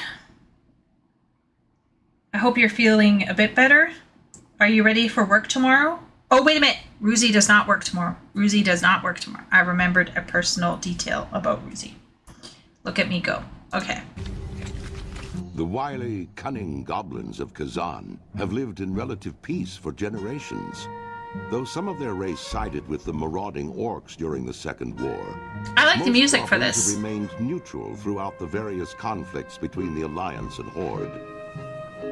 Ruled over by corrupt yet highly affluent trade princes, the goblins created a virtual paradise for themselves throughout the islands of the South Seas. Their ingenious feats of engineering and vast trade fleets helped make their island capital of Kazan one of the great technological wonders. This is wow. This is like Hollywood Boulevard meets of the world. Something. But now, as the elements themselves rise up in anger across the world, the goblins' mechanical paradise will be put to the test. For very soon, fate will force them to choose sides in a conflict that will shape the very history of the world. I kind of liked that zone because it was weird. It had a Hollywood vibe, but then it was like grungy. Grungy, it's LA today. Also, one thing I also liked about it was is it just me, or was the music kind of reminiscent of Danny Elfman?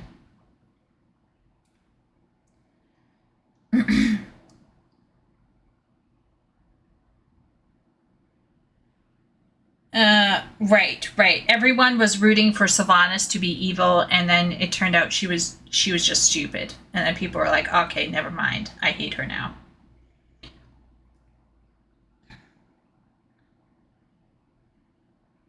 Yeah. I started in BFA and I came away feeling like, OMG, what's going on? And so then when I was playing Worgen and I watched that cinematic, I couldn't trust that what I was seeing was what I thought I was seeing. And it turned out, I was not seeing what I thought I was seeing. Goblin Start was crazy and meme-filled as it could be. Oh my gosh, I kind of want to try the free version of it, but it would probably not be like this at all. Yeah, so Sylvanas started out being cool and devious and clever, badass and evil, and then she became stupid, basically. And then everyone mauled it.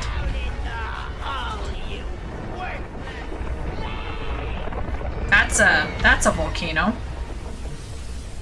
Someone made a choice putting a town right there. This is all your fault. We were supposed to have these stupid slaves to Kalimdor days ago. I'm not taking the fall for this one. You're the one who got us lost. What does it matter? Gallywix is gonna have both our heads. Shh. Did you hear that?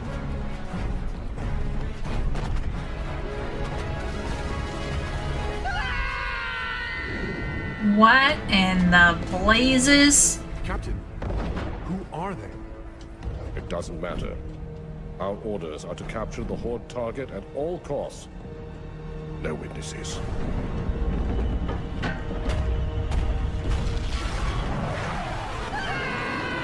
What the? And people complain of... Okay. Abandoned ship! Make for the escape pod! Get us out! Don't leave us down here! Please!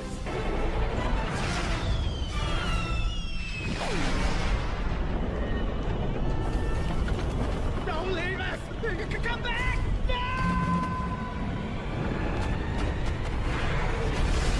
Oh, wow.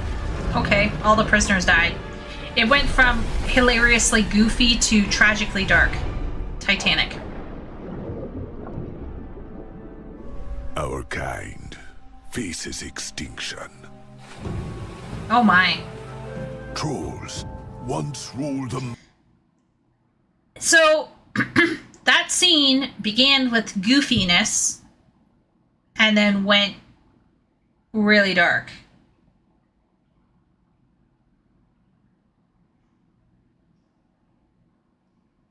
Goofy dark. Okay. Yeah, I don't know if I would take that as seriously as I ought to. I'm going to be honest, but okay. Mightiest empire I guess now we're in Jamaica. this world has ever seen. Yet look at you now.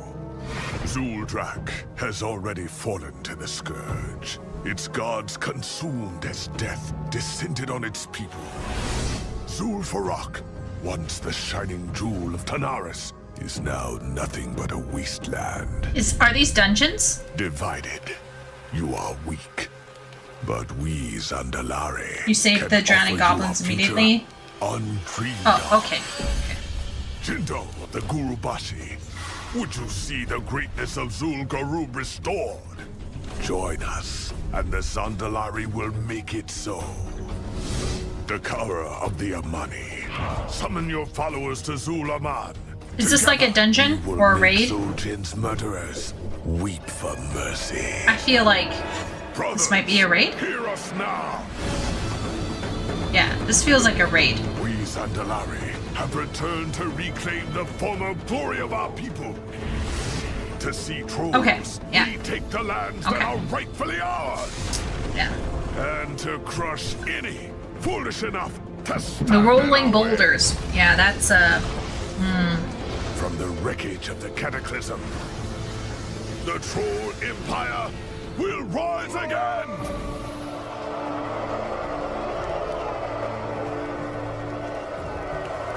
Vol'jin of the Dark Spear, you would turn your back on your own people? The Horde is my people. If it be war you bring, then I stand against you.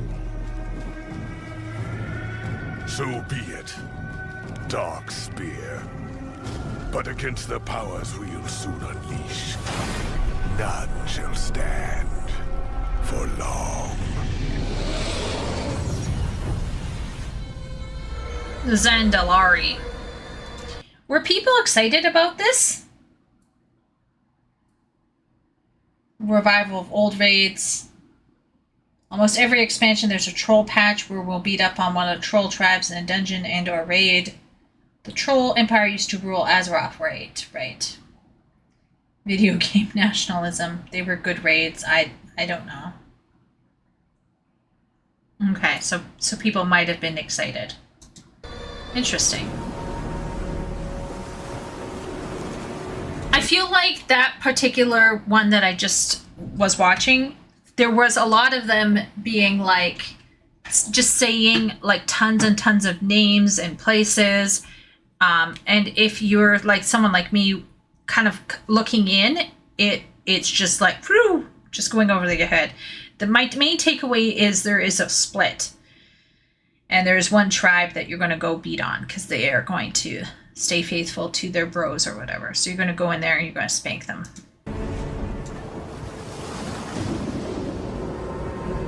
Uh-oh. Oh, that's pretty. I like that. We've been at this for days, Goel. The elements remain silent, Agra. Uh-oh. How can I help them if they won't speak to me? You must rest. Everyone has their limits. Look around you. This world is dying. I can't have limits. When will you see that you cannot carry this burden alone?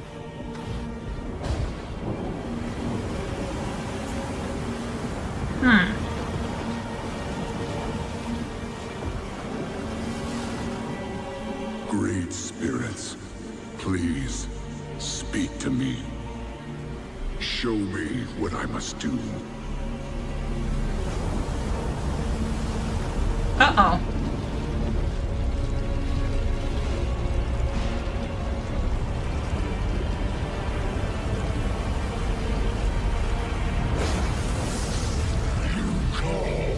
Little shaman. Oh. And the Fire Lord has answered. You and your kind thought that the fires of doom had been quenched. That's a fire elemental, right? But I will show you the truth. I wonder if he's... Oh, okay, so this must be another raid. This must be another raid.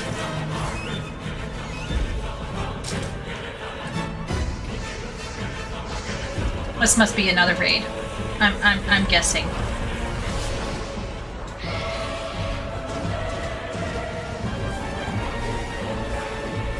It's Ragnaros. The fire elemental.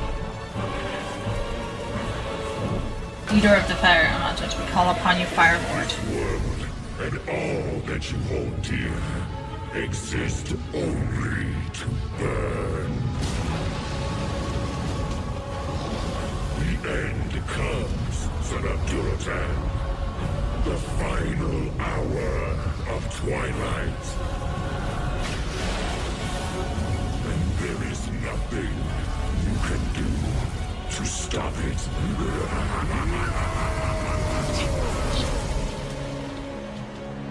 Goel!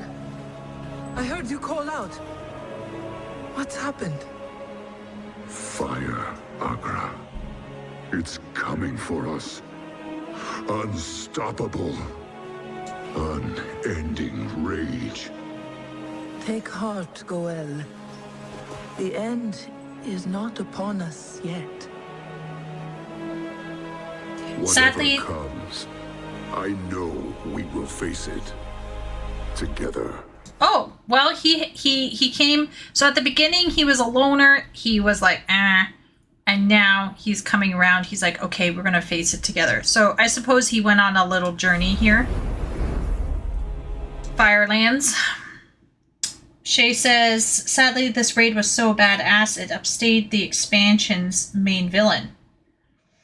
But if you've been immersed in WoW for years, every bit of that, yeah. The Elemental Lords used to rule the planet before the Trolls, yes, alongside necessarily subservient to the old gods, yeah. I think the raid looked really exciting. Like, the raid looked interesting because, like, a lot of the bosses seemed oversized, maybe? Maybe it's just the camera work.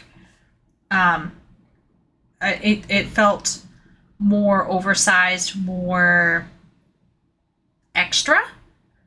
So I suppose that's where Shay means, like, it wasn't just a raid. Okay. Like, it was like dungeons as well? Or like a whole zone? There was a new zone. Okay, yeah, okay. 25-man raid. Troll raid, okay, 10-man. Okay, so there was raids, there was zones, and everything else. Okay. Rage of the Firelands.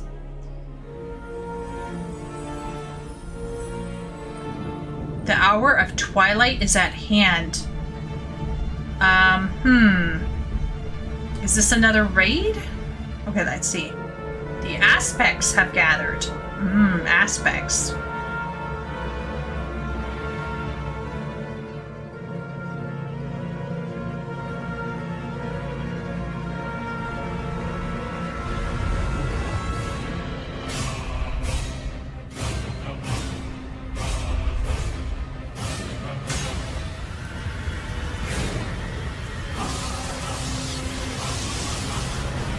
Now Azeroth's heroes must rise to face the end of time itself. Ooh, I love that tower.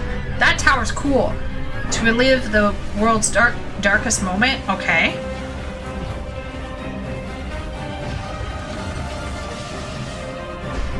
And reclaim the only relic that can save the future.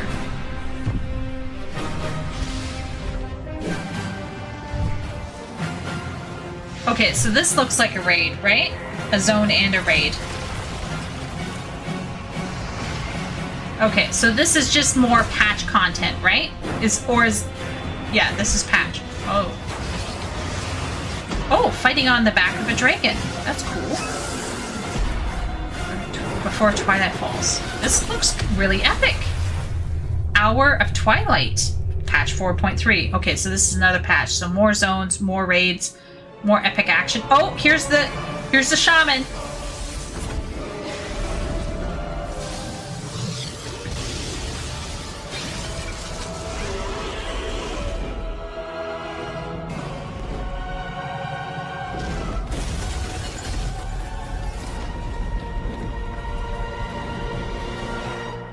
Okay.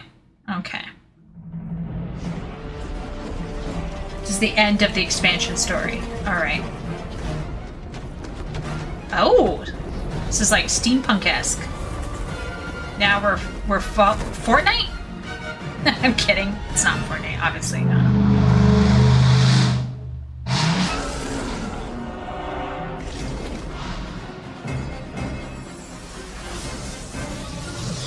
Oh, he's using that thing again. He's using it again.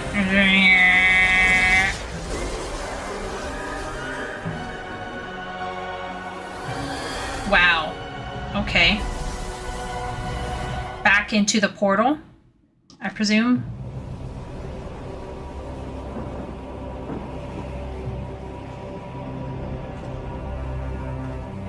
I can feel the elements awakening, rejoicing. The cataclysm is over. The champions who fought at our side assured the survival It's of the hot our chick. world. But now, we must see it with mortal eye. Do they become family? Did they learn about family along the way? The thing is called Dragon Soul.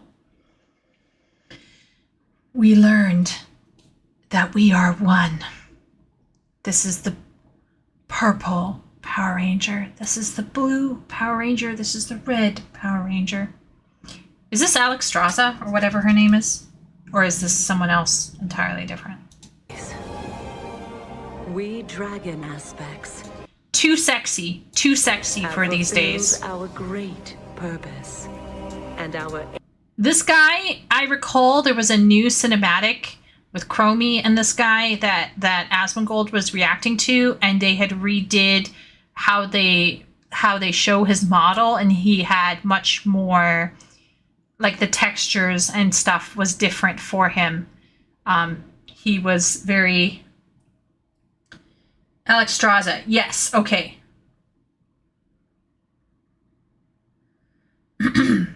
Oh, okay. Wow, look at that. I'm actually recognizing Alex Straza. Yeah. Nosdormu, Caligos, Alex Straza.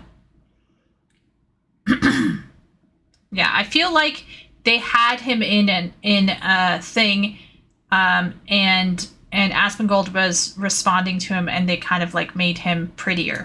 Ancient power, or tried to, is expended.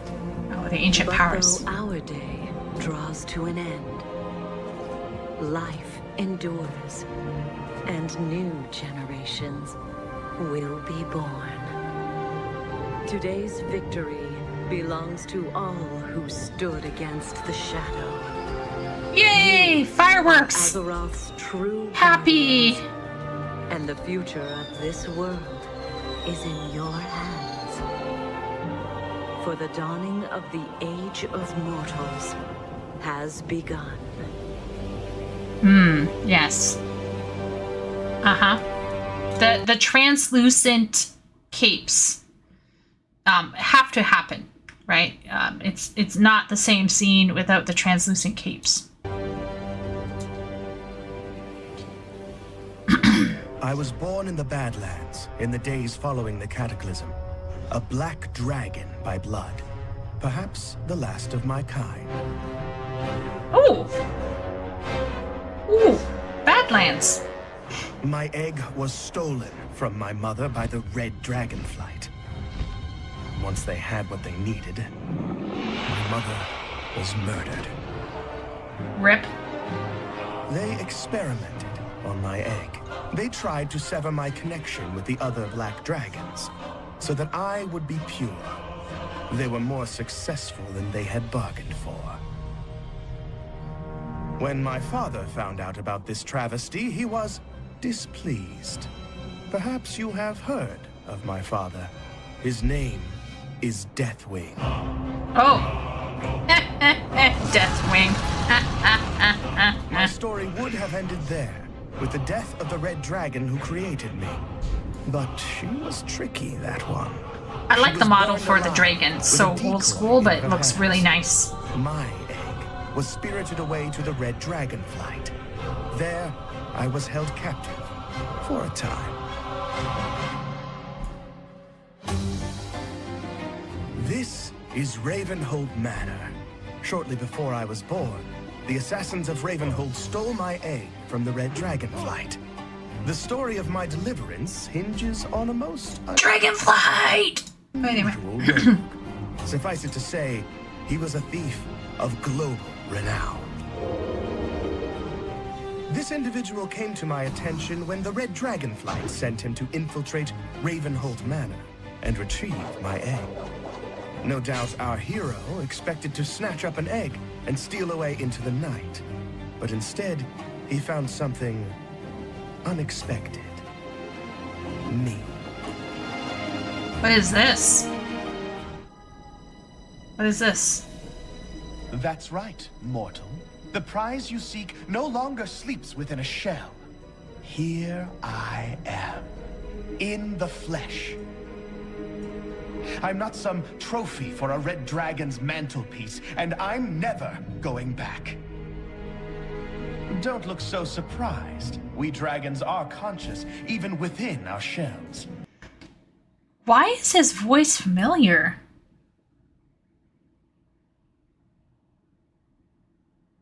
Why is his voice familiar? As I grew, I could hear the plotting and scheming. I was to be born a prisoner.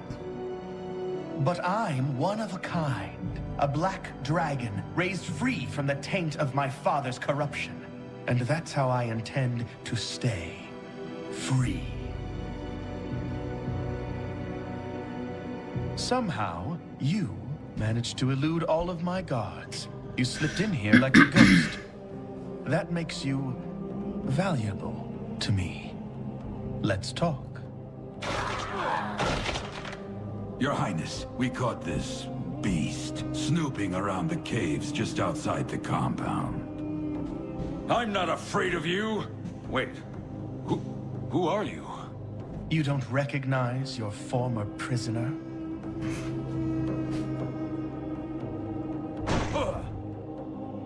Shall we execute him, my prince? No. I want him to deliver a message to the Red Dragonflight. Tell them that I am free of my father's madness, and I will be free of them as well. I am to be left alone. This will be my first and only warning. But Deathwing's minions may have you killed. Deathwing's minions should be afraid of me. Get him out of here.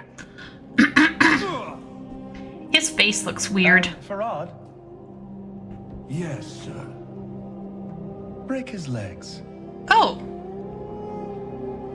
Okay. Alright. That's fun. I like the music, though. His model also looks kind of cool and weird. Breaking his legs. Oh, wow. How? Now then, my new friend. Uh-huh. We have much to talk about. Oh. As you know, black dragons frequently disguise themselves as humanoids in order to tamper with mortal affairs. While the house of my mad father collapses around him, the few remaining black dragons have gone into hiding. But I can still sense them. My cowardly brothers and sisters will cause untold suffering if we allow them to stay in the shadows. Moreover, they are a threat to me. That is where you come in. Help us to slay them all, and I will reward you handsomely. Your first target is here, in the ruins of Gilneas. I've lost some of my best men already. Let's see Ooh, if you ruins of can fare any Gilneas. better. Interesting. As the only pure, untainted member of Okay, the Black I Dragon, gotta pause this here for a second. Okay. So we got this unctuous a-hole who's this black dragon in a body form, resisting going to the red dragon flight, breaking people's legs, blah, blah, blah. Okay. We're going back to Gilneas, which is the Worgen starting zone area. Was this all in a patch? Oh, this is only rogue-only questline. Was it in, like, a specific patch?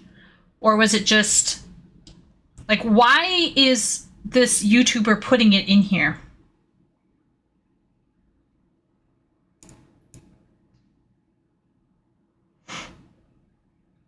But why would the YouTuber put this in here? Is it because it's referring to the dragon? Rathian? Nez new black dragon aspect? Oh, it came with Kata. Okay, so this was in Cataclysm. Because Rathian. Okay, alright. I've never seen this before? Oh, I guess it was because it was a rogue only, right, Ruzi? And if you didn't play rogue, you just never saw this.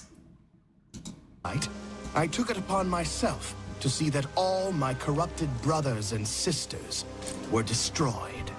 I sent my new friend into the heart of Gilneas City to destroy Hiram Creed, a black Gilneas City, who had corrupted the locals with his own draconic blood.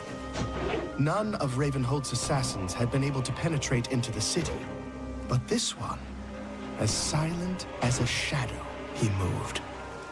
With surgical precision, he took his target down. I was very impressed. My companion Farad was not so enamored of my new favorite assassin. A lucky blow against an unprepared opponent. I rewarded our hero with a nasty set of matching daggers, and the promise of even more power if he could return to me with some spell reagents acquired from Deathwing's minions.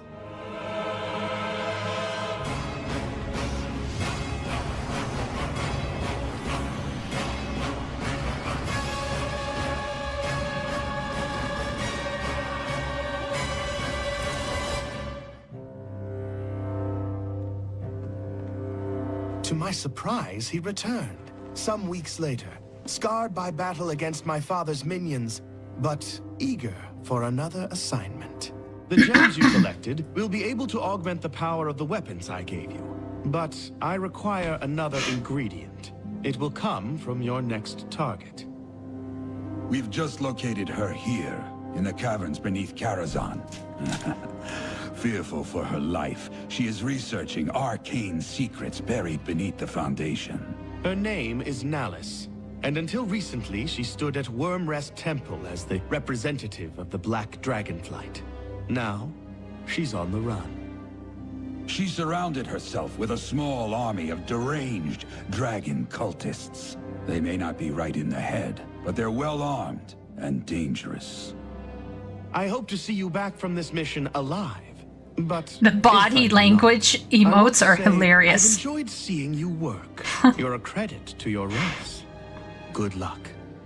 Confident of my new ally's ability, I sent him after one of the most powerful black dragons I knew to be in hiding. Nallis. Getting to her required running through a gauntlet of minions within the catacombs beneath Karazhan. And, of course, Nallis herself did not go down without a fight. I was pleasantly surprised at our hero's victory, but Farad was again unimpressed. She allowed herself to be defeated. The others will not be so weak. The black blood of Nallis allowed me to upgrade the vicious twin daggers of my new favorite assassin. He was going to need even more The weapons look cool. However, and for that reason, I sent him back into the fray to collect more resources. This poor player. Imagine having to, like, get through all of this.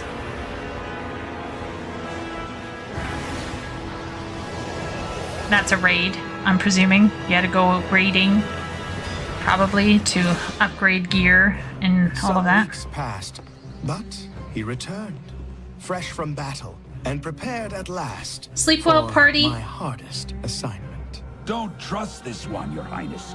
No one is that good. I sent him to kill my father. Oh, wow.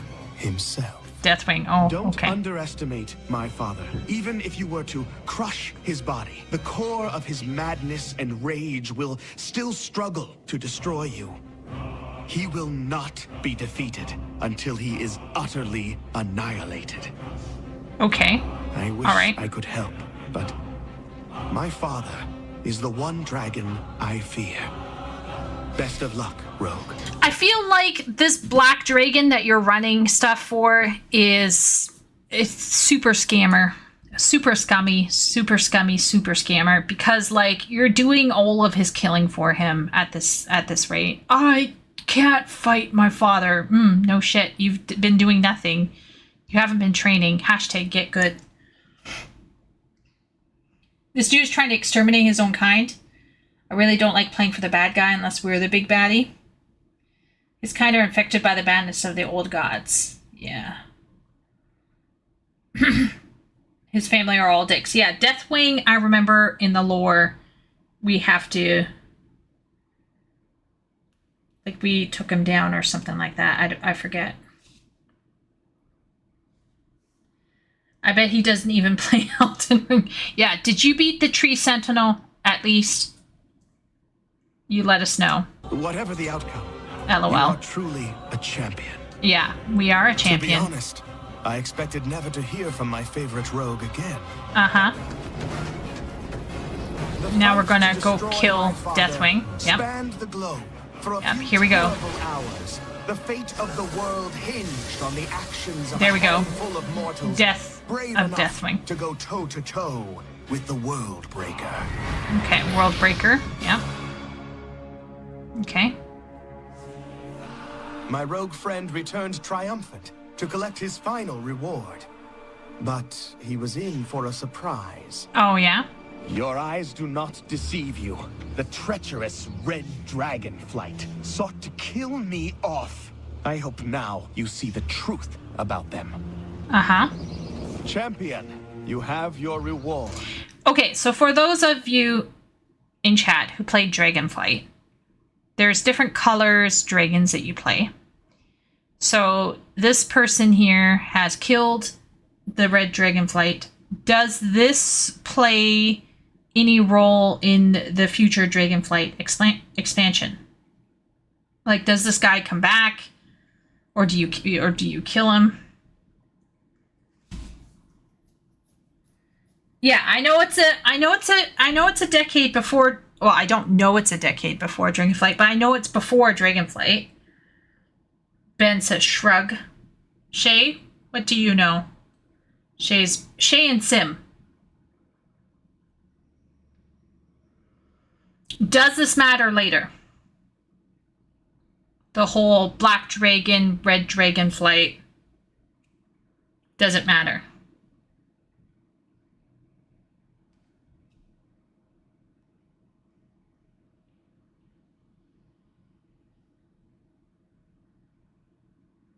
I'm just curious because it would be cool if they picked up something 10 years later and if they made this meaningful, but I don't know if they did.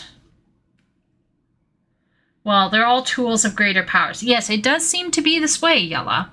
And then you kill the greater power and the greater power says, there is another. He features frequently from here on out. Okay. And does this massacre of the red dragon flight matter? Or is this just a localized massacre? He's a catalyst character for a lot of things? Okay. So this is literally a walking deus ex machina kind of thing. There's no massacre? It's just like a 1v1?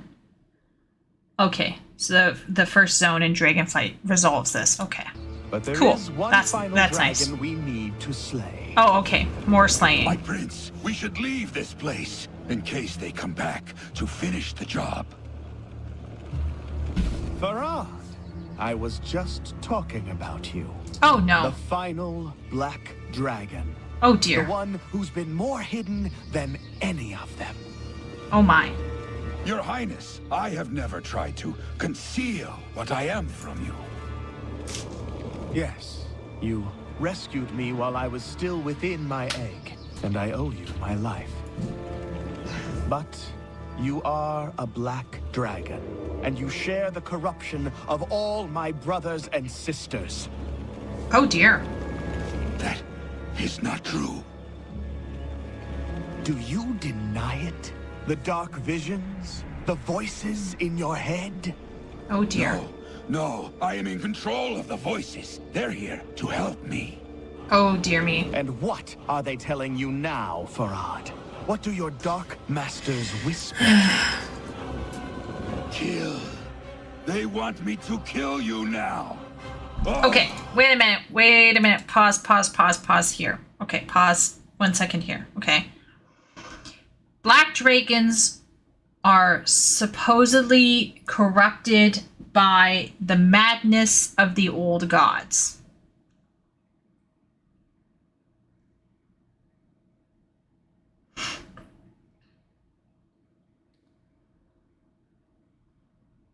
Right?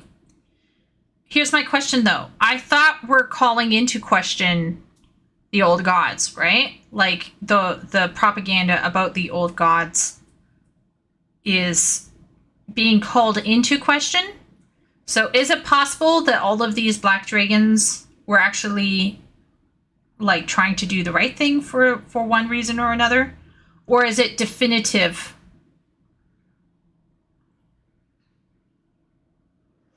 They got ordered by the Titans.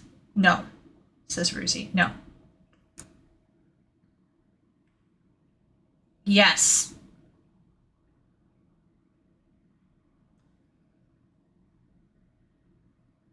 Oh, okay. So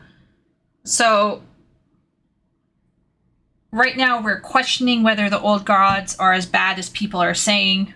But what we can definitively say is that in the past, they were corrupting people and it was all bad.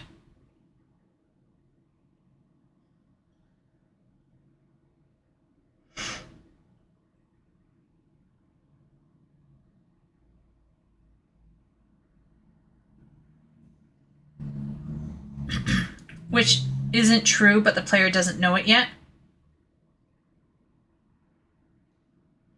It's definitive that they were being manipulated. Okay.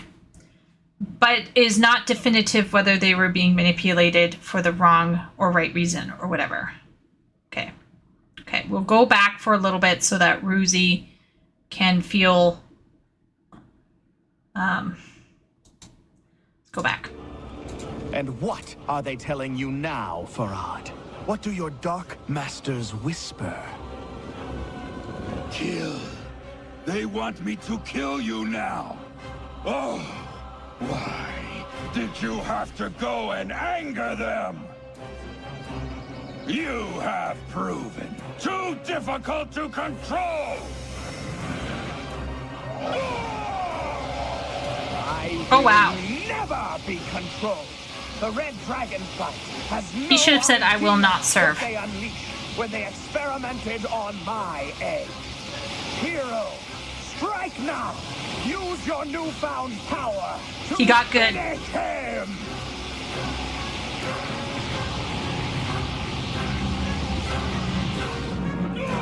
We call this maid service in Canada. We had to call maid. It is done, friend. To my knowledge, I am the only black dragon who remains. Time to make babies. A new Can you age make for babies? mortals has dawned, and Can you make heroes babies like with you yourself? are among the vanguard. Happy babies? I must go now. Disappear. I must repopulate my Perhaps species. We will meet again. I hope we find ourselves on the same side. With the Okay. last of the black dragonflight That- destroyed, that dragon was my lame. destiny was in my own hands. Mm-hmm. I left the assassins of Ravenholt behind to seek my destiny elsewhere. There are rumors of a new land beyond the mists of the sea. Perhaps I will gotta- see you there. I gotta look this up. Why leaves fall. It is in their nature. Perhaps there is a better question. Okay, we're gonna pause here. We're gonna end here because I feel like this feels like a big cinematic, Mr. Pandoria cinematic.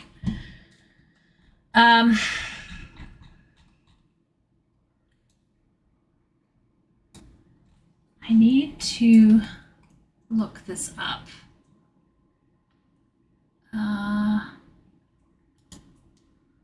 I need to look this up.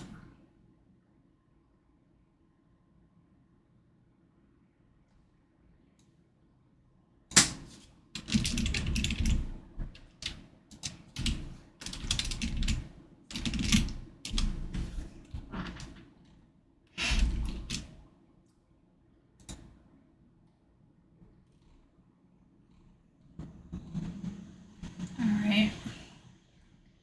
I gotta figure this out. This is bothering me. Sorry, chat.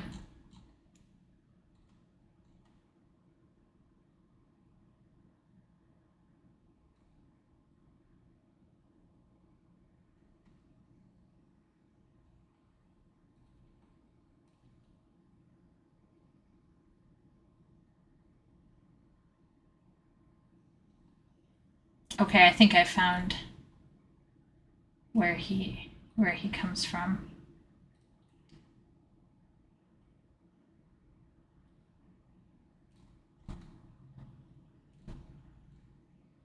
Maybe. Perhaps.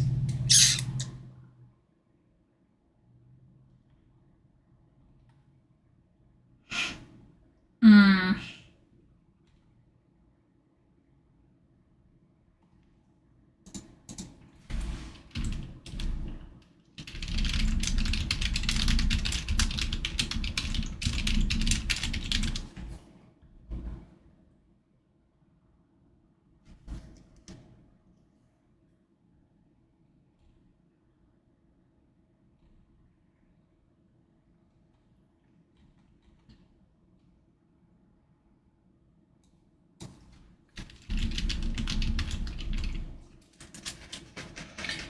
What was the name of the...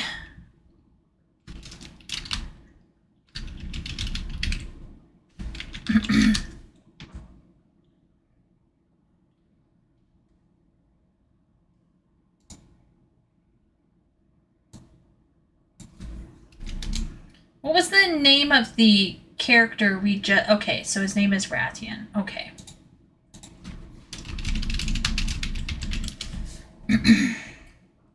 I'm just checking some things here.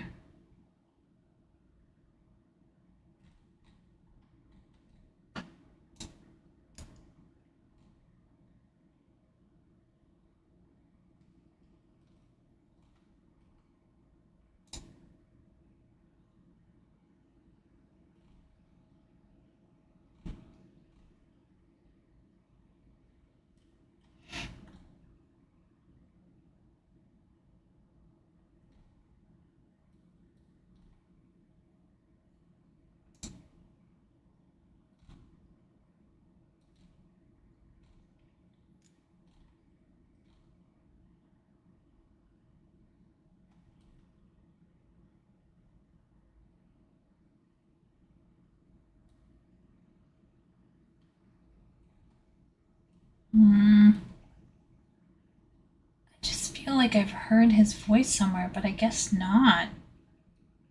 Weird. Okay. Well, it is what it is. All right. I feel like we are... let's see. What is chat saying?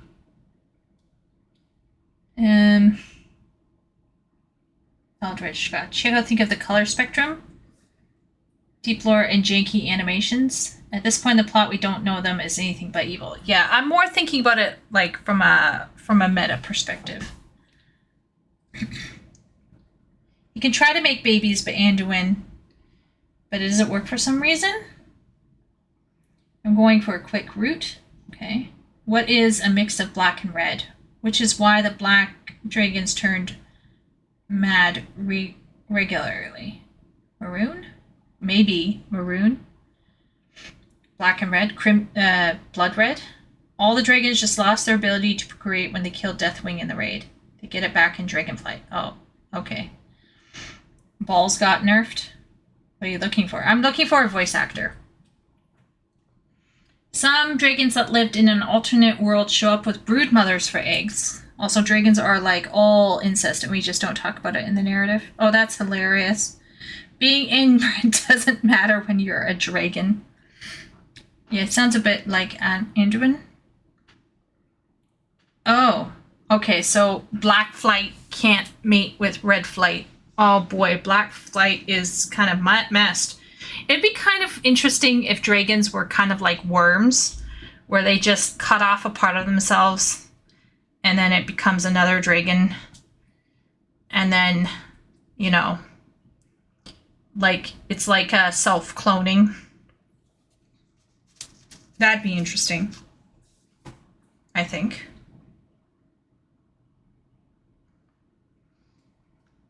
I feel like...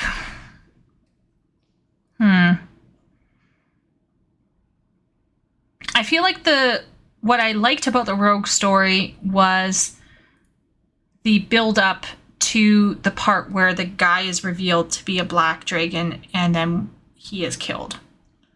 That's interesting. I thought that was fun. That was cool. The voice actor for Rathian is smarmy AF. He's very... Like, I imagine if you spent large periods of time with him, you'd want to stab yourself in the eyes. But on some level, I have to ask myself, maybe that's part of... Like, did the creators intend it to be like that, or was that a mistake? That's the question. Because for me, like, if it's intentional, it works. But if it's a failure and you're actually supposed to like him, that's like... Oh, that's not great. That's not good. Yeah, Aaron Phillips is the VA for Rathian. Yeah, I found that out. I looked it up. I used Google. I'm cool that way. Yeah.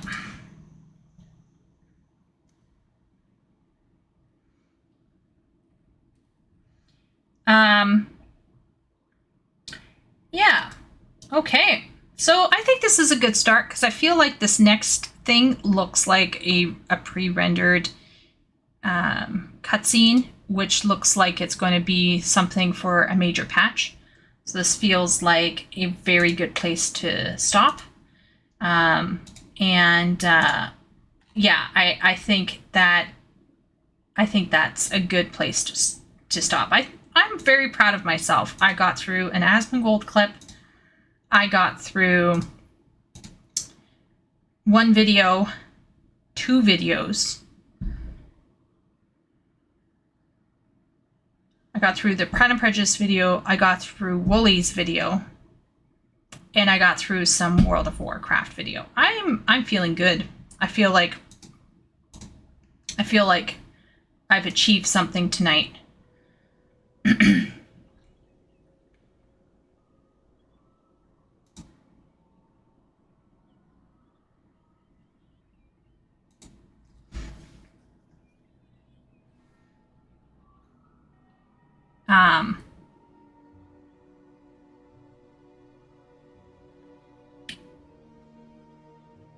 How's chat feeling?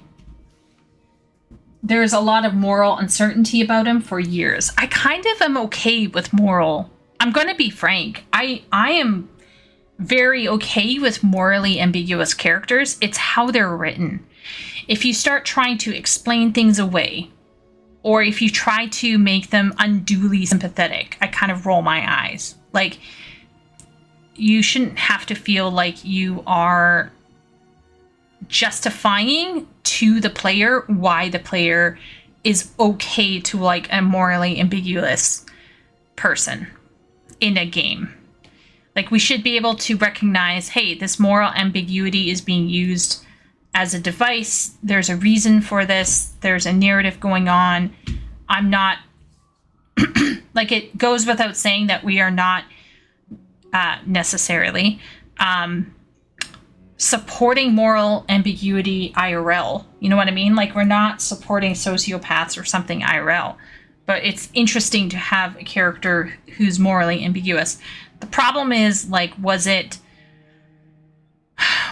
smarminess purposeful, or was that just an unfortunate aspect of the writing / acting? I don't know.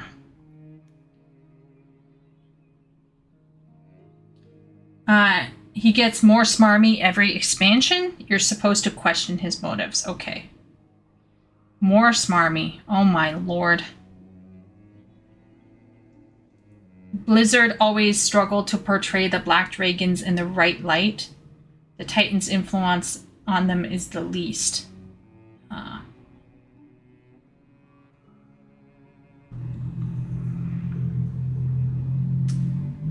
Mop expansion cinematic incoming. See, I knew it. I knew it. As soon as I saw it, I was like, that's Mist of Pandaria. So. Are we doing something else, Ruzi? We could be. We could indeedy. I could end the channel early tonight. We could find something else to watch. We can sit and chat. I'm not 110% like,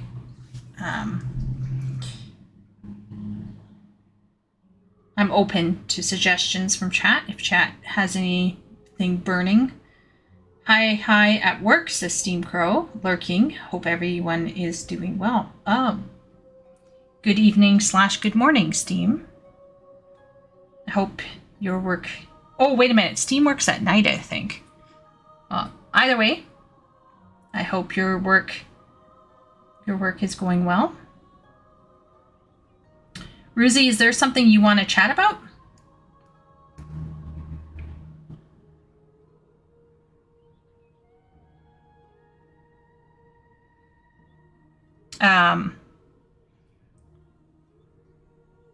Not particularly.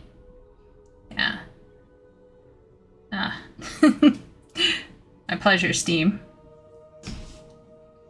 Steam works at an overnight job, like Wooly. So he can only lurk, I imagine. Trying to decide if I should get back out of bed. Oh. Right, you can sleep in tomorrow. Where would you go if you got out of bed, though, Ruzi? Like, where would you go? Like, what would you do?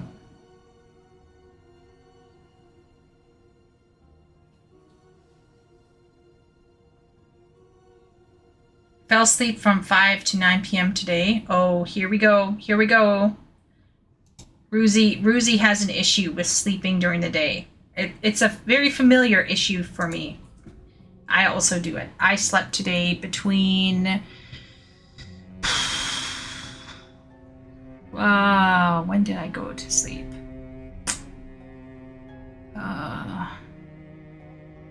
Maybe 2 to 4? Crimson Weave versus Twins. Watch a bit of that. Crimson Weave versus Twins. Okay. Let's go like this.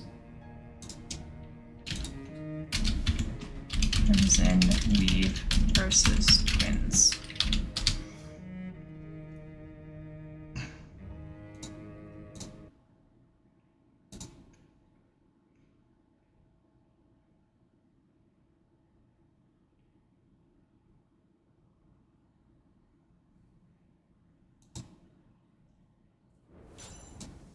この戦い、私を楽しませてほしいものね。全力でかかってきなさい。風より解かれる力。 Animations are flashy. I'm guessing she's in like some mega mode.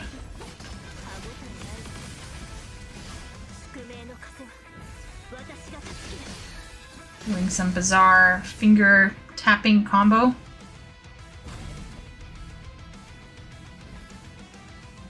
Is she freezing time down, or are they freezing time down?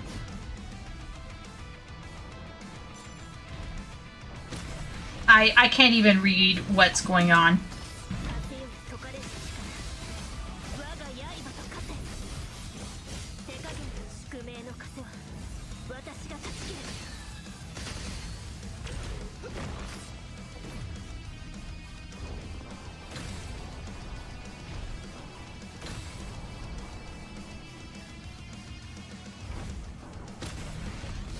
I suppose it pauses just enough to let you know, oh, hey, you should push something here. And if you're a good player, you would know what to push, I guess. Are you just tapping a single button for this, or multiple? I don't know. It's not apparent to me.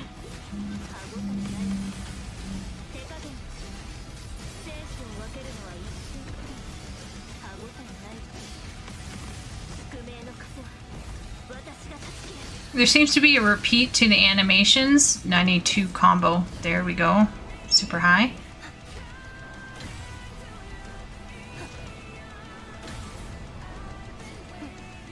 I could take a walk, or I could get back to 14. I don't know what this is, but I like listening to Japanese. I agree, Ruzi. Both sides can freeze time. That's what makes this fight unique. Perfect dodging is important. Yeah. So you probably have to like be really good at like hand-eye coordination. So it's not really about pushing the right buttons, it's about pushing it at the right time.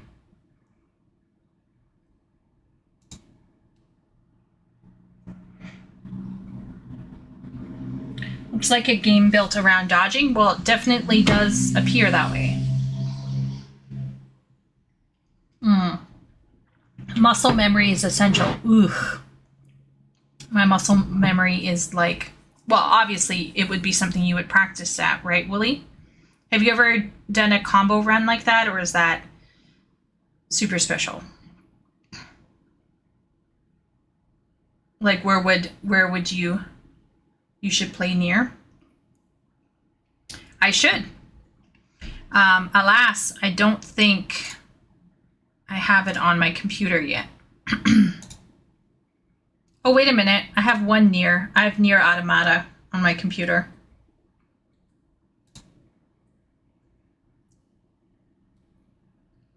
I have Nier Automata. Oh, I have Hogwarts Legacy. I haven't updated that yet in a while. V Rising, another update. Oh, Guild Wars 2 has another update.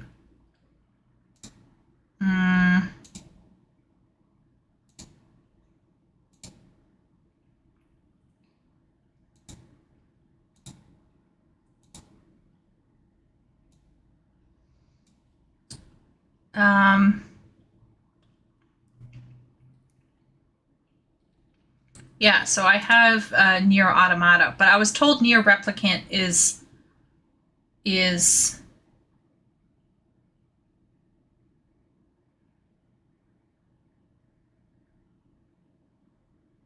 okay. Wooly is nowhere near the skill level. Well, Wooly, you're past 30 and then some, so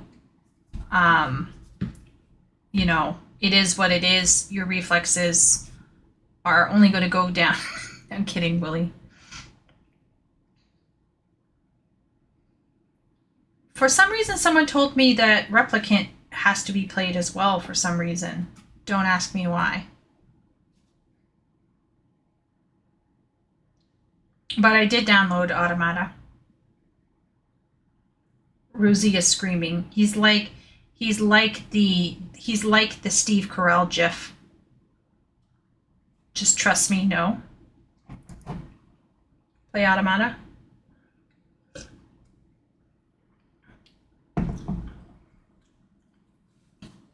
Just check. Who else do we got here in chat? I'm gonna check. I'm gonna check here. How many people we got in chat here? We got 11 people. What's chat feeling like? I'm super open. I could play a game. Definitely could play a game. I do kind of want to blow off some steam because of, you know, my work is, you know, as I said, slightly pissing me off, but I'd be open to whatever. I'm cruising through Endwalker patches, so I'm not fussed, says Ben. Nier Automata is extremely overrated, says Wooly. Thank you, Steam. Each Nier game has a self-contained story. There's an overarching lore, however. Automata comes close to the end of the lore. Really?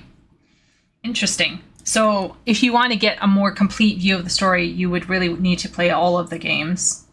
But Automata has... I heard that with this one, you have to like play it several times.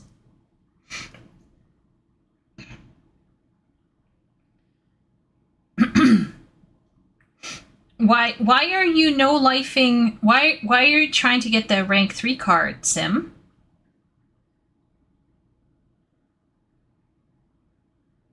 Replicant spoils Automata. Okay.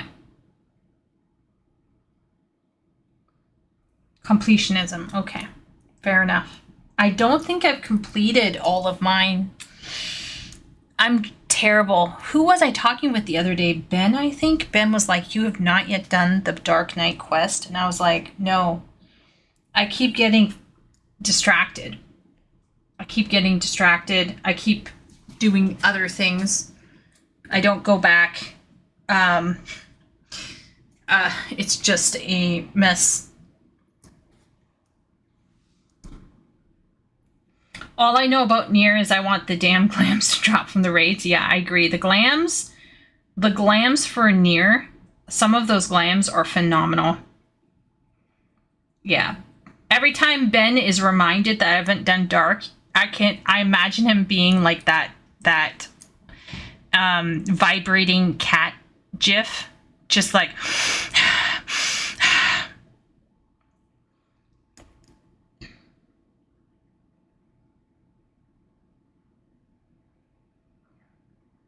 Yeah, Yoko Taro is wildin'. He has a whole in-game universe lore. And I can respect that to a certain degree because if you buy into a singular universe, you just want to live there forever if you really love it. And I can get behind that to a degree because you can just feel really invested and you feel familiar with it and then you just want to continue. But yeah. Nier Incarnation is the third entry. Yeah, I heard about Drakengard. I heard there was like 1 or 2. Obviously, I've not played those either. I've only played the 14 raids. Yeah.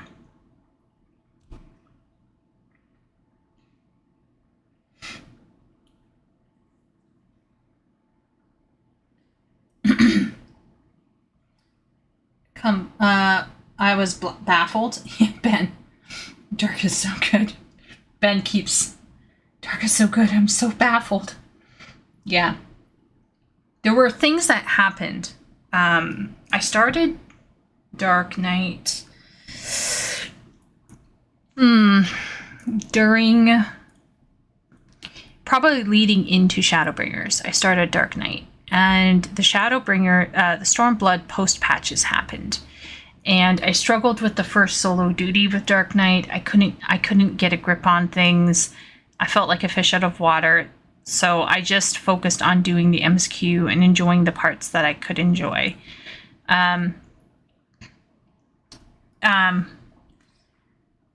But then, how can I say it? But then I like got into Shadowbringers, and I always told myself, oh, I'll go back and I'll finish these other things.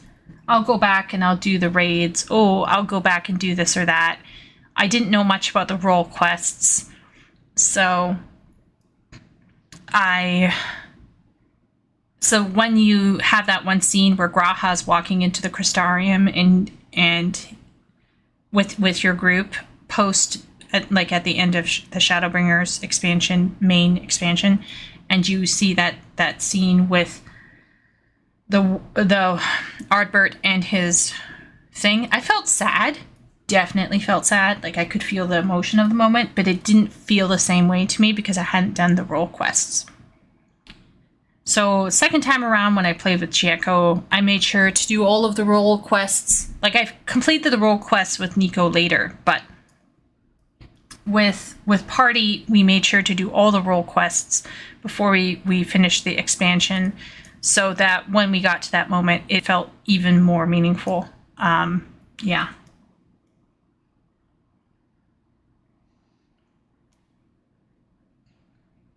The Dark Knight story was pretty dang good and cool. Yeah, that's what I keep hearing.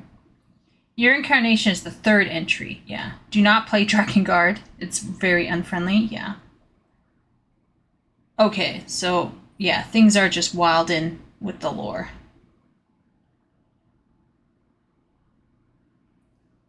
Role quests matter. I felt like doing the role quests in Endwalker. I thought they were fantastic as well. I really liked the stuff set in Gridania because it rounded out Kane-Senna very well. I really appreciated that one. Trying to remember the other ones. The one set in Ishgard, which we're doing right now actually, was also very fascinating because it touches on what do you do if you find out that your faith has been corrupted. Not even corrupted, it has been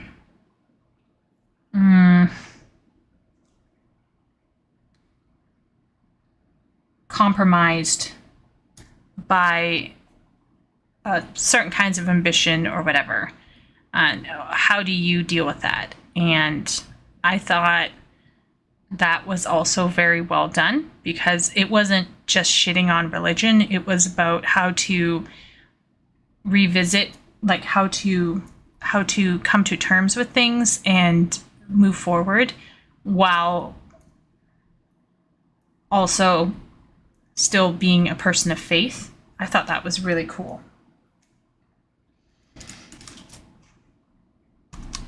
Yeah, it was about crises of, yeah, everyone was having a crisis of faith, but it wasn't like it wasn't like, oh, religion bad.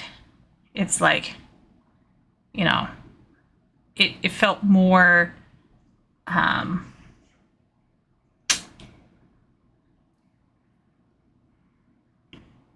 nuanced. And I think I really appreciated seeing that nuance in a world where if your religion was involved in something in the past, it's automatically now, you know, so terrible.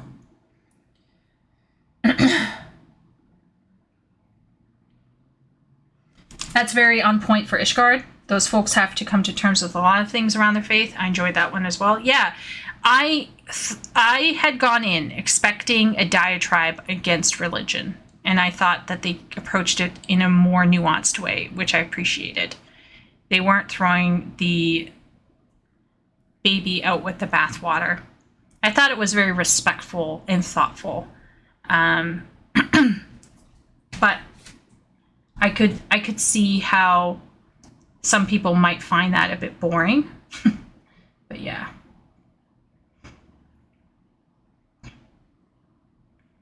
Shadowbringer role quests with Endwalker patches, loved it.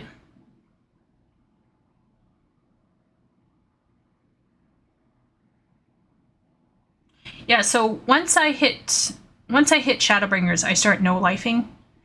I started to formally pull out, like, I was still playing a bit of Eve Echoes, but I dialed back my engagement. I stopped being a mining officer. I went whole hog into the MSQ, and I played through the opening of Endwalker. I was finishing Shadowbringers in, like, going whole hog, and I reached the final zone of Endwalker by December 25th. So, because I did that, I did not complete the Nier raid. I didn't complete Eden. I didn't complete the role quests. What else did I not complete? Did I actually skip Ivalice and Omega? I did not skip Omega because I think I recall them saying you should do Omega before you do anything else. So I think I did Omega, but I no-lifed right through into Endwalker. Steam Pro says, agreed. I expected the same and was glad to see it wasn't. Yeah. Have you done Warring Triad? Yes. Warring Triad I didn't know about forever. I might not have done Warring Triad until I was finished. Maybe I didn't finish Warring Triad. Like, I didn't do Whirlit or Warring Triad until after Endwalker, maybe. Because it was not apparent to me about Whirlit and Warring Triad. In fact, I think I only did them. I only found out about them because of Preach Gaming, I think. Just finished Dawntrail MSQ today. All in all, enjoyed it. I do have a few criticisms. I'm curious to see where it's going from here. Yeah, Steam. I'm going to be streaming Dawntrail on Wednesday. I've not played it yet. I'm very interested in seeing where it goes. I'm going to try to go into it with as blank try to go into it with no preconceptions. I'm going to try to just go in, see how it goes.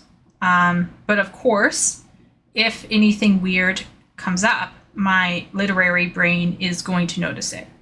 And depending on how bad it gets, that literary brain will, the literary voice will get louder and louder. Oh, yes, absolutely. Yeah. So I'll be starting on Wednesday. I'm going to be frank. I wanted to have like a moving avatar and everything by that point in time. I'm currently in an avatar crisis state. I have drawn one avatar, but party was kind of like, oh, I like your grumpy face. So I might have to redraw my grumpy face and rig it in and do that instead. So I'm not sure. Since my grumpy face is apparently my trademark now. So yeah. Yeah. It will be on Wednesday. Yes. Yeah, Ben. I think Ben, you were in chat. Yeah. So I'm looking into rigging my grumpy avatar. We'll see. But even if I don't have it working for my first stream, I will be there sharing my thoughts and responding to. I'm not going to no-life it. I just want to be very clear. I'm going to take it in pieces. I'm not in a rush. I want to enjoy it. There's no need for me to rush. You know what I mean? Like, just soak it all in. Click on all the side characters. I'm gonna take it nice and slow. So Yeah, that will start on Wednesday. 100% the best way to do it? Yeah, absolutely. Yeah. I just, I recognize like some content creators like to kind of dig into it. I prefer to, I believe I will prefer taking my time. And I'm going to be frank, like my client is behaving, you know, not in a bad way, like very, very nice person, but I'm going to have to be doing more work than I expected to at this point with my draft for my client. And one of my tutoring clients has asked to up the... So I am teaching a friend, an acquaintance of my brother's. I'm teaching their kids on Tuesday nights. And it turns out they want to do more classes through the summer. I may have said yes. So now my week nights are slowly shrinking down to nothing. And that makes me feel so, I'm just, yeah, I just love it. Yeah, Steam. You know, Steam, Ben, Epic. I'm just speaking about people who I know for sure. Wooly, you're all working full-time hours. Some of you are being called in on the weekends, right? I am in a different place because I am a freelancer. As a freelancer, I don't necessarily have to beat myself up all the time and like make myself go to work, but my work schedule is legitimately a bit nut bar. Let's just say that it's a little bit it's a bit nutty. I think just because right now I'm in an in-between state, and it's just one of those weird, I don't know, it's just one of those weird things where I'm just stuck. I'll likely be able to play along with my Lala. I'm in 6.3. Absolutely, Ben. You're welcome to join me. A Miko and a Lala. Your Lala is really cute, so I'm good with you. No, I'm kidding. I've heard as much from other freelancers I follow. The seas can be a bit calm one day and then turbulent the next. Yeah, exactly. So I teach... I think I'm teaching close to 12, maybe 13 hours right now. Maximum, I take 15 hours of ESL. And then on top of that, I'm dealing with this client. And then on top of that, I'm writing my own novels. And then on top of that, I'm clearly not posting to my YouTube, and I need to. It's been ages. And then on top of that, I have streaming. And on top of that, I want to study, I want to continue working on my video game. So yeah, there's a little bit much at the moment. I was trying to explain it to this lady because this lady wanted me to house sit for her, and I'm just staring and I'm like, how can I explain this? Oh yeah, that's right. And making a VTube avatar from scratch. Yeah. It's just a lot. Like, it's a lot of very different things. So, like, something obviously might have to go. So it might be, like, I might have to put my video game practice on the back burner. Oh yeah, studying Japanese with Ruzi. Another thing. Right? Oh my gosh. Absolute failure. Absolute failure. So, yeah. There are lots of people in chat I know who are working super hard and who are like just chugging away. I sometimes come away feeling like I'm not working at all. Like I just don't feel productive. I'm not seeing output, and it makes me question what am I even doing? And that's the problem. I feel like I'm doing everything and doing nothing at the same time. So much to do, so little time. That's what I needed to do. I need to work on mine as well. Thanks for reminding me. been so swept up into 14 again recently. I've not done much else. You know, Steam, I can't go into details because it's a project I worked on with a client, but I did do some research on management, life management, learning how to prioritize. And the one thing I learned is like, sometimes you got to put some things on the back burner to deal with other things first, and then you can go back to that a bit later. And it's tough because I'm also someone who can waste time. So it's hard to know, am I putting something on the back burner in order to be productive elsewhere, or am I just wasting my time and being like, am I being unfocused? So yeah.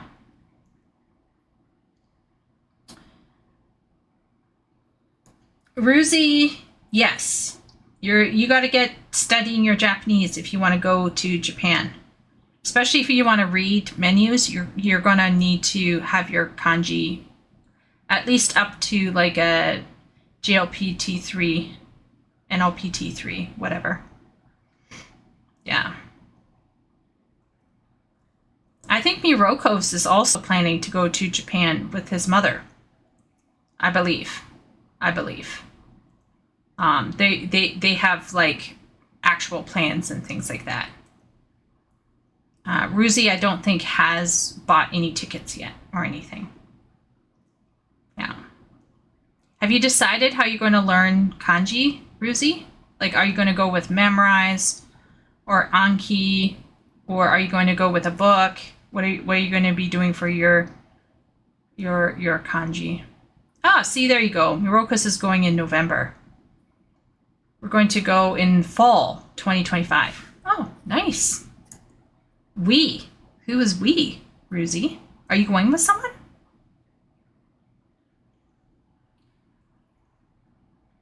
You did good progress when you did RTK? Okay, you and your parents. Nice. Okay. Maybe you should return to that then. Is there a way for you to return to that and just like review through that way?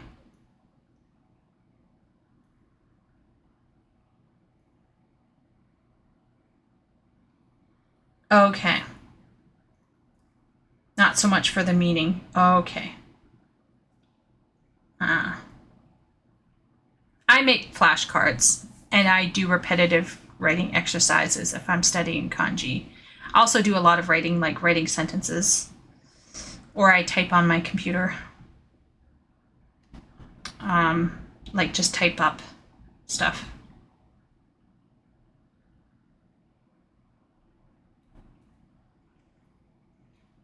Yeah. I usually what I would do is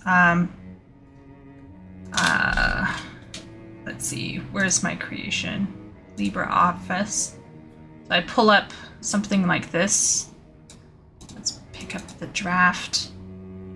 Good heavens. Okay. And then I change it to Japanese. Switch it. And then I just go from here, right? So I'm gonna up the size, I think. Right? And then I just bring that. Ima.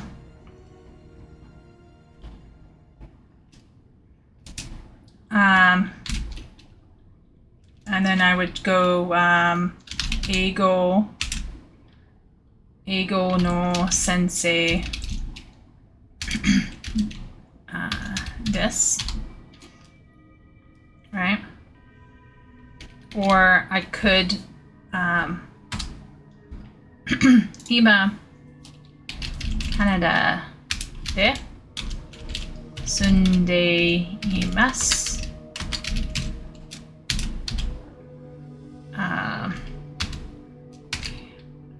Rainen.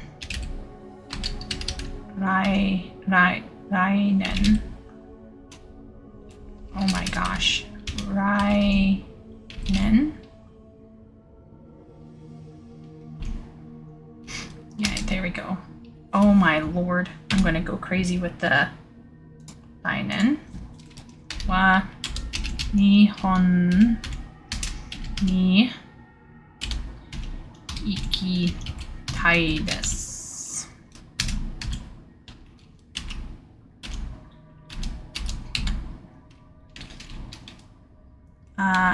Let's say ikitai dakara.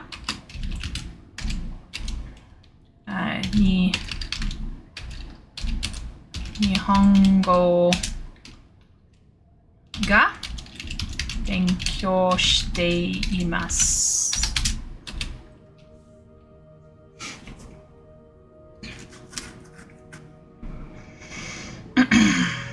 I would honestly, Ruzi, I would look for, I know this sounds crazy, but if you want to learn like standard stuff, not just, you know, weird stuff pulling out of a novel. I mean, you can go that route if you want to. But what I would do is I would look up JLPT stuff. That's what I would do. So I just looked up, I would start with GLPT 5 and 5 kanji list. Kanji by JLPT level. And you start with N5 80 kanji, N4 170 kanji, and 3 370 kanji. Get those 3 down. Just those. Focus on each level.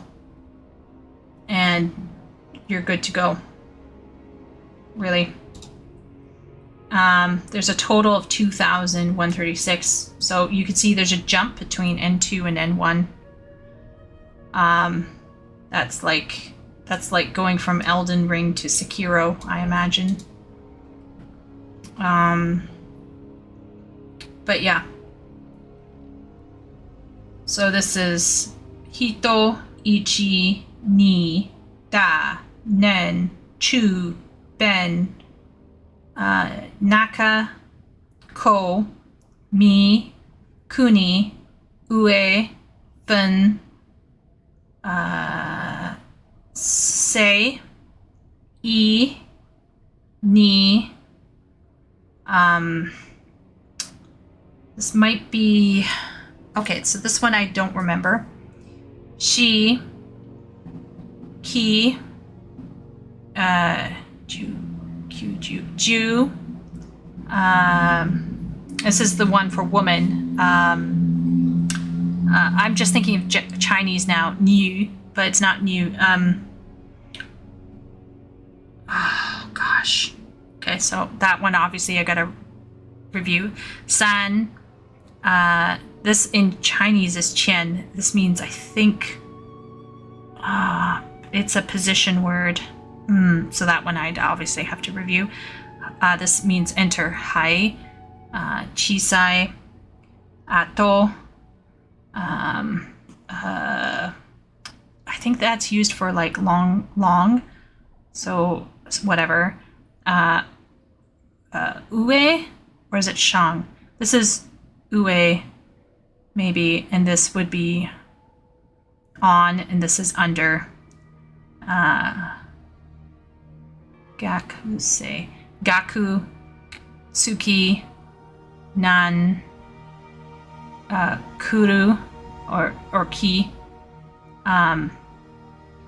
Hanasu, Yama, Nagai, Ima, Kaku, Go, Nam, Jin, Otoko, Wai, this is S, Shi, Sen, Kawa, To. This is, I think, is the one for reading, maybe. This is Go, so I'd obviously have to review that one. Yeah. There's a kanji for Ben. Yeah. It's for book. Tabe, that's for taberu, eating. Hachi, Sui, Ten, Mu, Roku, Wan, Bai, I think, white. Shiro. Ju, I think. En. Denki. This is Chichi. Chichi, I believe, or like for father, I believe. North. Oh my gosh, Kita, maybe. Kuruma, car, I believe. This is, I think, for mother, I believe. So that would be like haha or okasan, I guess. Han, I think half. I believe that might be half. This is 1,000 maybe. So I'd probably have to research. I'd have to check that one again. This is Earth for this would be for the day of the week. Do, I think is for Thursday. This is so for one is 4 and one is death. Yon chi. That may be 1,000 and this might be 100. So this would be hyaku. Hyaku and this would be chi. I think this is used in gakko. So this probably is ko, which I think is linked to being school or something like that. This is, I think it's right or left. This is migi and hidari. But of course, I'm going to mix up right and left. That's so typical me. Nan, yo, huo, fire. Ka, I guess. Wait a minute. Kaze, kage? Ka, yeah, ka or kage. Kayobi. Mai, ame, yasumu, and Q for, I think that's for meat, maybe. New for a thing. And then here's where things get rough. This is where things get rough for me. Let's see. This would be, I don't think I could even remember all of N4. This is early.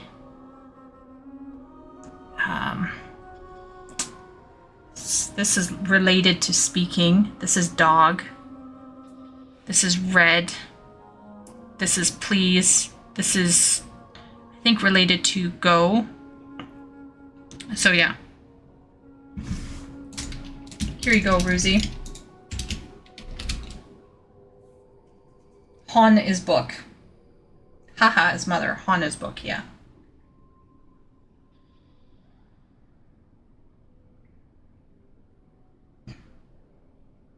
Do I use those apps for learning languages? I do use Duolingo as just a mild review. I actually use much more traditional forms for studying at home because at this point in time, Leo, I'd be stupid not to know my own learning style. My learning style is, bizarrely enough, is kinesthetic, by writing down over and over again and by using in sentences. So I know that I learn best by writing and using it myself. Number 2 would be reading. Number 3 would be speaking. Number 4, listening is probably my hugest struggle. So yeah. Duolingo, I've used. Memrise, I've used. Anki, I've used. I'll look at my phone. What's on my phone here? Duolingo, I use Akebi, which is a dictionary. I use Satori Reader if I want to read something, or NHK Newsreader. And I used Memrise for kanji. I thought Memrise for me was doing a good job for that. And I also faintly recall using something else.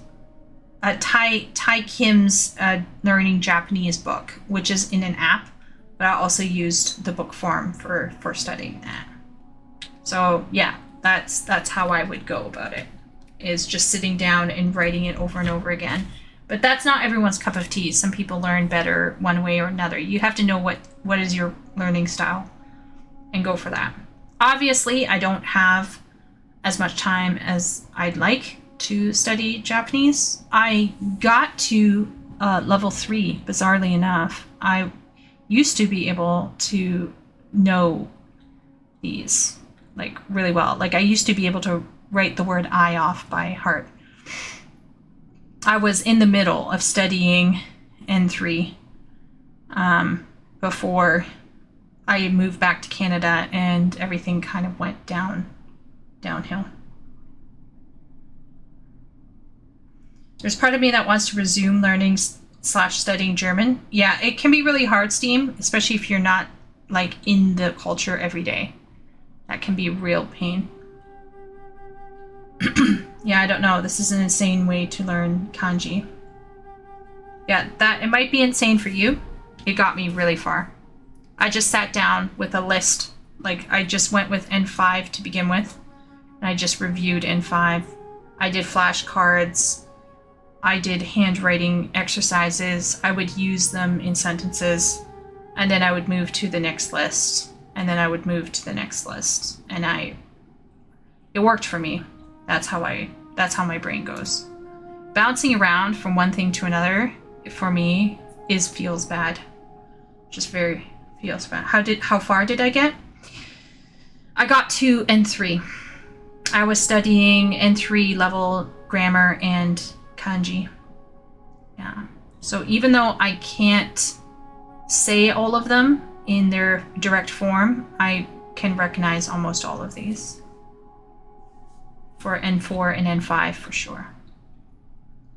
So even if I can't say them in the language, I definitely recognize them. Like this one here is music, right?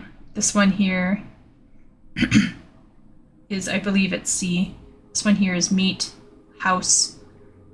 This is, I think, 10,000, earth, right? So on and so forth. Tatsu means to stand.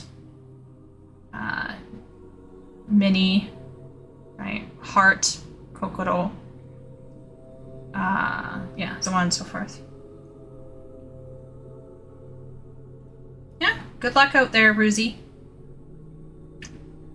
Good luck out there. Most people listen to sentences and repeat them throughout the day until they stick, and then go to other sentences, but it's mostly listening and talking. Yeah. So Leo, because my brain works with images, learning with pictures and writing is how I have to learn. It's a blessing and a curse. So even when I was studying Chinese,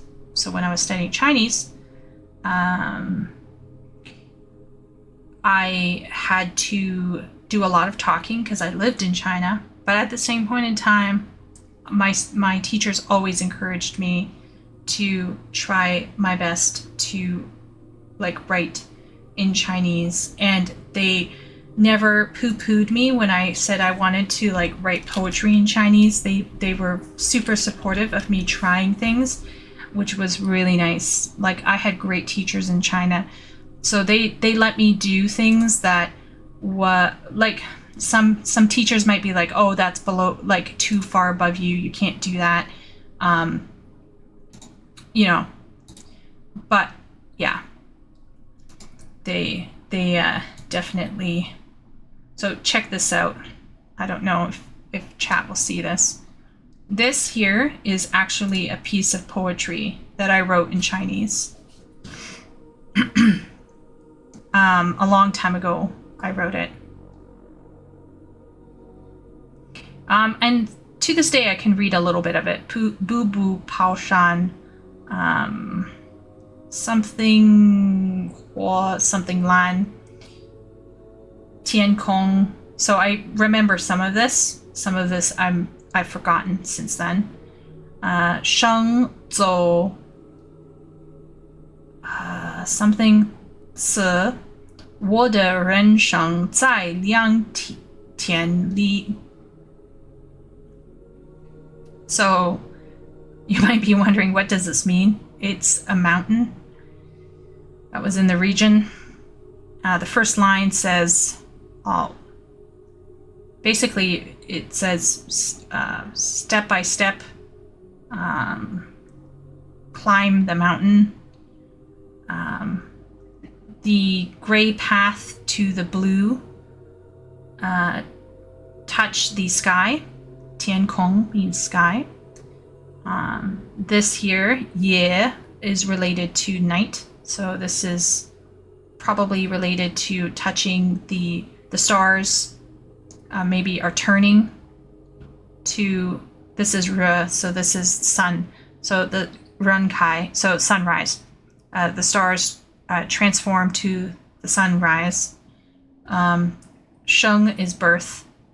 Zhou is passing or going. So birth passes into death. My life in 2 days' time grows more resolute. Down here it says grows more resolute. Yeah. This was a piece of writing I did in China. Yeah. My teachers would like have to work with me, obviously, because I was a baby. I was like just trying things. Obviously, I needed help. They were very, very supportive. They would be like, "Oh yeah, let's help you get this," and they would work with me to check my grammar and make things certain.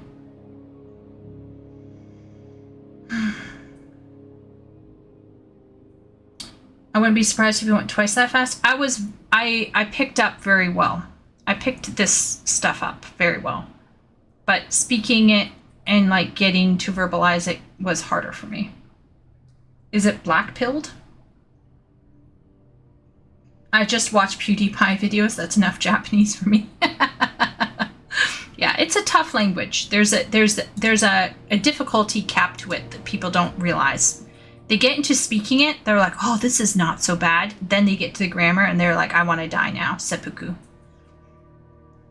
The point of the poem is to talk about how, so this mountain, Huashan, the mountain was popular for students to climb. It was kind of like a mark of, like it was almost like a rite of passage for local students. So it was like, have you climbed Huashan? And if you did climb Huashan, which way did you get up the mountain? Because there was a hard way and then there was an easy way. And like, depending on your answer, would determine how cool you were. So I wrote a poem talking about like how this person's journey up the mountain was like a lifetime, basically. But with each step, they became more resolute. So that was the point of the poem.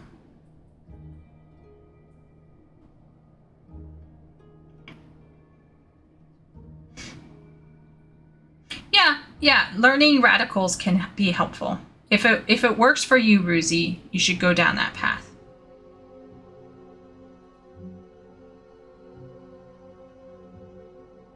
Oh, Leo is way more practical. Yeah, that's most people go that route, Leo, for real. I actually didn't know how to ask people how to go to the bathroom in China. Like, I didn't know how to ask that until, I want to say, 5 months in.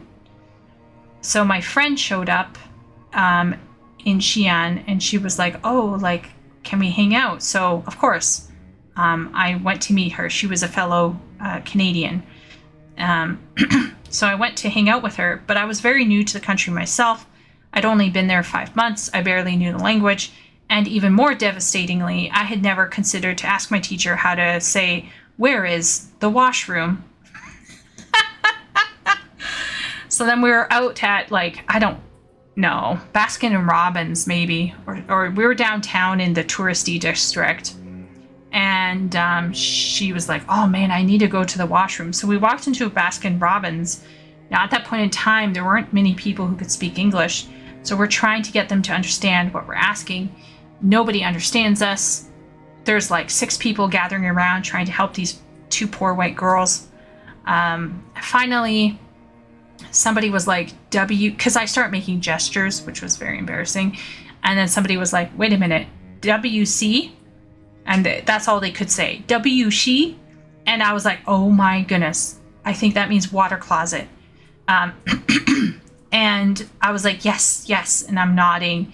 And they proceed to like rattle off a string of Chinese that I have no way to comprehend. And they could see the look on my face. I was just like, what?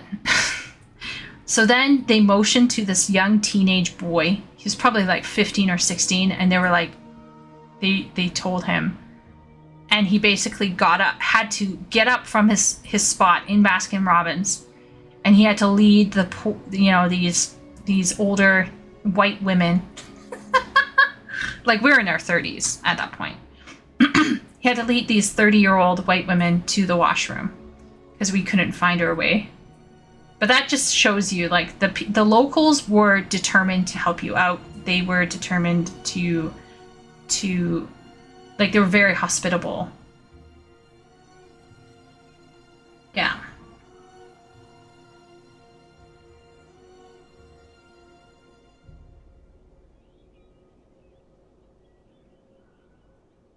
Yeah. Yeah. I can see what you're attempting to do, Ruzi, with like breaking down the kanji into radicals. I studied a bit of that when I was studying Mandarin. But in terms of speed for me, that wasn't my go-to way of thinking. Yeah. Steam's laughing. It's easy to gesture if you're a guy. Yeah, we could only make general sweeping motions. It was a bit wilding for sure. But after that, I went to, like, my next class. I was like, can I please learn how to say bathroom? And I learned it. It was Wei Sheng Jian, which literally means wash hands room. Wei Sheng Jian, wash hands room. That's it. Mandarin's vocabulary makes so much sense once you figure it out. It's like, oh, holy moly. Like, the word for computer is dian now, which literally means electric brain. And the word for elevator, DNT, means electric stairs. Like, the parts that make up the full word in their vocabulary almost always make sense because it was not organically created in a zone by people who had their own thing. A lot of their vocabulary, particularly for modern stuff, is determined by committee somewhere in Beijing, I believe. Like, I'm sure there's an organic aspect to some things, but there's an element of them, like, determining it. Yeah. English is a mess. Yeah. If you don't learn Latin, basic Latin and Greek, and if you don't have a little bit of French under your belt, I think understanding how to spell in English can become very difficult. Phonics in English is very difficult because of the multiplicity of languages within it. On the other hand, a lot of English speakers don't understand how flexible their language is compared to other languages. Like I said, Chinese is not at all flexible, so creating new words can be very hard for them. Whereas the Japanese have a partial phonetic system, well, fully phonetic system, but with the kanji, of course. But like, because they have their katakana, they can almost instantaneously slot in new ideas or new words pretty quickly. It's not like the word computer is not. It's a new word, and they could just throw it into katakana and done. Wham bam, thank you, ma'am.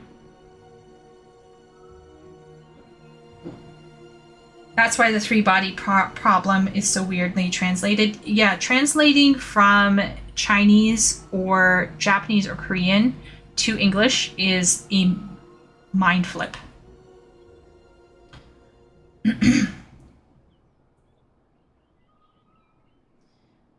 Yeah, there's a messiness, but there's a flexibility. It's almost like Windows, right? Windows has almost no security. but at the same point in time, you can do a lot with it that you couldn't do with other systems. Pablo Neruda used to talk about this. I don't know who Pablo Neruda is, but yeah. Yeah. So whenever Chinese people, when I was teaching them, whenever they struggle with pronouns or pronunciation, I never get mad. I don't understand people who are like, why can't you just speak it right? It's like, shut the do you know how hard English is? You probably don't. Your English is also shit. A Spanish author. Okay. Hello, Johnny. How's it going? I know that you were up a bit late. How many hours did you get in? He preferred English? Yeah, there's a limit sometimes to certain languages. I also think English is one of the few languages that has future perfect tense, I think. Future perfect tense. Future perfect continuous tense. Yeah. This is a weird one. Do you know how many languages do not have this? This one is a wild one. In November, I will have been working at my company for 3 years. Now, I'm not saying that people from other cultures can't say this, but they have different ways of handling this kind of concept. But in English, our verb tenses have it built in. I think romantic languages probably have it as well. Like any romantic languages probably have this also. But a lot of, like in Chinese, it is not so simple to say this. Let's just say that. 5 to 6 hours of sleep. I think I could sort of operate on 6 hours. How about you, Johnny? Are you going to be able to operate okay on that? Chilean poet?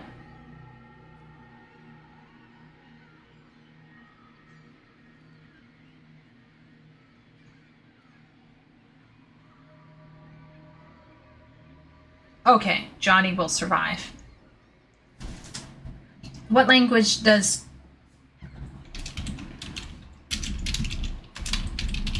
Chile's language is Spanish. So Ruzi is technically correct, Leo. He is from Chile, but his language his native language would be Spanish. So although he is nationally he's a Chilean poet, but linguistically he's Spanish.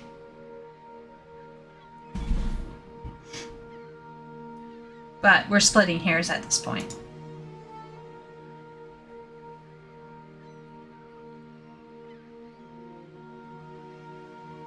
You're mixing him up with a Spanish guy?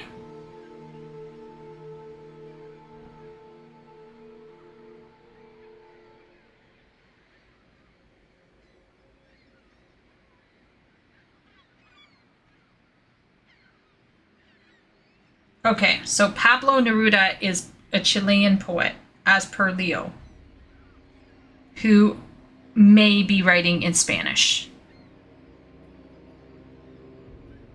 Which language is the prettiest to me? Japanese.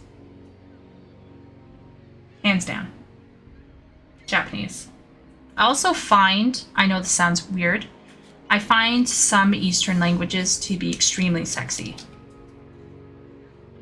There's something about men speaking like Eastern European languages, like Hungarian, Polish.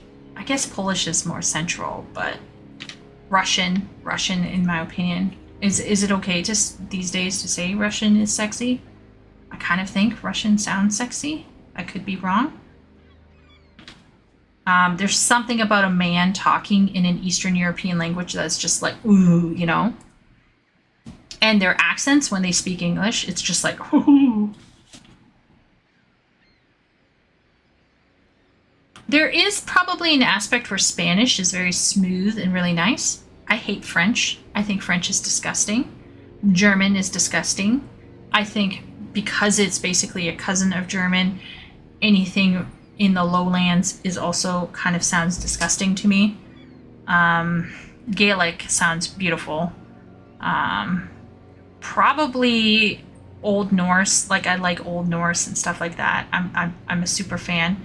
I'm a super fan of men speaking Old English. I love Old English.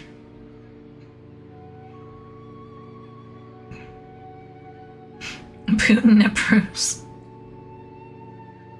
Borges. Okay.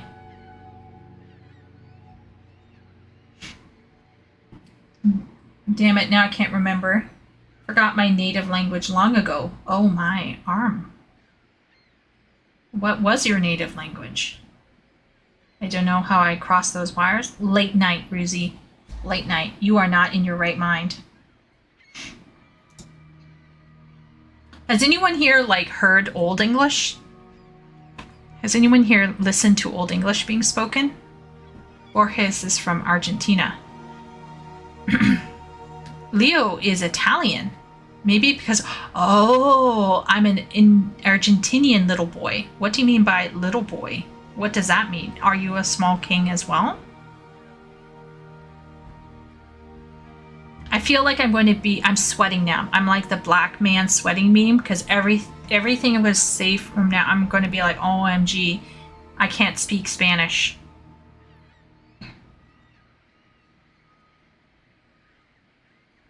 French. Okay, I posted an interview clip from him in the content requests. Okay, let's see. All right, let's check this out. What am I reading in English? I find English far finer language than Spanish. Why? Well, there are many reasons. Firstly, English is both a Germanic and a Latin language. What am I reading in English? I find English far finer language than Spanish. Why? Leo is probably crying somewhere in the distance. Why?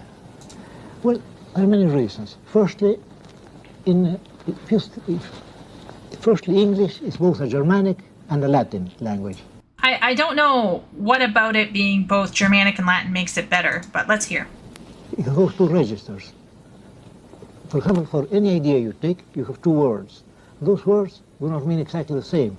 For example, if I say regal, they're not exactly the same thing as saying kingly. But if I say fraternal, not saying brotherly. Or dark and obscure. Those words are different. It will make all the difference, speaking, for example, of the Holy Spirit. It will make all the difference in the word in a poem if I wrote about the Holy Spirit or about the Holy Ghost. Since ghost is a fine, dark Saxon word, while spirit is a Latin word. That's actually a good point. So one of the amazing things about English is we have a plethora, because we keep pulling from other languages. We're like leeches, essentially. We're taking the best of the best. And honestly, we are therefore able to, number one, have connotations. We have maximum connotations, maximum. And then also on top of that, we have maximum choice for how we want the words to sound, depending on the, like, if connotation doesn't matter as much to you and you're focusing more on how a word sounds, you have more words to choose from in that respect as well. Well, and then there is another reason. The reason is that I think that of all languages, English is the most physical of all languages. Is it? Physical. Mm-hmm. For example, he loomed over. You can't very well say that in Spanish. Asomó? Well, no, but not exactly the same. And then then in English you can do almost anything with verbs and prepositions. For example, to laugh off, to dream away. Those things can't be said in Spanish. To live down something, to live up to something. So, I mean, he's speaking as a Spanish speaker, so and as a writer, so he must know what he's talking about. But, for example, Japanese and German have these very, very specific words that English does not have and cannot describe. So what does English do? Well, we yoink them. We don't know how to say Heimlich and Unheimlich. So what do? We just say Heimlich and Unheimlich. We don't have a way to describe Sonder in one word. So guess what? We're just taking the word Sonder. Yeah, Schadenfreude. Yeah.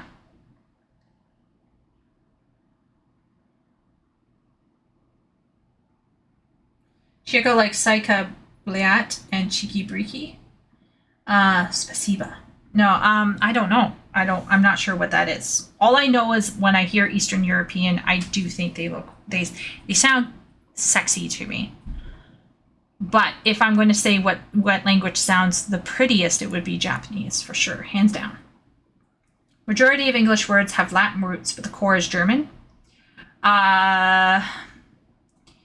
Yes and no. So first is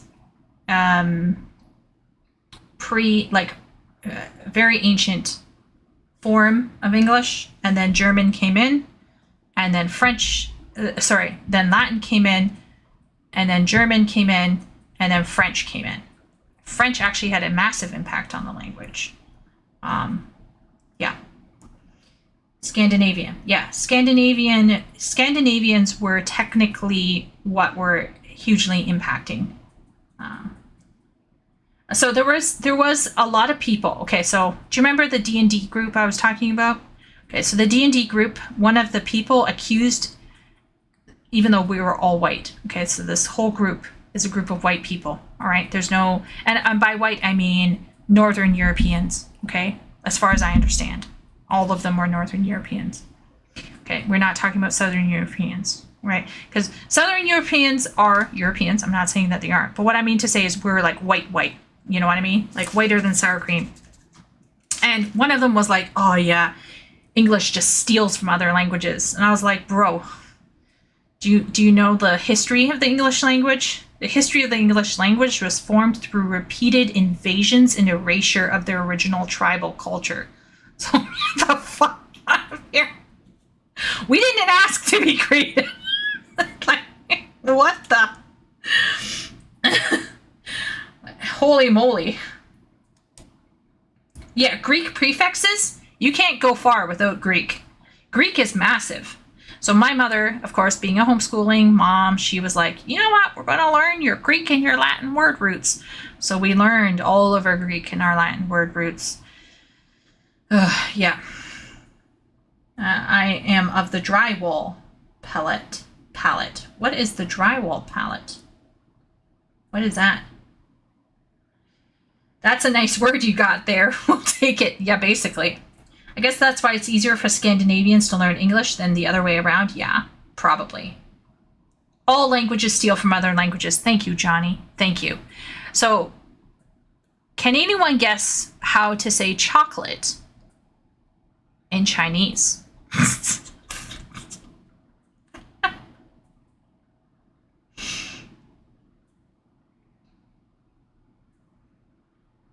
Oh, you're of the... Oh, I see. Sorry, Steam. It's chao-ko-li. Chao-ko-li is how they say chocolate. How do you say Canada in Japanese? See, Canada. Canada. Right?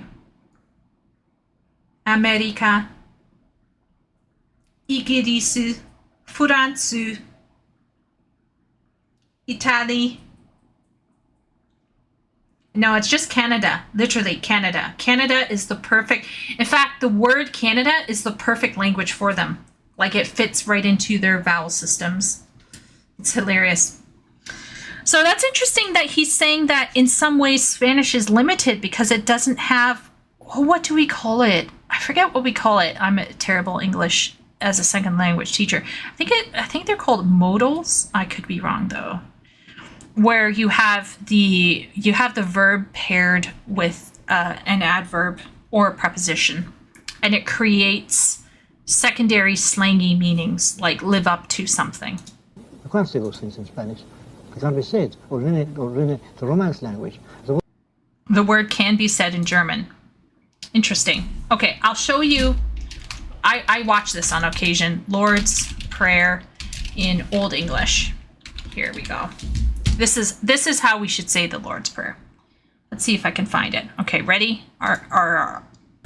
You sent in a proposal. Oh, good but Lord. Your manager has so many questions. Okay. Here we go.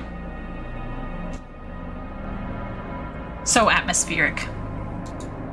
When you listen to this, you're going to feel the Old English.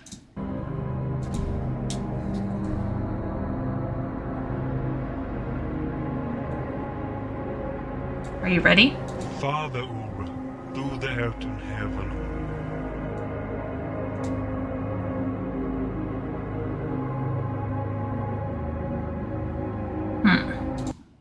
Wait a minute. Let's see this one. Federure, thu thearton heovunum. Si thin nama je halgod, tobe come thin riche, je urde thin willa, on eordan swaswa on heovunum. Urne je dai huam likan slav, syleus todai. Ant furifus ure gyltas, swaswa we furivathurum gyltendum. Ant ne je lad thus on kostnunge, aka lysus avivele. Soth liche. That's our Old English. So I studied that for 2 semesters. I did a 6-credit course. It was a complete waste of time, a complete loss of money. The professor was terrible. She didn't know how to teach the language. She started her first lesson off with, let's study the subject and predicate. And her aim was to actually teach the language. And then when the class went dead, she realized within a few questions that no one in the classroom other than me knew what the difference was between a subject and a predicate. And everything went downhill from there, really. It just became a way for her to talk about her King Arthur project. And she sort of foundered through the book. And I would peace out often. My friend broke her ankle slipping on icy grass, so I would just go sit with her instead of going to class. And one time I went to class randomly to find out that there was a, like, not a midterm, but like a quiz. So I sat down and I did the quiz and I got perfect. Didn't even go to class. Terrible. And of course you can imagine she loved the language. She just couldn't teach it to everyone. Like, they just couldn't do it. It was hilarious. And she would make us read it out loud, and that was even worse. Fader ur thu the art on Hilfunum, si din name Yelgod, to bicum din riche, Yawortha din willa, on Erethan swaswa on Hilfunum. Like, it was just, oh man, it was brutal. And you know what made it worse? She would give us a list of the most important. So we didn't even have to memorize. We just had to be able to scan. So there would be a list. It would be, say, Father equals Father, Heophonum equals heaven. And then we just had to memorize the vocabulary structures. So of course you can imagine how this went for me, because I'm not dumb. You put before me a piece of Beowulf. I was reading Beowulf for fun, like when I was 16 years old. So like when I walked into the test, I could tell right away just from looking at the vocabulary list that we were talking about the feast in Beowulf. So of course that was yeah. And so then if you do Eowyn's song, so this right here, what she's singing in this is actually Old English, like legitimate Old English.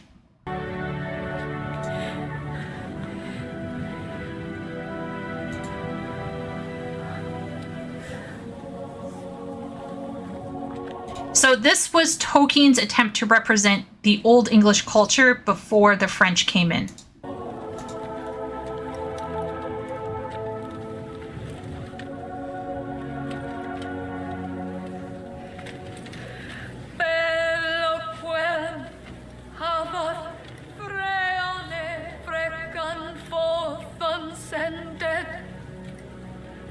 Schulan singer, Leomet Soriende, on med du selde, that Emmanuere, his Kruknediras, and Maya Deoros.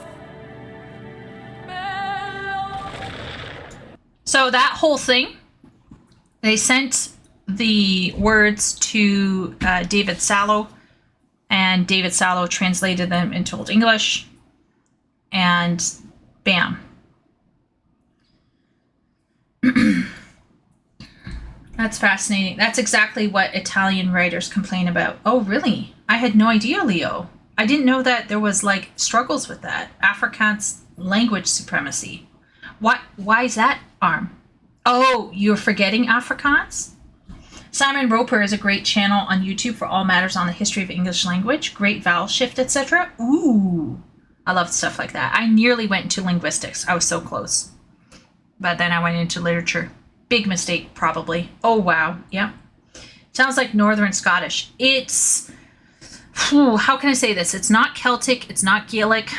But there was a language before the German and the Latin. Like before the Romans came in. Before the German Scandinavians came in. Before the French came in. There was something there. And I think it probably would have sounded really beautiful.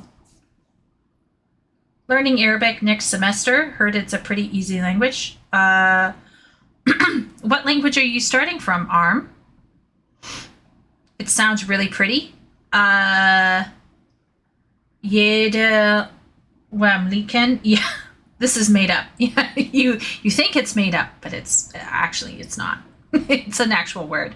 And you can actually tell, like, let's go back. Actually, let's go back here. So if you look closer here. Wouldn't it be crazy good if you Lord. could create voiceovers that sound like a raspy old man? A young teenage girl. Oh, maybe I should do that. I could become a thought. See this word here? Heophenim, or Giltindum. These show that this was written post Latin arrival. This is with Latin involved. So the crazy thing with English at this point in time is you could move everything around. In some ways, it was a bit like Japanese, that all you really needed was to have the verb at the end, and or whatever you wanted. Really, you could just throw shit together. And forgive us or guilt us, swaswa, we forgiveth udem guiltendum. So guiltendum is obviously, it's conjugating like a Latin noun. But then down here we got sothliche, which is not Latin at all. So it was like a literal mishmash of two languages. I think it sounds beautiful, but it's not everyone's cup of tea. I love translating it, but that course was rough. Holy shit, it was bad.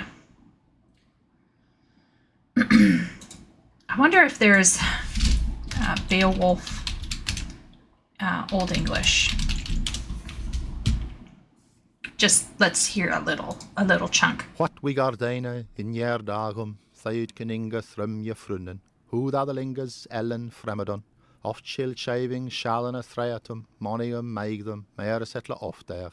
Eis or a airlas, sid an airest wert, feierschaft funden, he das vrouwerie bad werks onder wolknem, wert men dem thag, or that him eichwilch, daar se tendere, overgrondrade huren, schulde, gomman, yelden. That was gold kuning. The word for king was kinning, or kinninga. It's one of the most beautiful languages in the world.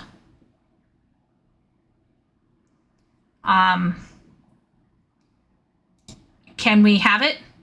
No, it's all gone now. There was a high school teacher on YouTube who was in the last year of this public high school in the USA, and the kids didn't know the difference between woman and woman, and she just quit and left. I would probably want to lie down and start crying. Oh, is it? I was going to say, I know Tolkien was very much a linguist. Obviously, he's a professor of it, but damn, his inspirations are very prevalent in his own creations. Absolutely. 110%. He wanted Rohan to represent pre-French England. You see, for him, France was a major 1066 Battle of Hastings was a major thing. What a lot of people don't know is King Arthur's legend is not English, it's French. And it was largely brought over post Battle of Hastings. And from that period onward, we go into Middle English. Middle English is a bit different. Middle English is even Summer Sumud is Ikumen. So this one here, lyrics right here. Where is it? So this is Middle English. Of course, I studied Middle English as well. Sumud is Ikumen in Lud het sing cuckoo, groweth said and bloweth made, and springth the wood new, sing cuckoo, our bleteth after lom, luthe after calvacu, bullock starteth book veriteth, moody sing cuckoo, cuckoo, what singest thou cuckoo, nisvik thou nower new. So you could see here leftovers. The billy goat is farting, or the stag is cavorting. There's some questions on how to translate that. I think billy goat farting is more funny. I think we should go with that. Book Vertith. Tolkien based some of his Elvish on Old Finnish, Old Norse, and Rohirrim is Old English, and another Elvish is, I think the elves are closer to Scandinavian languages than English. There's a difference. And what is Chaucer? Because you can kind of understand him. Chaucer's Middle English. This is Middle English. Sumud is Ikumenin is Middle English, just like Chaucer. So you have to remember that for Tolkien, who is pre-Chaucer, anything Chaucer and up is kind of like anathema. Not that I'm saying he hated Chaucer, but like for him, his love was the earliest shit. Chaucer is Middle English. Shakespeare is modern English. Shakespeare is the arrival of modern English. A lot of people call, when someone tells me that Shakespeare is Old English, I literally start that I think that's a trigger for my woman-splaining to come out. Okay, so let's see if we can hear Sumud is Ikumenin. Sumud is Ikumenin. Yeah, here we go. Here we go. Is the lyrics with it? Yeah, here we go. Let's see. Ooh, Final Fantasy. Japanese. Beautiful language. Okay, let's keep going. So this is middle.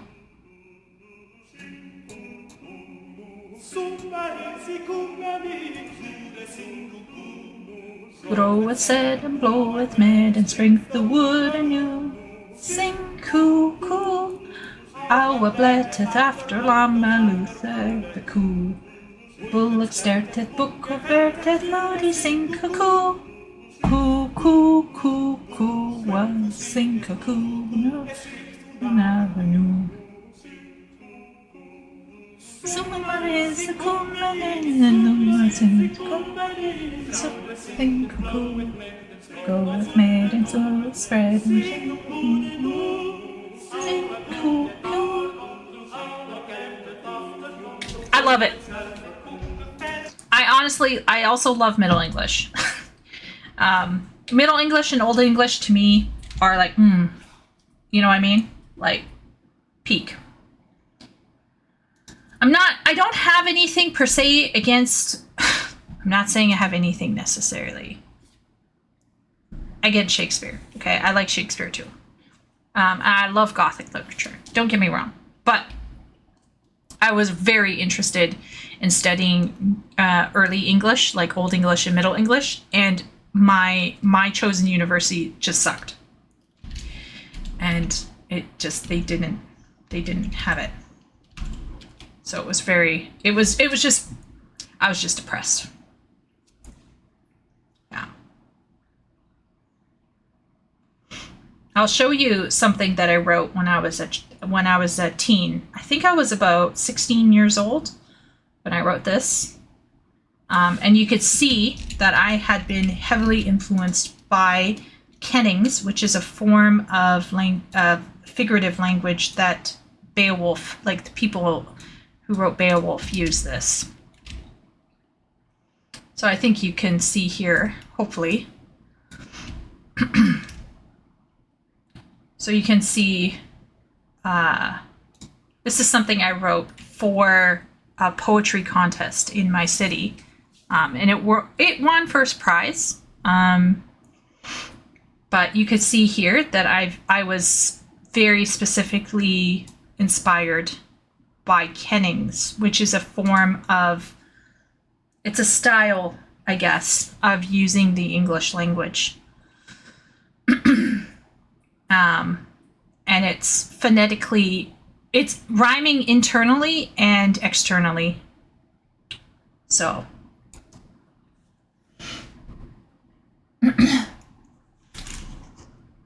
Language can come from the influence of the Danish, yeah.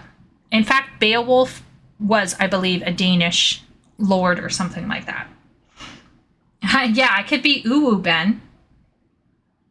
You could hear this in the south? Really, Arm? That is amazing. Time to move to South Africa. Is this where Tolkien-based Elvish? Yeah, okay, so I answered that. The dialect my grandfather still learned as a child is completely gone now. It sounds similar to Yiddish, which always reminds me of him when I hear it. Oh. I recall learning about French origins of King Arthur when I was younger. I was quite shocked, as I had the story so ingrained in my head it was English. Yeah. And Tolkien didn't even want it. He was like, get it out of here. But now it's like linked to Cornwall. We're just all fucked now. The poor French got their romance stolen right underneath them. Their medieval romance, not to be confused with the romance that you think when you hear the word today. And what is Chaucer? Yes, Middle English. Tolkien liked his purity, not trying to imply anything here. Yeah. So Tolkien was trying to preserve a piece of culture during a time period where they were starting to pull back standards for certain education. So he was fighting for Old English to matter. It mattered to him. He wanted it to continue to matter for people in general. Yeah, he helped the Danish. He was from Gotland. Beowulf, yeah. There's a lot of discussion around the historicity of Beowulf that I found fascinating, but I liked it from more of the literary stuff. But yeah. So this poem I wrote, I think I was 16. I wrote it. It's clearly based on the elements. Each stanza is a different element, and it's you could see where it's internally rhyming. So we got sent, carrier, leave, raker, taker. So we got the rhyming endings here of kites, tree king, so tree and leave, and with the continuity of the K sound for they all bow down to me. So bow down. Highway of airplanes, companion of hurricanes, opal moan, howler through heather slopes blow. So it's almost like Old English rapping. It's almost like rapping in the sense that you're trying to get internal. It's called assonance, which is a form of rhyming vowels inside the word. And consonance is the rhyming of consonants, like consonants with a T. Not an NCE. Consonants. Anyway.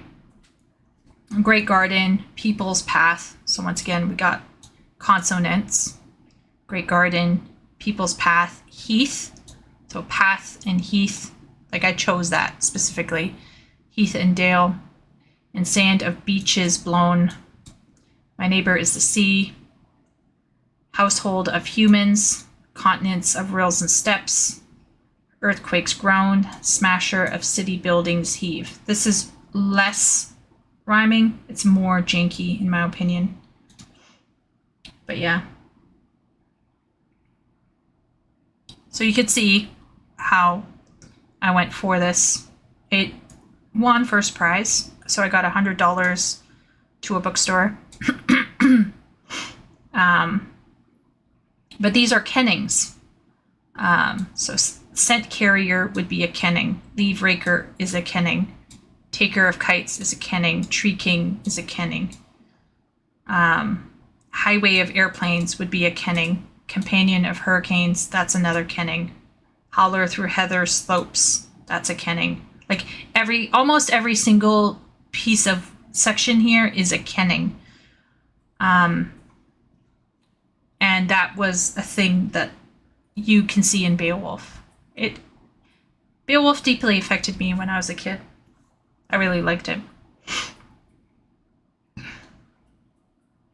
Yeah.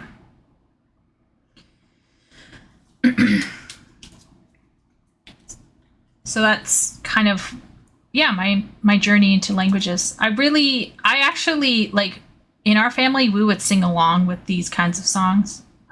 We would listen to Beowulf. And it helped me really appreciate the English language in a new way. Yeah, it's a different way of hearing English, and I really like it. But I will say, I think Japanese sounds amazing, and I definitely find Eastern European languages, including Russian, to be extremely bizarrely, maybe not bizarrely, but you know what I mean? Like, people might be surprised to learn that I think it's very... I find it very sexy for some reason. I don't know what. I also kind of like Indian. It would probably go in my A tier list, but maybe it's because I like Bollywood songs. Maybe that's why. I just love Bollywood music. $100 for a poem? You're basically a successful poet. Yeah. Yeah. You mean Hindi? Yes. My apologies, Arm. Yeah, Hindi. Yeah. Yeah, I like the sound of Hindi. But I particularly like it when they're singing. There's something about a male East Indian person singing Hindi that does.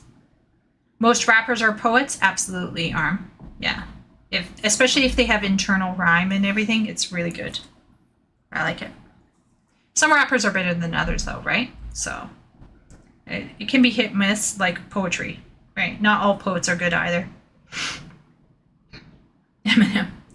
I did listen to a lot of Eminem when I was growing up. I was that on the sly, of course. Mom didn't know. Yeah, the good ones, exactly, Leo. I don't think all rappers are poets, but not all rappers are good poets. Tupac, Eminem. Tupac, I think, would be probably most people's... I think most people would say Tupac. I think Slim Shady... Okay, so Eminem, I have a soft spot in my heart for him. But does he get close to Tupac? I'm not sure. Maybe in some songs, it's really good. I will say this. One thing about Eminem, especially his early stuff, not his new stuff. It has this knack of sticking in your head. Stan is a masterpiece. Yeah, I like Stan. Stan was good. I liked Mockingbird. I'm the Slim Shady. So I'm Slim Shady. You're all just imitating, so won't the real Slim Shady please stand up. What's the one? Arms are sweaty, knees weak, arms are heavy, mama's spaghetti on a sweater already, or whatever. Is it lose yourself in the music the moment you want it? You never want to let it go. This is your one shot. Yeah. You could say a lot about Eminem, but I think there's something about some of his imagery that makes you remember it. Or maybe he just had really good hooks. I'm not sure. I like Mos Def. Yeah. Blues itself is quite poetic. Lose yourself is quite poetic, yeah. Mos Def. Yeah. I think there's some really fantastic rappers out there who push that genre to absolute epic heights. He had some killer diss tracks in the 2000s. Yeah, I think he went a bit soft more recently, but yeah. Absolutely. I'm trying to think.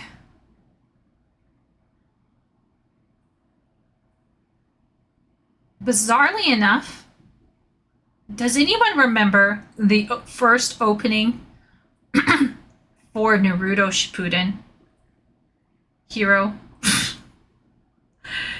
There's something about Japanese rap that I also kind of enjoy.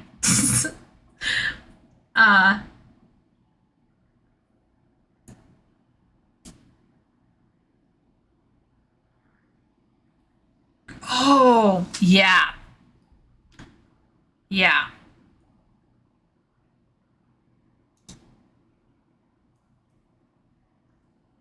Okay, 1 second. Let's see. This is probably... Want a light scent that lasts? Try Downy Light. With no heavy perfumes or dyes, it's a long-lasting scent that everyone can enjoy. Even him.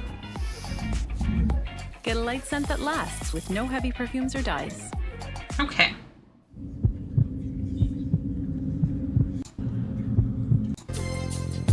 Yeah, I know this one.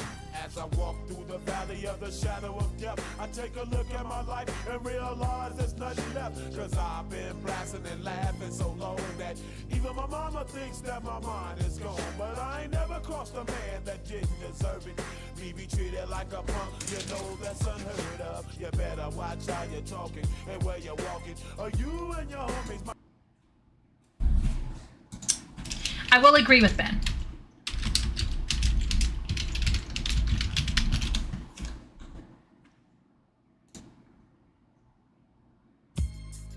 The valley where I harvest my grain, I take a look at my wife and realize she's very plain. But that's just perfect for an Amish like me. You know I shun fancy things like electricity.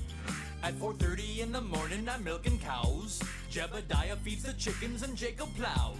Fool, and I've been milking and plowing so long that even Ezekiel thinks that my mind is gone. I'm a man of the land, I'm into discipline. Got a Bible in my hand and a beard on my chin. But if I finish all of my chores and you finish thine, then tonight we're gonna party like it's 1699.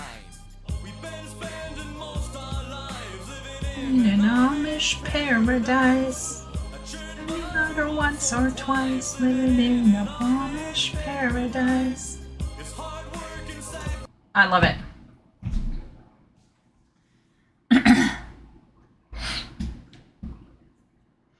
Frank Sinatra AI.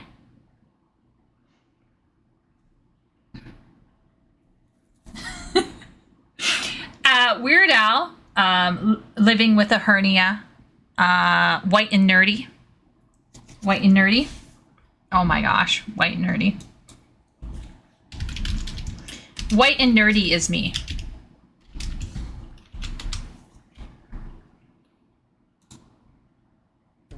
A verbo is for sharing all kinds. White nerdy is what I am, literally. The only thing I'm missing is the segue. You see me rowing my front lawn. No, I don't get that white and nerdy. And nerdy. I'm gonna roll with the gangster. So sometimes white and nerdy. I'm just too white and nerdy. Skills, I'm a champion of D&D. MC Escher, that's my favorite MC. Keep your 40 out, just have an Earl Grey tea. My rims never spin, to the contrary. You'll find that they're quite stationary.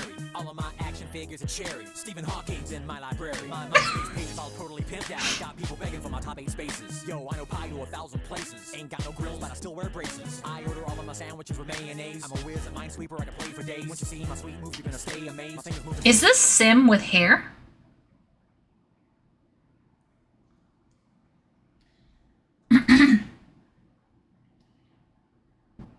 I've been milking flowers so long, even the single things my mind's got. Yeah, amazing. Arm is laughing. Chico's life. Yeah, this is my life as an Amish person. Absolutely. Have you ever watched Star Wars Bad Lip Reading? Star Wars Bad Lip Reading. I feel like this sounds familiar.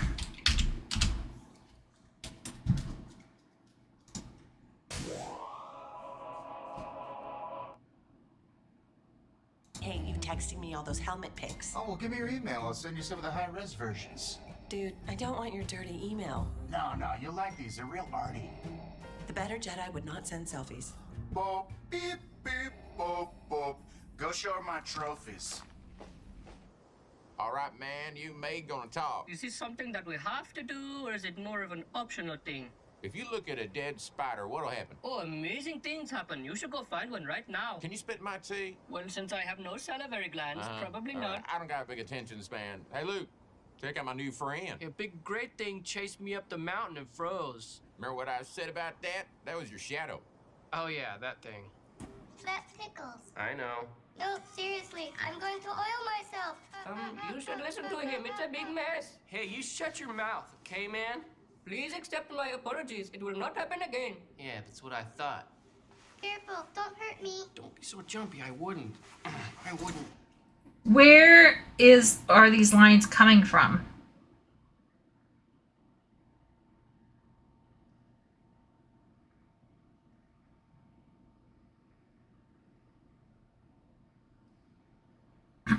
Where are these lines coming from?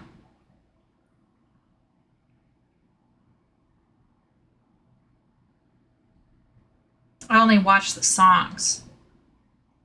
Oh.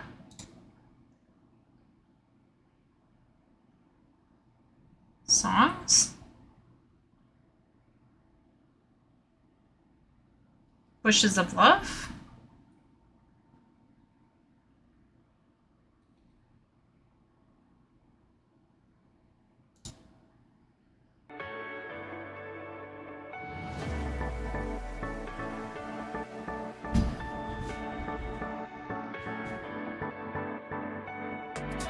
Okay, I'm doing Bushels of Love. I clicked on that. We're committed now that we're looking at an ad. Okay, let's see what this is.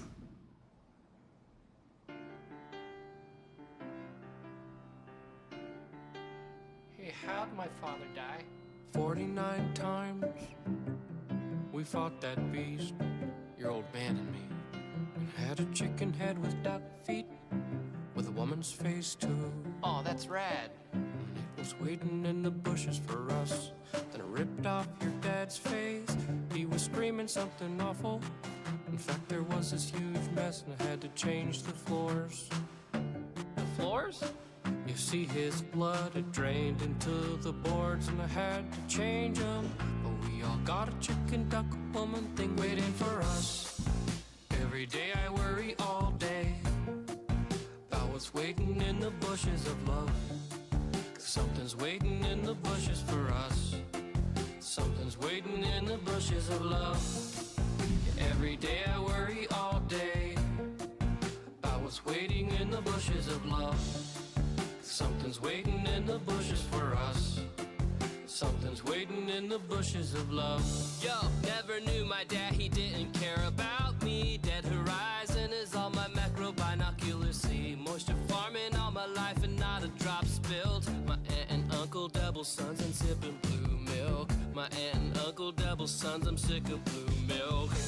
But then a desert hobo came and told me we all got a chicken, duck, woman thing waiting for us. Every day I worry all day about what's waiting in the bushes of love. Something's waiting in the bushes for us. Yeah, something's waiting in the bushes of love. Yeah, every day I worry all day about what's waiting in the bushes of love. Something's waiting in the bushes for us. Something's waiting in the bushes of love. Hold me when I open like a flower. Hold me right. Okay. I'm clearly not laughing. This is probably maybe something that a certain kind of person finds funny. It's kind of like the Harry Potter with the gun thing. I remember just watching it going, I don't get it. It's kind of funny, but the juxtaposition of the words with the video doesn't make me find it funny. So, yeah. Google has successfully pinpointed my identity with these ads. Yeah. They go through cycles where it's like, ah, yeah, they know I'm a girl. And then they go through cycles where they're confused. Usually after like I watch a whole ton of like ordinary gamers or like Asmongold, and then they go back to sending me things about cars or whatever. Yeah, we're sidetracked, Ruzy.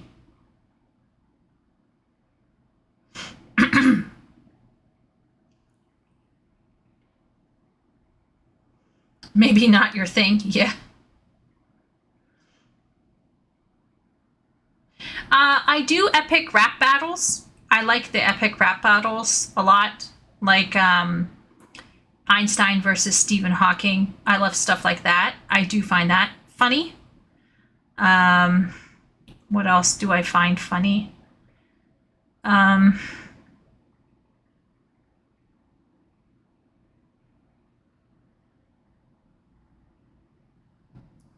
That Eddie Izzard, like comedians, certain comedians I find funny. There's that Dave Chappelle. I find Dave Chappelle funny. Stephen He, I find him funny. I find two-set violin to actually be kind of funny.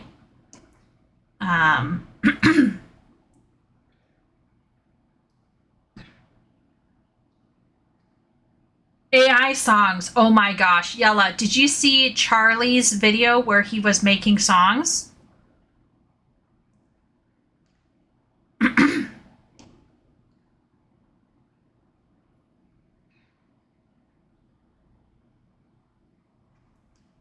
ERB is great too. You ever see an escalator out of order?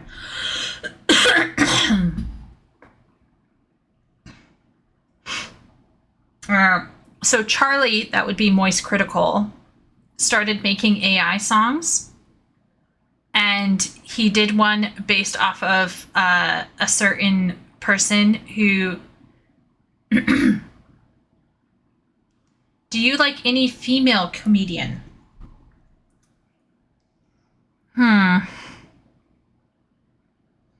Okay, I know this sounds weird, but the best female comedy is when they don't try to be like the male comedians. So the best female comedy is actually rom-coms. So like Spy, and like if you put there was a very famous film with Sandra Bullock and Amy Schumer. Maybe it wasn't Amy Schumer, but it was a bunch of very famous female comedy actresses, all together in a rom-com, and I genuinely find them funny, but they are not trying to talk to a crowd and make them laugh. They're doing a funny story, right? Baroness Von, what's her face? Von Baroness, the Canadian comedian, female Canadian comedian who does short skits. I think they're pretty funny. I'm trying to think. What else would I find female and funny? In Crazy Rich Asians, which is a romantic film, Aquafina was hilarious, and her father was the guy from Community, and the Crazy Rich Asians chicken nuggets. Let's see. Here. Grammarly now uses AI to help you write, not just revise. I hate Grammarly. Rachel Chu, we are so grateful for all the help you have given my Pick Lynn back in her uni days. I mean, without you, she would be a hot mess. Oh my God, no, actually, if it wasn't for her, I'd be a big mess. She was a huge help to me in college. It's nice to meet you, Mr. Go. Nice to meet you too. Chu, cuckoo, could chew, you, poo poo. I'm just kidding. I don't have an accent. I'm just messing with you. No, I studied in the States too. Yeah, Cal State Fullerton. Yeah, I majored in thought. Don't stand on ceremony later. This is simple food lah. Cha. Don't be shy. Oh, You're not a model. I am definitely not. No, you're not. Not at all. You're far from it. I know. Make sure you eat it all, because I'm watching you. Okay. Thank you. Yeah. Can we go trampoline? You haven't finished your nuggets yet, sweetie. Okay, there's a lot of children starving in America, right? I mean, take a look at her. She's American, huh? Really skinny. You want to look like that? No. Then eat your nuggets.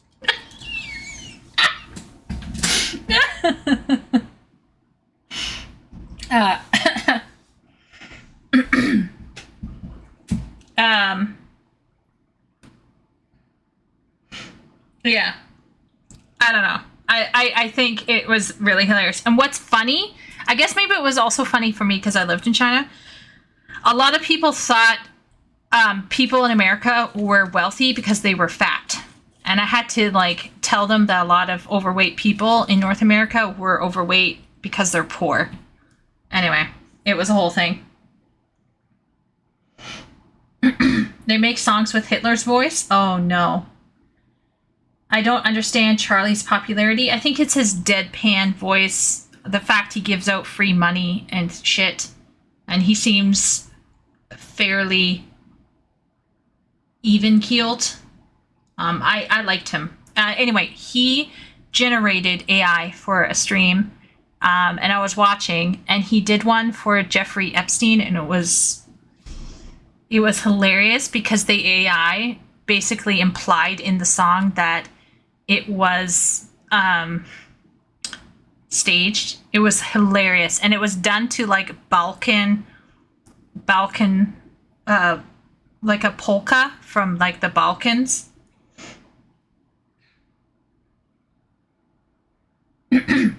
I don't know. Humor for me is hit and miss because it also depends on whether I'm tired or not. I'm very, very literal at times. So it's not so simple for me to just find something funny. It's a bit difficult. Let's just say that. It's not so simple for me to just find something funny. What do we got here? American politics, no context, number 20. Am I going to get in trouble for playing this?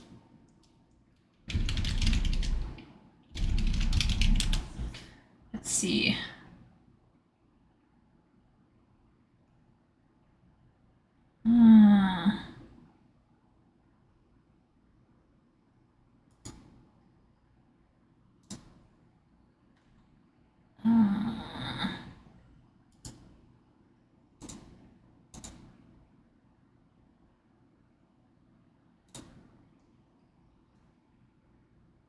Yeah, this was the one here. It's called Shadows of the Truth. Wild. Let's see here. One.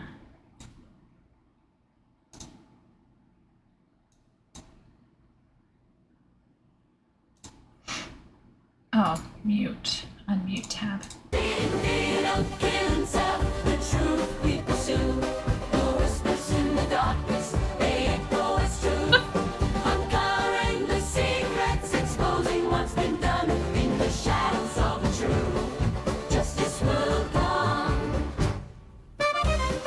That's great. I like that a lot. I love Balkan folk music. And it was all about in Shadows Deep, a story unfolds, conspiracies grip the secrets it holds, Epstein's demise, a mystery untold. The evidence presented, a puzzle of gold. Cameras malfunction, guards fall asleep. The timeline, its twisted suspicions run deep. Autopsy report, it's hard to believe. Was justice served or did power deceive? And AI generated it. It was great. Good times. I loved it. And I love Balkan folk music. And I got into electric swing. And there's Balkan folk / electric swing, which is something else. Yeah. Yeah.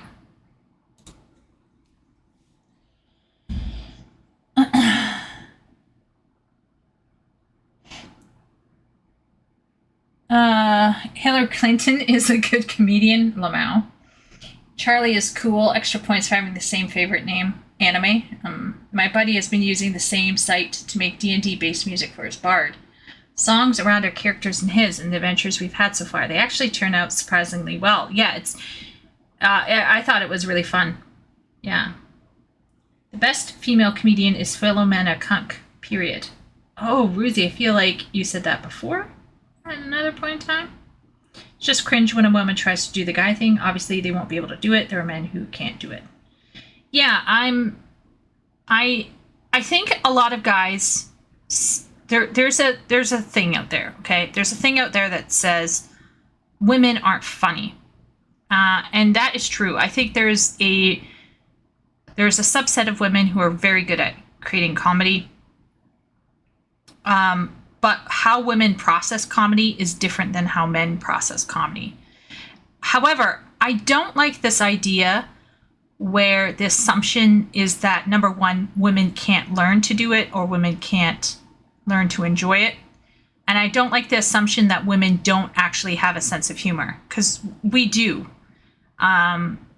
It's just it's different. It looks different. It sounds different. It is different. So, yeah. This is funny to you, the skinny epidemic in America? Yeah, I find rom-coms to be funny. Generally speaking. Am I like laughing every second like I'm a laugh track? No. But I can find it funny.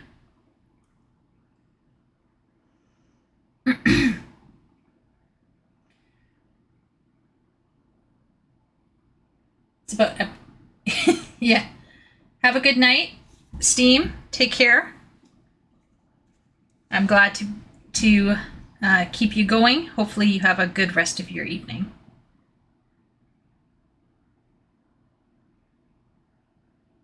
You know that feeling when a woman tells a dad joke? No. A mom joke? Trying to think. My dad was hugely into dad jokes. And I sometimes I would laugh, sometimes I wouldn't laugh. It depends. But once again, I struggle also with like sometimes understanding sarcasm, especially when I'm tired. I become extremely literal. It's almost like autism. It's really, yeah, this is what I want to say. Like, there are women out there who not only have a sense of humor, but they can also make their own humor. So I don't like it when people like overgeneralize. I think we can make some generalizations, but There's always going to be exceptions to the rule. Okay, we can try this. Let's try it. Well, thank you for the opportunity to hang myself. They have a right to know if their air fryer is spying on them.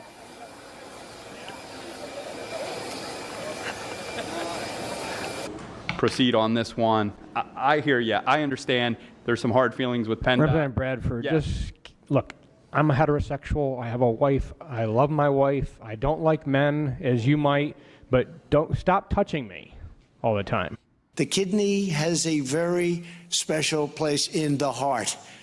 It's an incredible. That is what the trans genocide in this country, in this city, has brought me to.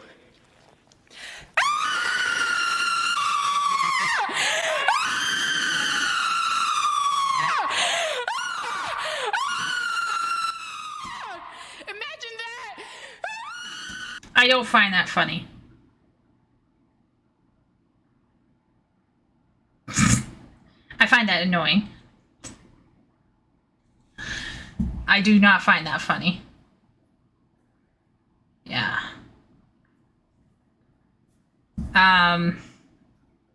Nope, that does not hit my funny bone.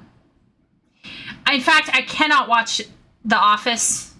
I get bored from Parks and Rec, watching Parks and Rec. The funniest thing in Parks and Rec that makes me laugh is, who's the man who's always grumpy? What's his face? Who's always grumpy?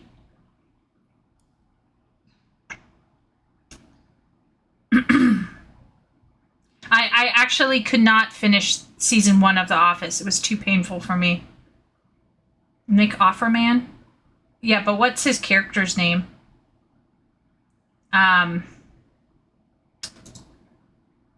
Yeah, that's the actor. I'm trying to remember the character's name, but he's like the grumpy guy from The Office. I watched a few episodes with one of my sisters, and I did kind of become hooked with that one grumpy guy. Ron Swanson.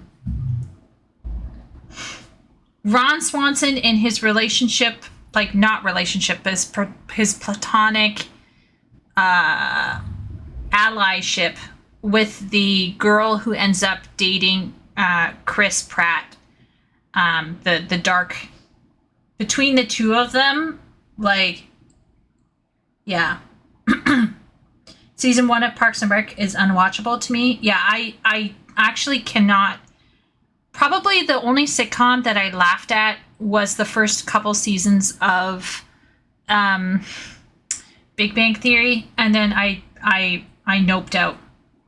And then I watched like a couple seasons of New Girl, which is also kind of humorous, right? There's an, Zooey Deschanel, she's kind of funny, but once again, it was, I don't know, there's something about like just having relationships, and like the situational comedy for me is a hit and miss. Like I actually get bored of situational comedies. It's just nothing there for me. I think part of it is like the whole concept of human relationships and stuff. It's very hit and miss for me. I have to be like ovulating to care about human relationships. And then it's only like one form of human relationship that I'm reading about. So for me, I think I would say probably the funniest things I've watched would be like stuff with like actual top tier rom-coms, not like sitcom stuff. I also struggle sometimes to find things funny, like I said, because I take things literally. But yeah. Yeah. I actually wonder, Lost City of Z trailer. Lost City of Z. This. No. Lost City of D?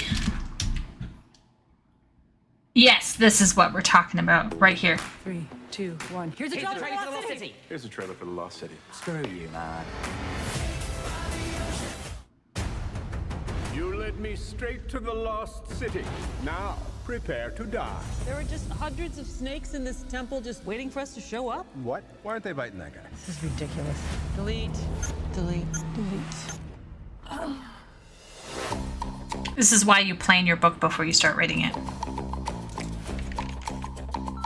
Listen, Loretta, we need you to promote your new book on the Lost City. You can't spend your life in the bathtub drinking Chardonnay with eyes.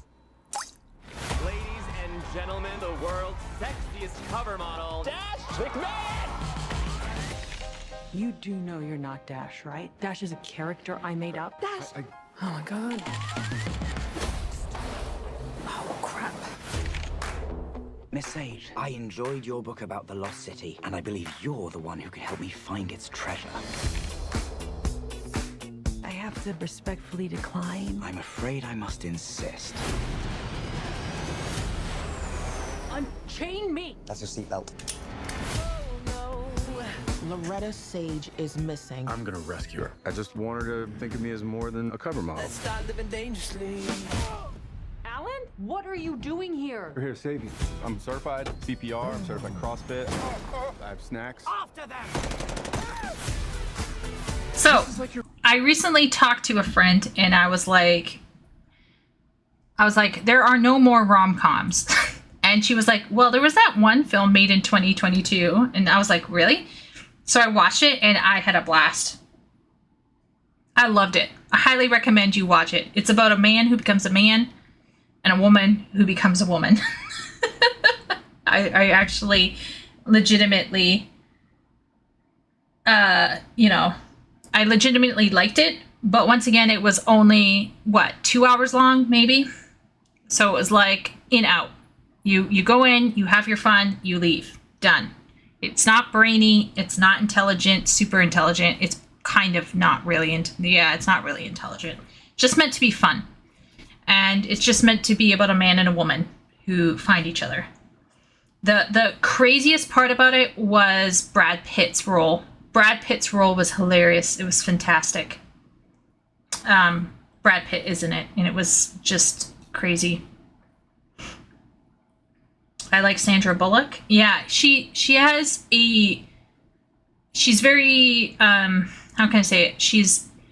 I like how she does her rom-coms. And she's not above doing a rom-com. These days, there are a lot of actresses who are like, oh, I cannot, I'm above this.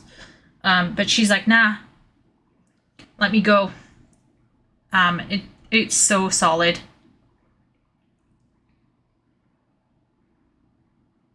A simple action adventure comedy, just like the old times. Yeah, this is all we want. We don't need everything to be like super nitty gritty all the time. We can just like have some fun. Yeah, it was just really funny. Daniel Radcliffe as an evil billionaire who forces people to steal. It was fantastic. It was really good. So yeah. But once again, yeah, you have to be in bed in your pajamas with the legs. Yeah, maybe. The Mummy in the 90s? Oh my gosh, The Mummy. Yeah.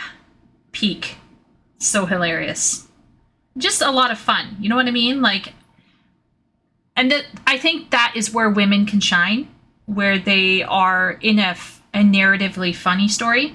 You know what was not funny? What was not funny was the all-female Ghostbusters. That was horrific.